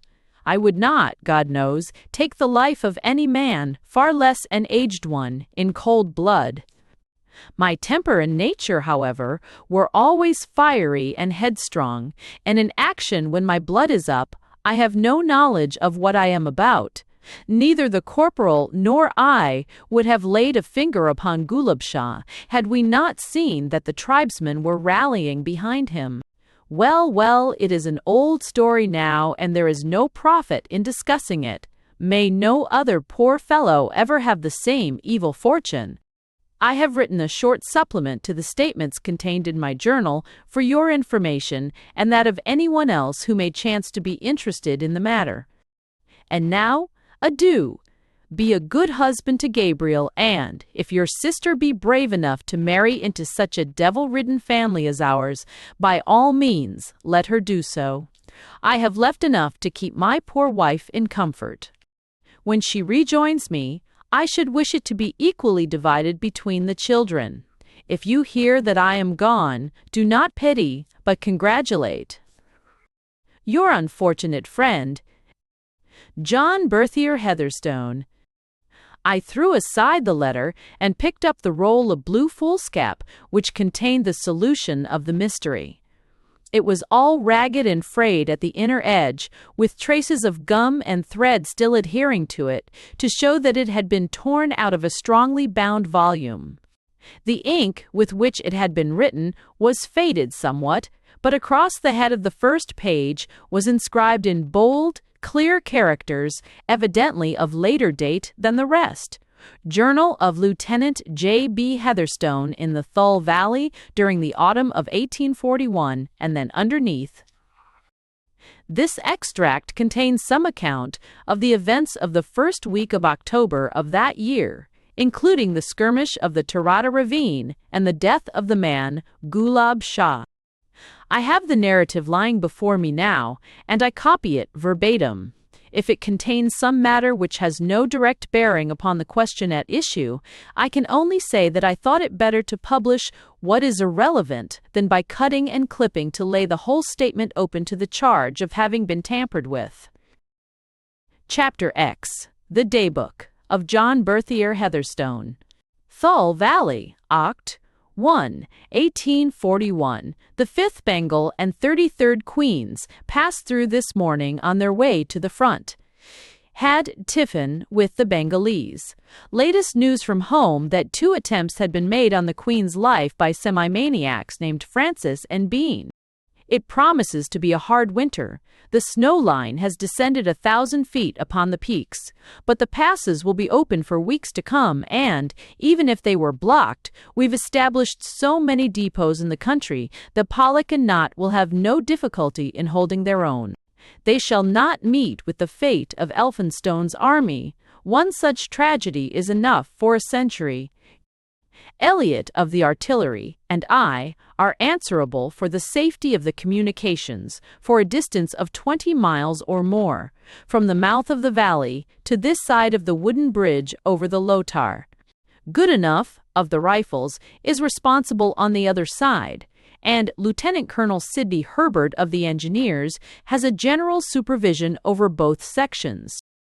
Our force is not strong enough for the work which has to be done. I have a company and a half of our own regiment and a squadron of sowars who are of no use at all among the rocks. Elliot has 3 guns, but several of his men are down with cholera, and I doubt if he has enough to serve more than 2. Note: capsicum for cholera, tried it. On the other hand, each convoy is usually provided with some guard of its own, though it is often absurdly inefficient. These valleys and ravines which branch out of the main pass are alive with Afrides and Pathans, who are keen robbers as well as religious fanatics. I wonder they don't swoop down on some of our caravans. They could plunder them and get back to their mountain fastnesses before we could interfere or overtake them. Nothing but fear will restrain them. If I had my way, I would hang one at the mouth of every ravine as a warning to the gang. They are personifications of the devil to look at, hawk-nosed, full-lipped, with a mane of tangled hair and most satanic sneer. No news today from the front. October 2. I must really ask Herbert for another company at the very least. I am convinced that the communications would be cut off if any serious attack were made upon us. Now, this morning, 2 urgent messages were sent me from 2 different points, more than 16 miles apart, to say that there were signs of a descent of the tribes. Elliot, with 1 gun, and the sowars, went to the farther ravine, while I, with the infantry, hurried to the other. But we found it was a false alarm. I saw no signs of the hillmen, and though we were greeted by a splutter of Jezail bullets, we were unable to capture any of the rascals. Woe betide them if they fall into my hands. I would give them as short a shrift as ever a Highland cateran got from a Glasgow judge. These continued alarms may mean nothing, or they may be an indication that the hillmen are assembling and have some plan in view. We have had no news from the front for some time, but today a convoy of wounded came through with the intelligence that Nott had taken Ghuznee. I hope he warmed up any of the black rascals that fell into his hands. No word of Pollock. An elephant battery came up from the Punjab, looking in very good condition. There were several convalescents with it, going up to rejoin their regiments. Knew none of them except Mostyn of the Hussars and young Blakesley, who was my faggot Charterhouse and whom I have never seen since. Punch and cigars, al fresca up to 11 o'clock. Letters today from Wills & Co. about their little bill forwarded on from Delhi. Thought a campaign freed a man from these annoyances. Wills says in his note that, since his written applications have been in vain, he must call upon me in person. If he calls upon me now, he will assuredly be the boldest and most persevering of tailors.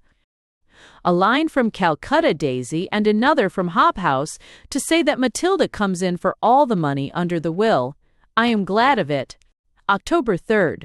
Glorious news from the front today. Barclay of the Madras Cavalry galloped through with dispatches. Pollock entered Kabul triumphantly on the 16th of last month, and, better still, Lady Sale has been rescued by Shakespeare and brought safe into the British camp, together with the other hostages. Te Deum Laudamus. Once to say, 5 and H.C. This should end the whole wretched business, this and the sack of the city. I hope Pollock won't be squeamish or truckle to the hysterical party at home. The towns should be laid in ashes and the fields sown with salt. Above all, the residency and the palace must come down. So shall Burns, McNaghten, and many another gallant fellow know that his countrymen could avenge if they could not save him. It is hard when others are gaining glory and experience to be stuck in this miserable valley. I have been out of it completely, bar a few petty skirmishes. However, we may see some service yet. A jemadar of ours brought in a hillman today who says that the tribes are massing in the Terada ravine, 10 miles to the north of us, and intend attacking the next convoy. We can't rely on information of this sort, but there may prove to be some truth in it. Propose to shoot our informant so as to prevent his playing the double traitor and reporting our proceedings. Elliot demurred. If you are making war, you should throw no chance away. I hate half-and-half measures. The children of Israel seem to have been the only people who ever carried war to its logical conclusion, except Cromwell in Ireland.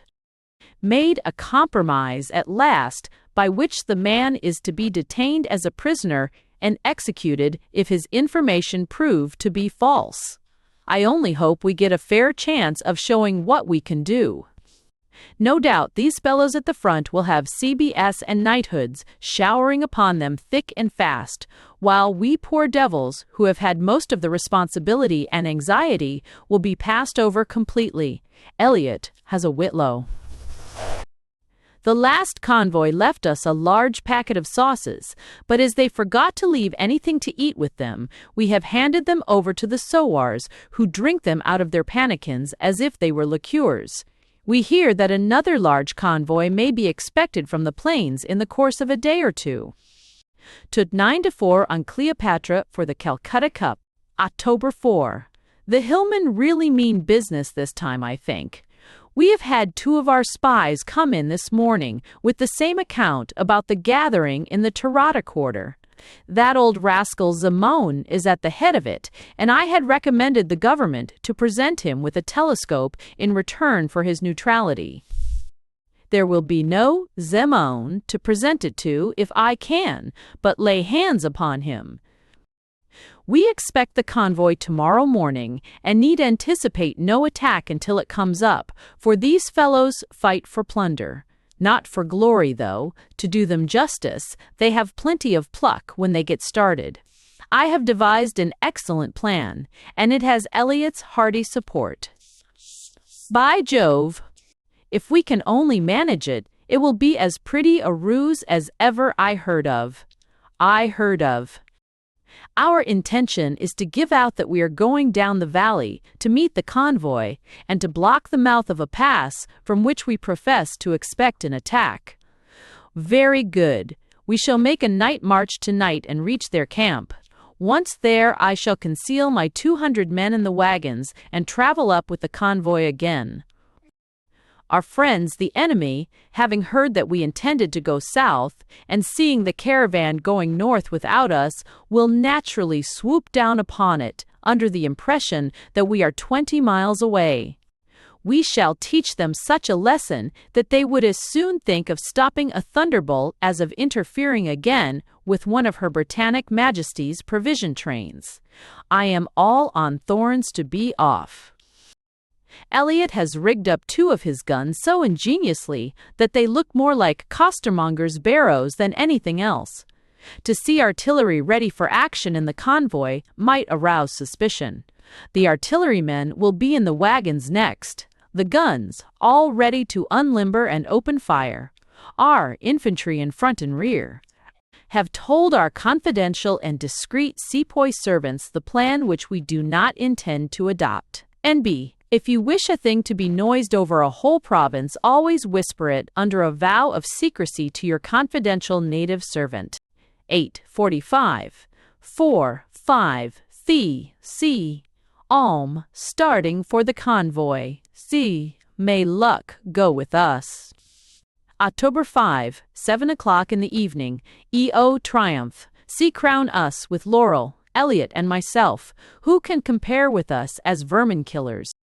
I have only just got back, tired and weary, stained with blood and dust, but I have sat down before either washing or changing to have the satisfaction of seeing our deeds set forth in black and white, if only in my private log for no eye but my own.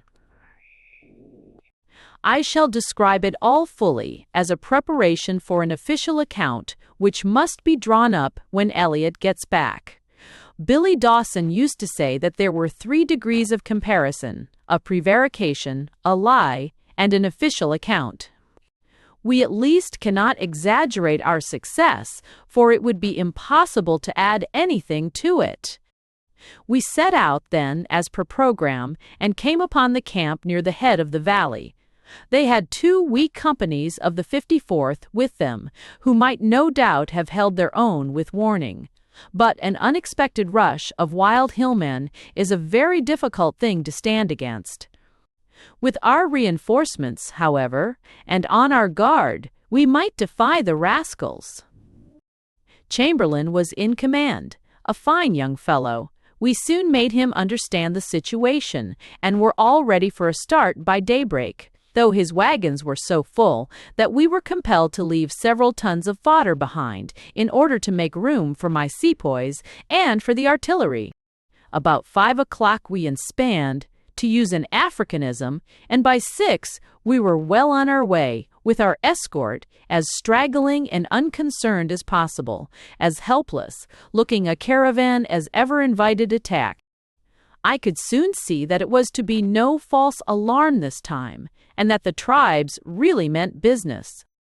From my post of observation, under the canvas screens of one of the wagons, I could make out turbaned heads popping up to have a look at us from among the rocks, and an occasional scout hurrying northward with the news of our approach. It was not, however, until we came abreast of the Tarata Pass, a gloomy defile bounded by gigantic cliffs, that the Afridists began to show in force, though they had ambushed themselves so cleverly that, had we not been keenly on the lookout for them, we might have walked right into the trap. As it was, the convoy halted, upon which the hillmen, seeing that they were observed, opened a heavy but ill-directed fire upon us. I had asked Chamberlain to throw out his men in skirmishing order, and to give them directions to retreat slowly upon the wagons so as to draw the Afridis on. The ruse succeeded to perfection. As the redcoats steadily retired, keeping behind cover as much as possible, the enemy followed them up with yells of exultation, springing from rock to rock, waving their jezails in the air, and howling like a pack of demons. With their black, contorted, mocking faces, their fierce gestures, and their fluttering garments, they would have made a study for any painter who wished to portray Milton's conception of the army of the damned. From every side they pressed in until, seeing, as they thought, nothing between them and victory, they left the shelter of the rocks and came rushing down, a furious, howling throng, with the green banner of the Prophet in their van. Now was our chance, and gloriously we utilized it. From every cranny and slit of the wagons came a blaze of fire, every shot of which told among the close-packed mob. 2 or 3 score rolled over like rabbits, and the rest reeled for a moment, and then, with their chiefs at their head, came on again in a magnificent rush. It was useless, however, for undisciplined men to attempt to face such a well-directed fire. The leaders were bowled over, and the others, after hesitating for a few moments, turned and made for the rocks. It was our turn now to assume the offensive. The guns were unlimbered and grape poured into them, while our little infantry force advanced at the double, shooting and stabbing all whom they overtook. Never had I known the tide of battle turn so rapidly and so decisively. The sullen retreat became a flight, and the flight a panic-stricken rout, until there was nothing left of the tribesmen except a scattered, demoralized rabble flying wildly to their native fastnesses for shelter and protection. I was by no means inclined to let them off cheaply, now that I had them in my power. On the contrary, I determined to teach them such a lesson that the sight of a single scarlet uniform would in future be a passport in itself. We followed hard upon the track of the fugitives and entered the Tarata defile at their very heels.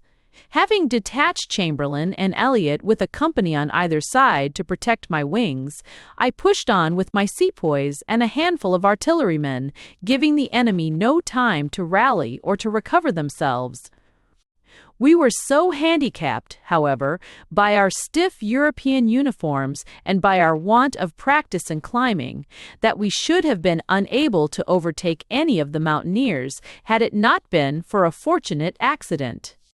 There is a smaller ravine which opens into the main pass, and in their hurry and confusion, some of the fugitives rushed down this. I saw 60 or 70 of them turn down, but I should have passed them by and continued in pursuit of the main body, had not one of my scouts come rustling up to inform me that the smaller ravine was a cul-de-sac, and that the Afritas who had gone up it had no possible means of getting out again except by cutting their way through our ranks. Here was an opportunity of striking terror into the tribes. Leaving Chamberlain and Elliot to continue the pursuit of the main body, I wheeled my sepoys into the narrow path and proceeded slowly down it in extended order, covering the whole ground from cliff to cliff. Not a jackal could have passed us unseen. The rebels were caught like rats in a trap. The defile in which we found ourselves was the most gloomy and majestic that I have ever seen. On either side, naked precipices rose sheer up for 1,000 feet or more, converging upon each other so as to leave a very narrow slit of daylight above us, which was further reduced by the feathery fringe of palm trees and aloes which hung over each lip of the chasm. The cliffs were not more than a couple of 100 yards apart at the entrance, but as we advanced they grew nearer and nearer, until a half company in close order could hardly march abreast. A sort of twilight reigned in this strange valley, and the dim, uncertain light made the great basalt rocks loom up vague and fantastic. There was no path, and the ground was most uneven, but I pushed on briskly, cautioning my fellows to have their fingers on their triggers, for I could see that we were nearing the point where the two cliffs would form an acute angle with each other. At last, we came in sight of the place. A great pile of boulders was heaped up at the very end of the pass, and among these our fugitives were skulking, entirely demoralized apparently, and incapable of resistance. They were useless as prisoners, and it was out of the question to let them go, so there was no choice but to polish them off. Waving my sword, I was leading my men on, when we had a most dramatic interruption of a sort which I have seen once or twice on the boards of Drury Lane, but never in real life. In the side of the cliff, close to the pile of stones where the hillmen were making their last stand, there was a cave which looked more like the lair of some wild beast than a human habitation. Out of this dark archway there suddenly emerged an old man, such a very, very old man that all the other veterans whom I have seen were as chickens compared with him.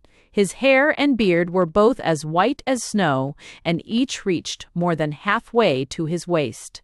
His face was wrinkled and brown and ebony, a cross between a monkey and a mummy, and so thin and emaciated were his shriveled limbs that you would hardly have given him credit for having any vitality left were it not for his eyes, which glittered and sparkled with excitement, like two diamonds in a setting of mahogany. This apparition came rushing out of the cave, and, throwing himself between the fugitives and our fellows, motioned us back with as imperious a sweep of the hand as ever an emperor used to his slaves. "Men of blood," he cried, in a voice of thunder, speaking excellent English too, "this is a place for prayer and meditation, not for murder. Desist, lest the wrath of the gods fall upon you." "Stand aside, old man," I shouted. "You will meet with a hurt if you don't get out of the way." I could see that the hillmen were taking heart, and that some of my sepoys were flinching, as if they did not relish this new enemy. Clearly I must act promptly if I wished to complete our success. I dashed forward at the head of the white artillerymen who had stuck to me. The old fellow rushed at us with his arms out as if to stop us, but it was not time to stick at trifles, so I passed my sword through his body at the same moment that one of the gunners brought his carbine down upon his head. He dropped instantly, and the hillman, at the sight of his fall, set up the most unearthly howl of horror and consternation. The sepoys, who had been inclined to hang back, came on again the moment he was disposed of, and it did not take us long to consummate our victory. Hardly a man of the enemy got out of the defile alive. What could Hannibal or Caesar have done more? Our own loss in the whole affair has been insignificant. 3 killed and about 15 wounded. Got their banner, a green wisp of a thing, with a sentence of the Koran engraved upon it. I looked, after the action, for the old chap, but his body had disappeared, though how or whither I have no conception. His blood be upon his own head. He would be alive now if he had not interfered, as the constables say at home, with an officer in the execution of his duty. The scouts tell me that his name was Gulab Shah, and that he was one of the highest and holiest of the Buddhists. He had great fame in the district as a prophet and worker of miracles, hence the hubbub when he was cut down. They tell me that he was living in this very cave when Tamerlane passed this way in 1399 with a lot more bosh of that sort. I went into the cave, and how any man could live in it a week is a mystery to me, for it was little more than 4 feet high, and as damp and dismal a grotto as ever was seen. A wooden settle and a rough table were the sole furniture, with a lot of parchment scrolls, with hieroglyphics. Well, he has gone, where he will learn that the gospel of peace and goodwill is superior to all his pagan lore. Peace go with him. Elliot and Chamberlain never caught the main body. I knew they wouldn't, so the honors of the day rest with me. I ought to get a step for it anyhow, and perhaps, who knows, some mention in the Gazette. What a lucky chance! I think Zemaon deserves his telescope after all for giving it to me. Shall have something to eat now, for I am half starved. Glory is an excellent thing, but you cannot live upon it. October 6th, 11 a.m. Let me try to set down as calmly and as accurately as I can all that occurred last night. I have never been a dreamer or a visionary, so I can rely upon my own senses, though I am bound to say that if any other fellow had told me the same thing, I should have doubted him. I might even have suspected that I was deceived at the time, had I not heard the bell since.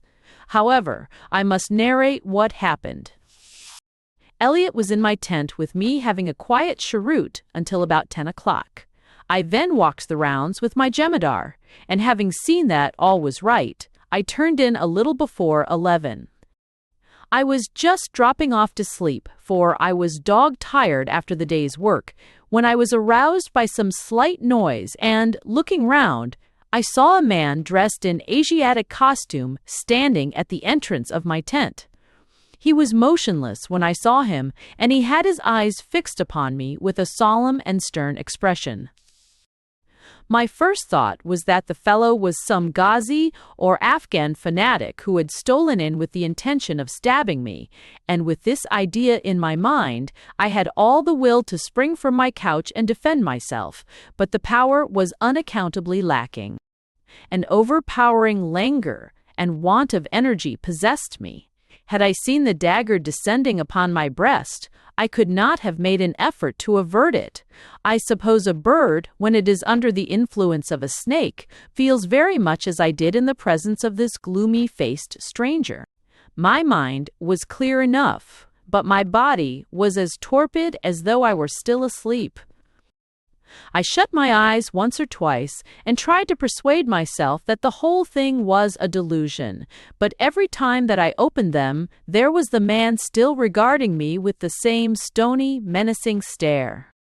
The silence became unendurable. I felt that I must overcome my languor so far as to address him. I am not a nervous man, and I never knew before what Virgil meant when he wrote, ad hocit faucibus ora. At last I managed to stammer out a few words, asking the intruder who he was and what he wanted. Lieutenant Heatherstone, he answered, speaking slowly and gravely, you have committed this day the foulest sacrilege and the greatest crime which it is possible for man to do. You have slain one of the thrice blessed and reverend ones, an arch-adept of the first degree, an elder brother who has trod the higher path for more years than you have numbered months. You have cut him off at a time when his labors promised to reach a climax, and when he was about to attain a height of occult knowledge, which would have brought man one step nearer to his Creator. All this you have done without excuse, without provocation, at a time when he was pleading the cause of the helpless and distressed. Listen now to me, John Heatherstone. When first the occult sciences were pursued many thousands of years ago, it was found by the learned that the short tenure of human existence was too limited to allow a man to attain the loftiest heights of inner life. The inquirers of those days directed their energies in the first place, therefore, to the lengthening of their own days in order that they might have more scope for improvement. By their knowledge of the secret laws of nature, they were enabled to fortify their bodies against disease and old age. It only remained to protect themselves against the assaults of wicked and violent men who are ever ready to destroy what is wiser and nobler than themselves. There was no direct means by which this protection could be effected, but it was in some measure attained by arranging the occult forces in such a way that a terrible and unavoidable retribution should await the offender. It was irrevocably ordained by laws which cannot be reversed, that anyone who should shed the blood of a brother who had attained a certain degree of sanctity should be a doomed man. Those laws are extant to this day, John Heatherstone, and you have placed yourself in their power. King or emperor would be helpless before the forces which you have called into play. What hope, then, is there for you? In former days these laws acted so instantaneously that the slayer perished with his victim. It was judged afterwards that this prompt retribution prevented the offender from having time to realize the enormity of his offense. It was therefore ordained that in all such cases the retribution should be left in the hands of the Khalas, or immediate disciples of the holy man, with power to extend or shorten it at their will, exacting it either at the time or at any future anniversary of the day when the crime was committed. Why punishment should come on those days only, it does not concern you to know. Suffice it that you are the murderer of Gulab Shah, the thrice blessed, and that I am the senior of his 3 chelas commissioned to avenge his death. It is no personal matter between us. Amid our studies, we have no leisure or inclination for personal matters. It is an immutable law, and it is as impossible for us to relax it as it is for you to escape from it. Sooner or later we shall come to you and claim your life in atonement for the one which you have taken. The same fate shall be meted out to the wretched soldier, Smith, who, though less guilty than yourself, has incurred the same penalty by raising his sacrilegious hand against the chosen of Buddha. If your life is prolonged, it is merely that you may have time to repent of your misdeed and to feel the full force of your punishment. And lest you should be tempted to cast it out of your mind and to forget it, our bell, our astral bell, the use of which is one of our occult secrets, shall ever remind you of what have been and what is to be. You shall hear it by day and you shall hear it by night, and it will be a sign to you that do what you may and go where you will, you can never shake yourself clear of the chalice of Gulab Shah. You will never see me more, accursed one, until the day when we come for you. Live in fear, and in that anticipation which is worse than death. With a menacing wave of the hand, the figure turned and swept out of my tent into the darkness. The instant that the fellow disappeared from my sight, I recovered from my lethargy which had fallen upon me. Springing to my feet, I rushed to the opening and looked out. A sepoy sentry was standing leaning upon his musket a few paces off. "You dog," I said in Hindustani, "what do you mean by letting people disturb me in this way?" The man stared at me in amazement. "Has anyone disturbed the Sahib?" he asked. "This instant, this moment. You must have seen him pass out of my tent." "Surely the Burra Sahib is mistaken," the man answered, respectfully but firmly. "I have been here for an hour, and no one has passed from the tent." Puzzled and disconcerted, I was sitting by the side of my couch, wondering whether the whole thing were a delusion brought on by the nervous excitement of our skirmish, when a new marvel overtook me. From over my head there suddenly sounded a sharp, tinkling sound, like that produced by an empty glass when flipped by the nail, only louder and more intense. I looked up, but nothing was to be seen. I examined the whole interior of the tent carefully, but without discovering any cause for the strange sound. At last, worn out with fatigue, I gave the mystery up, and throwing myself on the couch, was soon fast asleep. When I awoke this morning, I was inclined to put the whole of my yesternight's experiences down to imagination, but I was soon disabused of the idea, for I had hardly risen before the same strange sound was repeated in my very ear as loudly and, to all appearance, as causelessly as before. What it is or where it comes from, I cannot conceive. I have not heard it since. Can the fellow's threats have something in them, and this be the warning bell of which he spoke? Surely it is impossible, yet his manner was indescribably impressive. I have tried to set down what he said as accurately as I can, but I fear I have omitted a good deal. What is to be the end of this strange affair? I must go in for a course of religion and holy water. Not a word to Chamberlain or Elliot. They tell me I am looking like a ghost this morning. Evening. Chapter Mind. Have managed to compare notes with Gunner Rufus Smith of the artillery, who knocked the old fellow over with the butt of his gun. His experience has been the same as mine. He has heard the sound too. What is the meaning of it all? My brain is in a whirl. Opt. 74 days later. Another resource, some other 2-0, or dost help us. Here is, wide from more practice. This last laconic entry terminated the journal. It seemed to me that, coming as it did after 4 days' complete silence, it told a clearer tale of shaken nerve and a broken spirit than could any more elaborate narrative.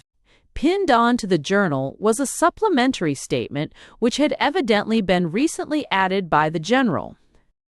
From that day to this, it said, I have had no night or day free from the intrusion of that dreadful sound with its accompanying train of thought.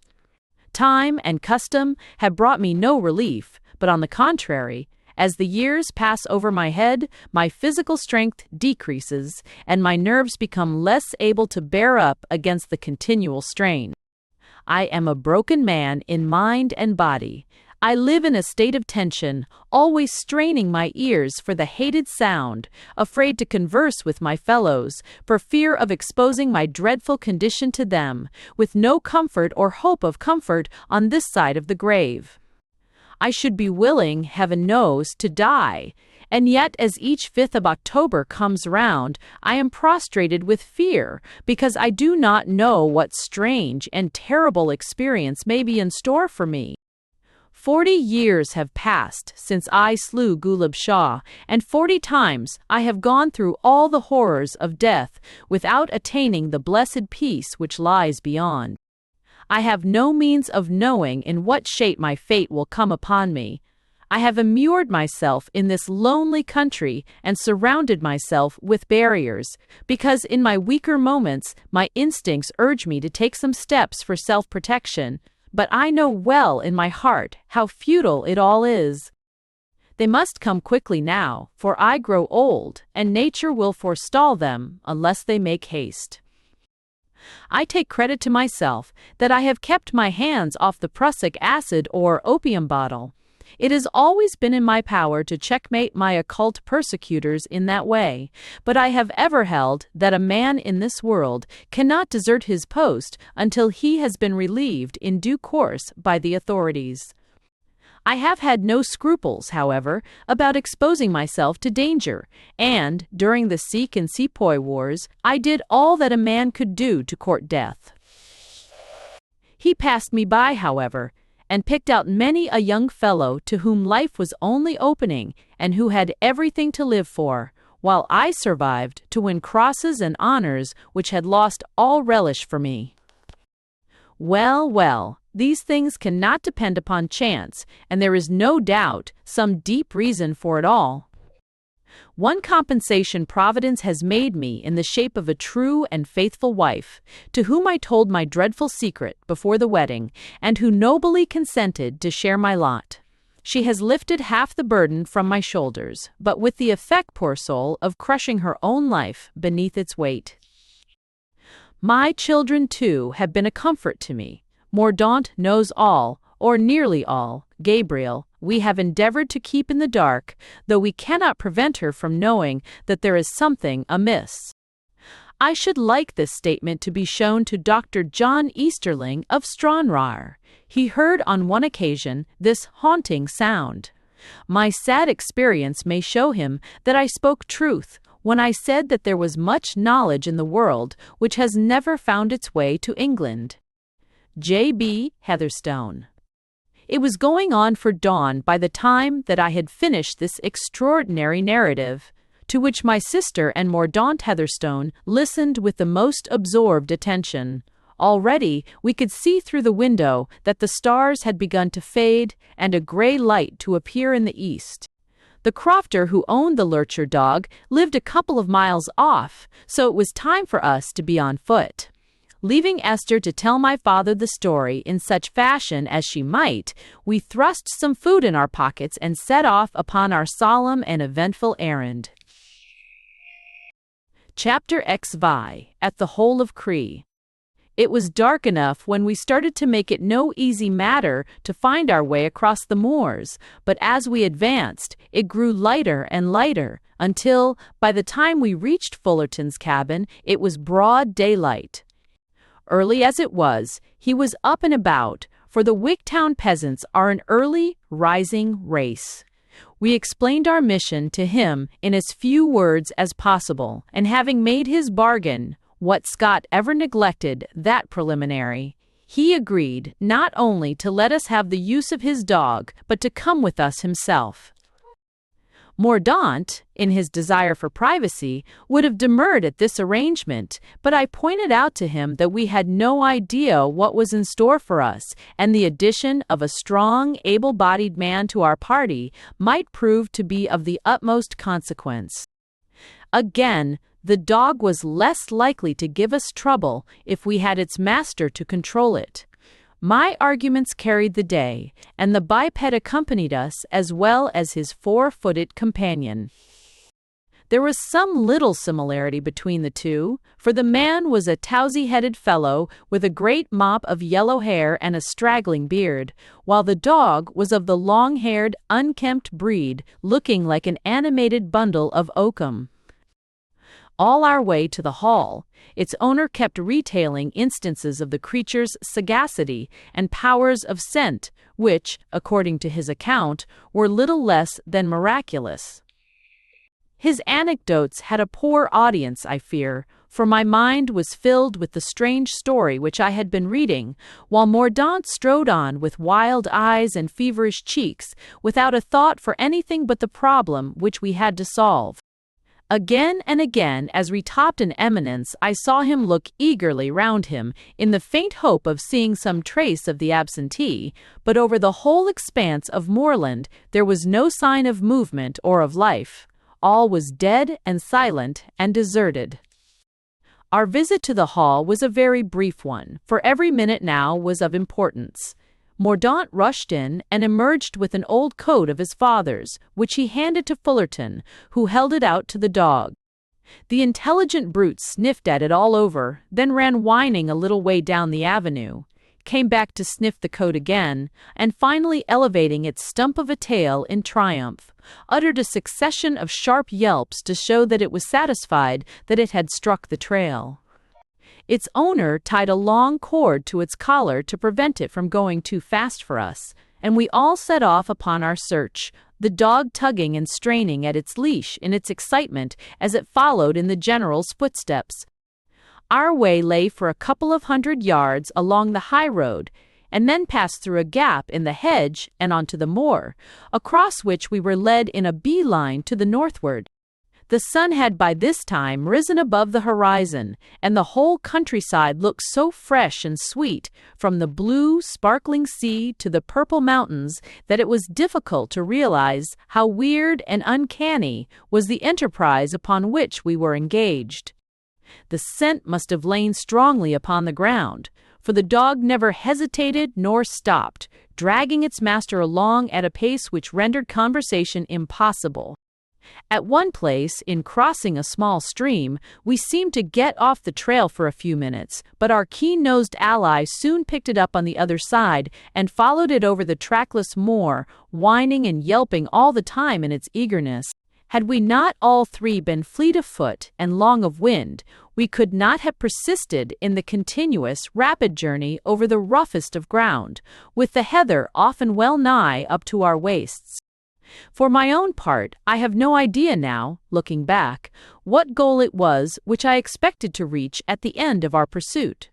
I can remember that my mind was full of the vaguest and most varying speculations. Could it be that the three Buddhists had had a craft in readiness off the coast and had embarked with their prisoners for the east? The direction of their track seemed at first to favor this supposition, for it lay in the line of the upper end of the bay, but it ended by branching off and striking directly inland. Clearly, the ocean was not to be our terminus. By 10 o'clock, we had walked close upon 12 miles, and were compelled to call a halt for a few minutes to recover our breath. For the last mile or two, we had been breasting the long, wearying slope of the Wigtown Hills. From the summit of this range, which is nowhere more than 1,000 feet in height, we could see, looking northward, such a scene of bleakness and desolation as can hardly be matched in any country. Right away to the horizon stretched the broad expanse of mud and of water, mingled and mixed together in the wildest chaos, like a portion of some world in the process of formation. Here and there on the dun-colored surface of this great marsh there had burst out patches of sickly yellow reeds and of livid greenish scum, which only served to heighten and intensify the gloomy effect of the dull, melancholy expanse. On the side nearest to us, some abandoned peat cuttings showed that ubiquitous man had been at work there, but beyond these few petty scars there was no sign anywhere of human life. Not even a crow nor a seagull flapped its way over that hideous desert. This is the great bog of Cree. It is a saltwater marsh formed by an inroad of the sea, and so intersected is it with dangerous swamps and treacherous pitfalls of liquid mud that no man would venture through it unless he had the guidance of one of the few peasants who retain the secret of its paths. As we approached the fringe of rushes which marked its border, a foul, dank smell rose up from the stagnant wilderness, as from impure water and decaying vegetation, an earthy, noisome smell which poisoned the fresh upland air. So forbidding and gloomy was the aspect of the place that our stout crofter hesitated, and it was all that we could do to persuade him to proceed. Our lurcher, however, not being subject to the delicate impressions of our higher organization, still ran yelping along with its nose on the ground, and every fiber of its body quivering with excitement and eagerness. There was no difficulty about picking our way through the morass, for wherever the five could go, we three could follow. If we could have had any doubts as to our dog's guidance, they would all have been removed now, for in the soft, black, oozing soil we could distinctly trace the tracks of the whole party. From these we could see that they had walked abreast and, furthermore, that each was about equidistant from the other. Clearly, then, no physical force had been used in taking the general and his companion along. The compulsion had been psychical and not material. Once within the swamp, we had to be careful not to deviate from the narrow track, which offered a firm foothold. On each side lay shallow sheets of stagnant water, overlying a treacherous bottom of semi-fluid mud, which rose above the surface here and there in moist, sweltering banks, mottled over with occasional patches of unhealthy vegetation. Great purple and yellow fungi had broken out in a dense eruption, as though nature were afflicted with a foul disease, which manifested itself by this crop of plague spots. Here and there, dark, crab-like creatures scuttled across our path, and hideous, flesh-colored worms wriggled and writhed amid the sickly reeds. Swarms of buzzing, piping insects rose up at every step and formed a dense cloud around our heads, settling on our hands and faces and inoculating us with their filthy venom. Never had I ventured into so pestilent and forbidding a place. Mordaunt Heatherstone strode on, however, with a set purpose upon his swarthy brow, and we could but follow him, determined to stand by him to the end of the adventure. As we advanced, the path grew narrower and narrower until, as we saw by the tracks, our predecessors had been compelled to walk in single file. Fullerton was leading us with the dog, Mordaunt, behind him, while I brought up the rear. The peasant had been sulky and surly for a little time back, hardly answering when spoken to, but he now stopped short and positively refused to go a step farther. "It's no canny," he said. "Besides, I ken where it will lead us tie." "Where, then?" I asked. "Tae the Hollow Cree," he answered. "It's no far frae here, I'm thinking." "The Hole of Cree. What is that, then?" "It's a great muckle hole in the ground that gangs awa doon so deep that naebody could ever reach the bottom. Indeed, there are folk wha says that it's just a door leadin' inte the bottomless pit itself." "You have been there, then?" I asked. "On." "Been there," he cried. "What would I be doin' at the Hole o' Cree? No, I've never been there, nor any other man in his senses." "How do you know about it, then?" "My great-grandfeyther had been there, and that's how I can," Fullerton answered. "He was foe with Saturday nicht, and he went for a bet. He didna like tae talk aboot it afterwards, and he wouldn't tell what befell him, but he was aye feared o' the very name. He's the first Fullerton that's been at the Hole o' Cree, and he'll be the last for me. If ye'll takes my advice, ye'll just gie the matter up and gang hame again, for there's na guide tie be got oot o' this place." "We shall go on with you or without you," Mordaunt answered. "Let us have your dog, and we can pick you up on our way back." "Na, na," he cried. "I'll no hae my dog scairt way bogles, and running down Auld Nick as if he were a hare. The dog shall bide wi' me." "The dog shall go with us," said my companion, with his eyes blazing. "We have no time to argue with you. Here's a £5 note. Let us have the dog, or, by heaven, I shall take it by force and throw you in the bog if you hinder us." I could realize the Heatherstone of 40 years ago when I saw the fierce and sudden wrath which lit up the features of his son. Either the bribe or the threat had the desired effect, for the fellow grabbed at the money with one hand, while with the other he surrendered the leash which held the lurcher. Leaving him to retrace his steps, we continued to make our way into the utmost recesses of the great swamp. The tortuous path grew less and less defined as we proceeded, and was even covered in places with water. But the increasing excitement of the hound and the sight of the deep footmarks in the mud stimulated us to push on. At last, after struggling through a grove of high bulrushes, we came on a spot the gloomy horror of which might have furnished Dante with a fresh terror for his Inferno. The whole bog in this part appeared to have sunk in, forming a great funnel-shaped depression, which terminated in the center in a circular rift or opening, about 40 feet in diameter. It was a whirlpool, a perfect maelstrom of mud, sloping down on every side to this silent and awful chasm. Clearly, this was the spot which, under the name of the Hole of Cree, bore such a sinister reputation among the rustics. I could not wonder at its impressing their imagination, for a more weird or gloomy scene, or one more worthy of the avenue which led to it, could not be conceived.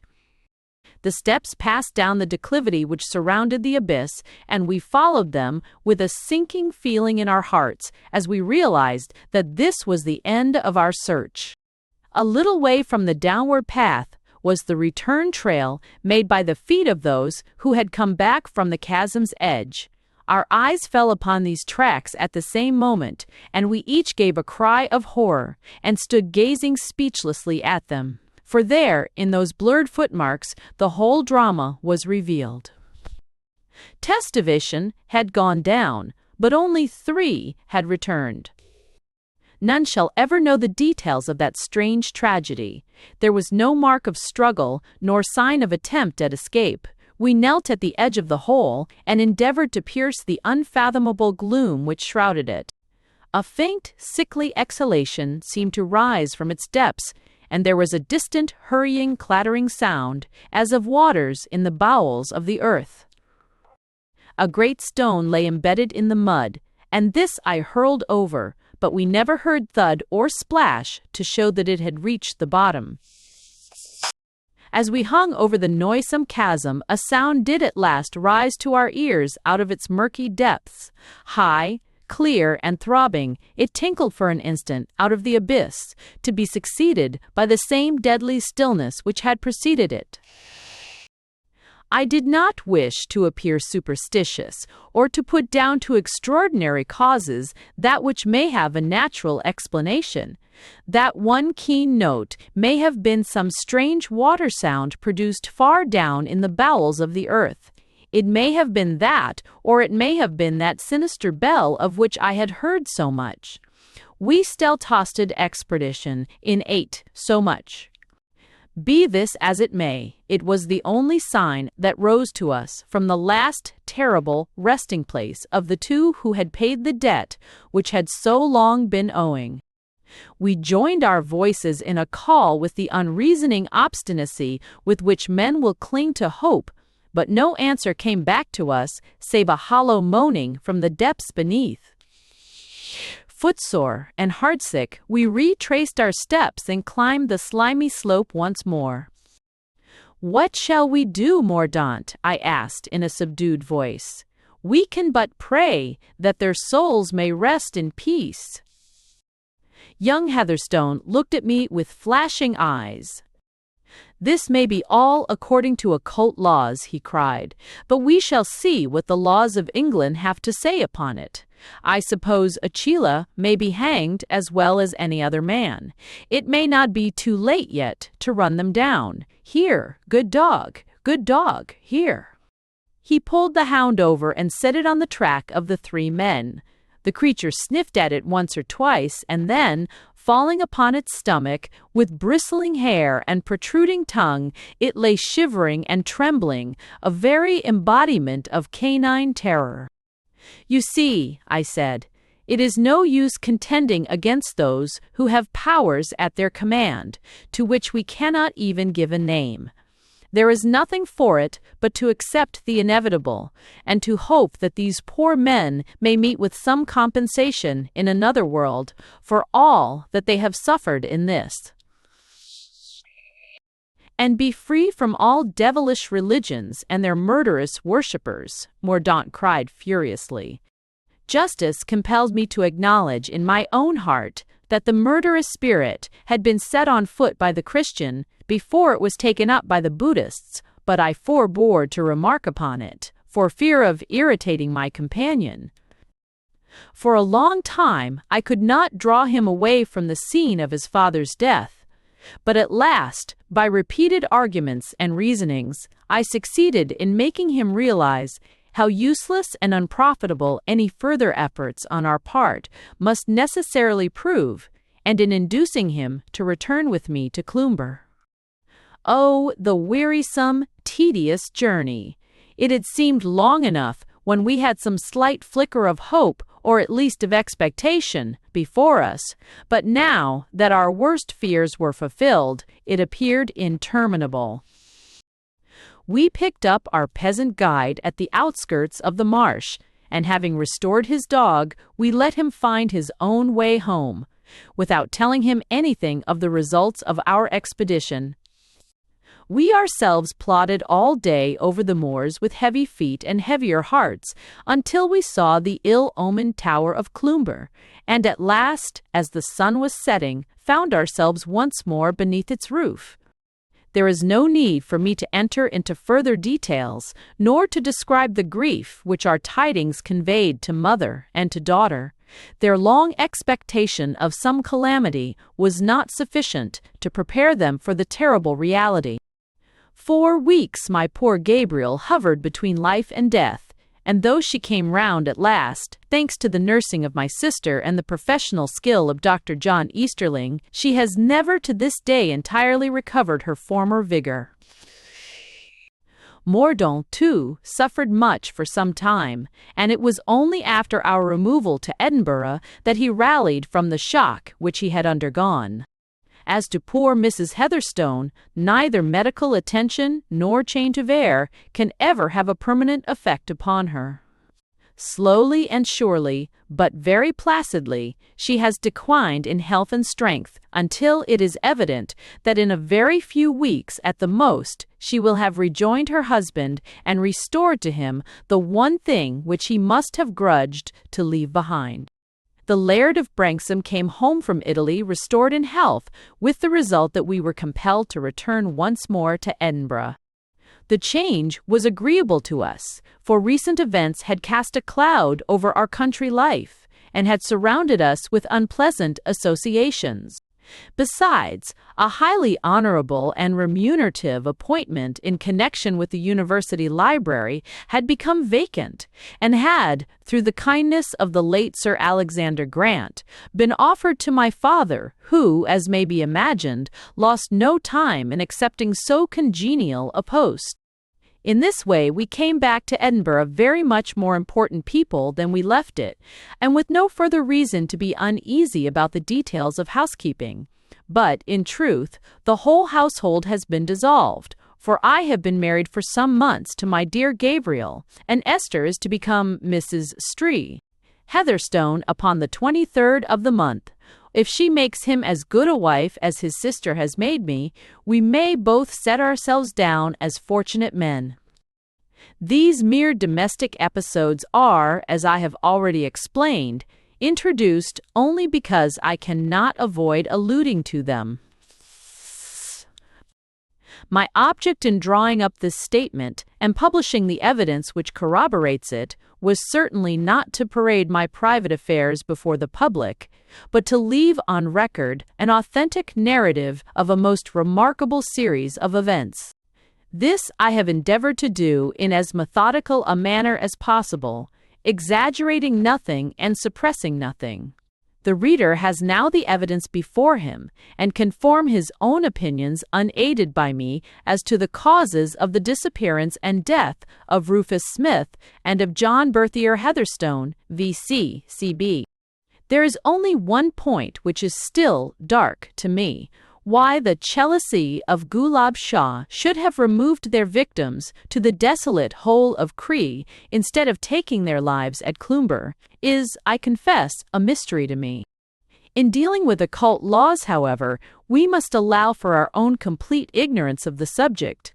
Did we know more, we might see that there was some analogy between that foul bog and the sacrilege which had been committed, and that their ritual and customs demanded that just such a death was the one appropriate to the crime.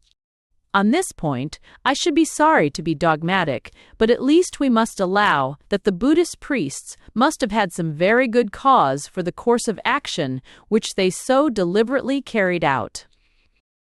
Months afterwards, I saw a short paragraph in the Star of India announcing that 3 eminent Buddhists, Lal Humi, Modar Khan, and Ram Singh, had just returned in the steamship Deccan from a short trip to Europe.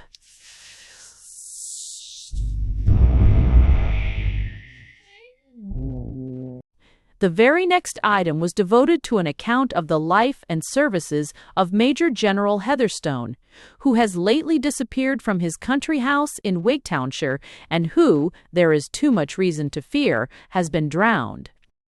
I wonder if by chance there was any other human eye but mine which traced a connection between these paragraphs.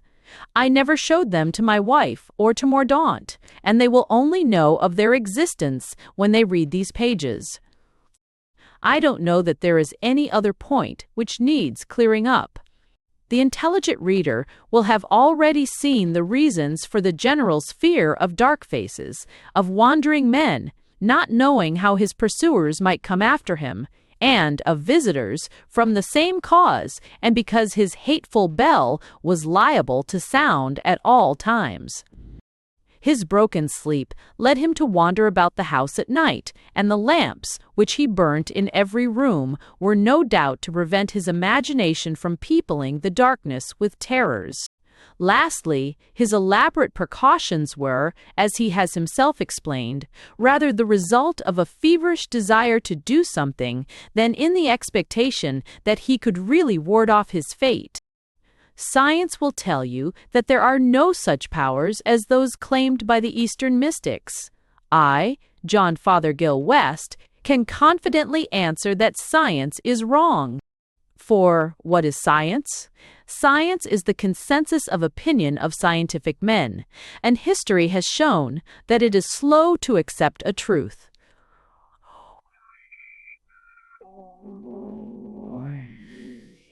Science sneered at Newton for 20 years. Science proved mathematically that an iron ship could not swim, and science declared that a steamship could not cross the Atlantic. Like Goethe's Mephistopheles, our wise professor's forte is Stetsverneinen. Thomas Didymus is, to use his own jargon, his prototype. Let him learn that if he will but cease to believe in the infallibility of his own methods and will look to the East, from which all great movements come, he will find there a school of philosophers and of savants who, working on different lines from his own, are many thousand years ahead of him in all the essentials of knowledge.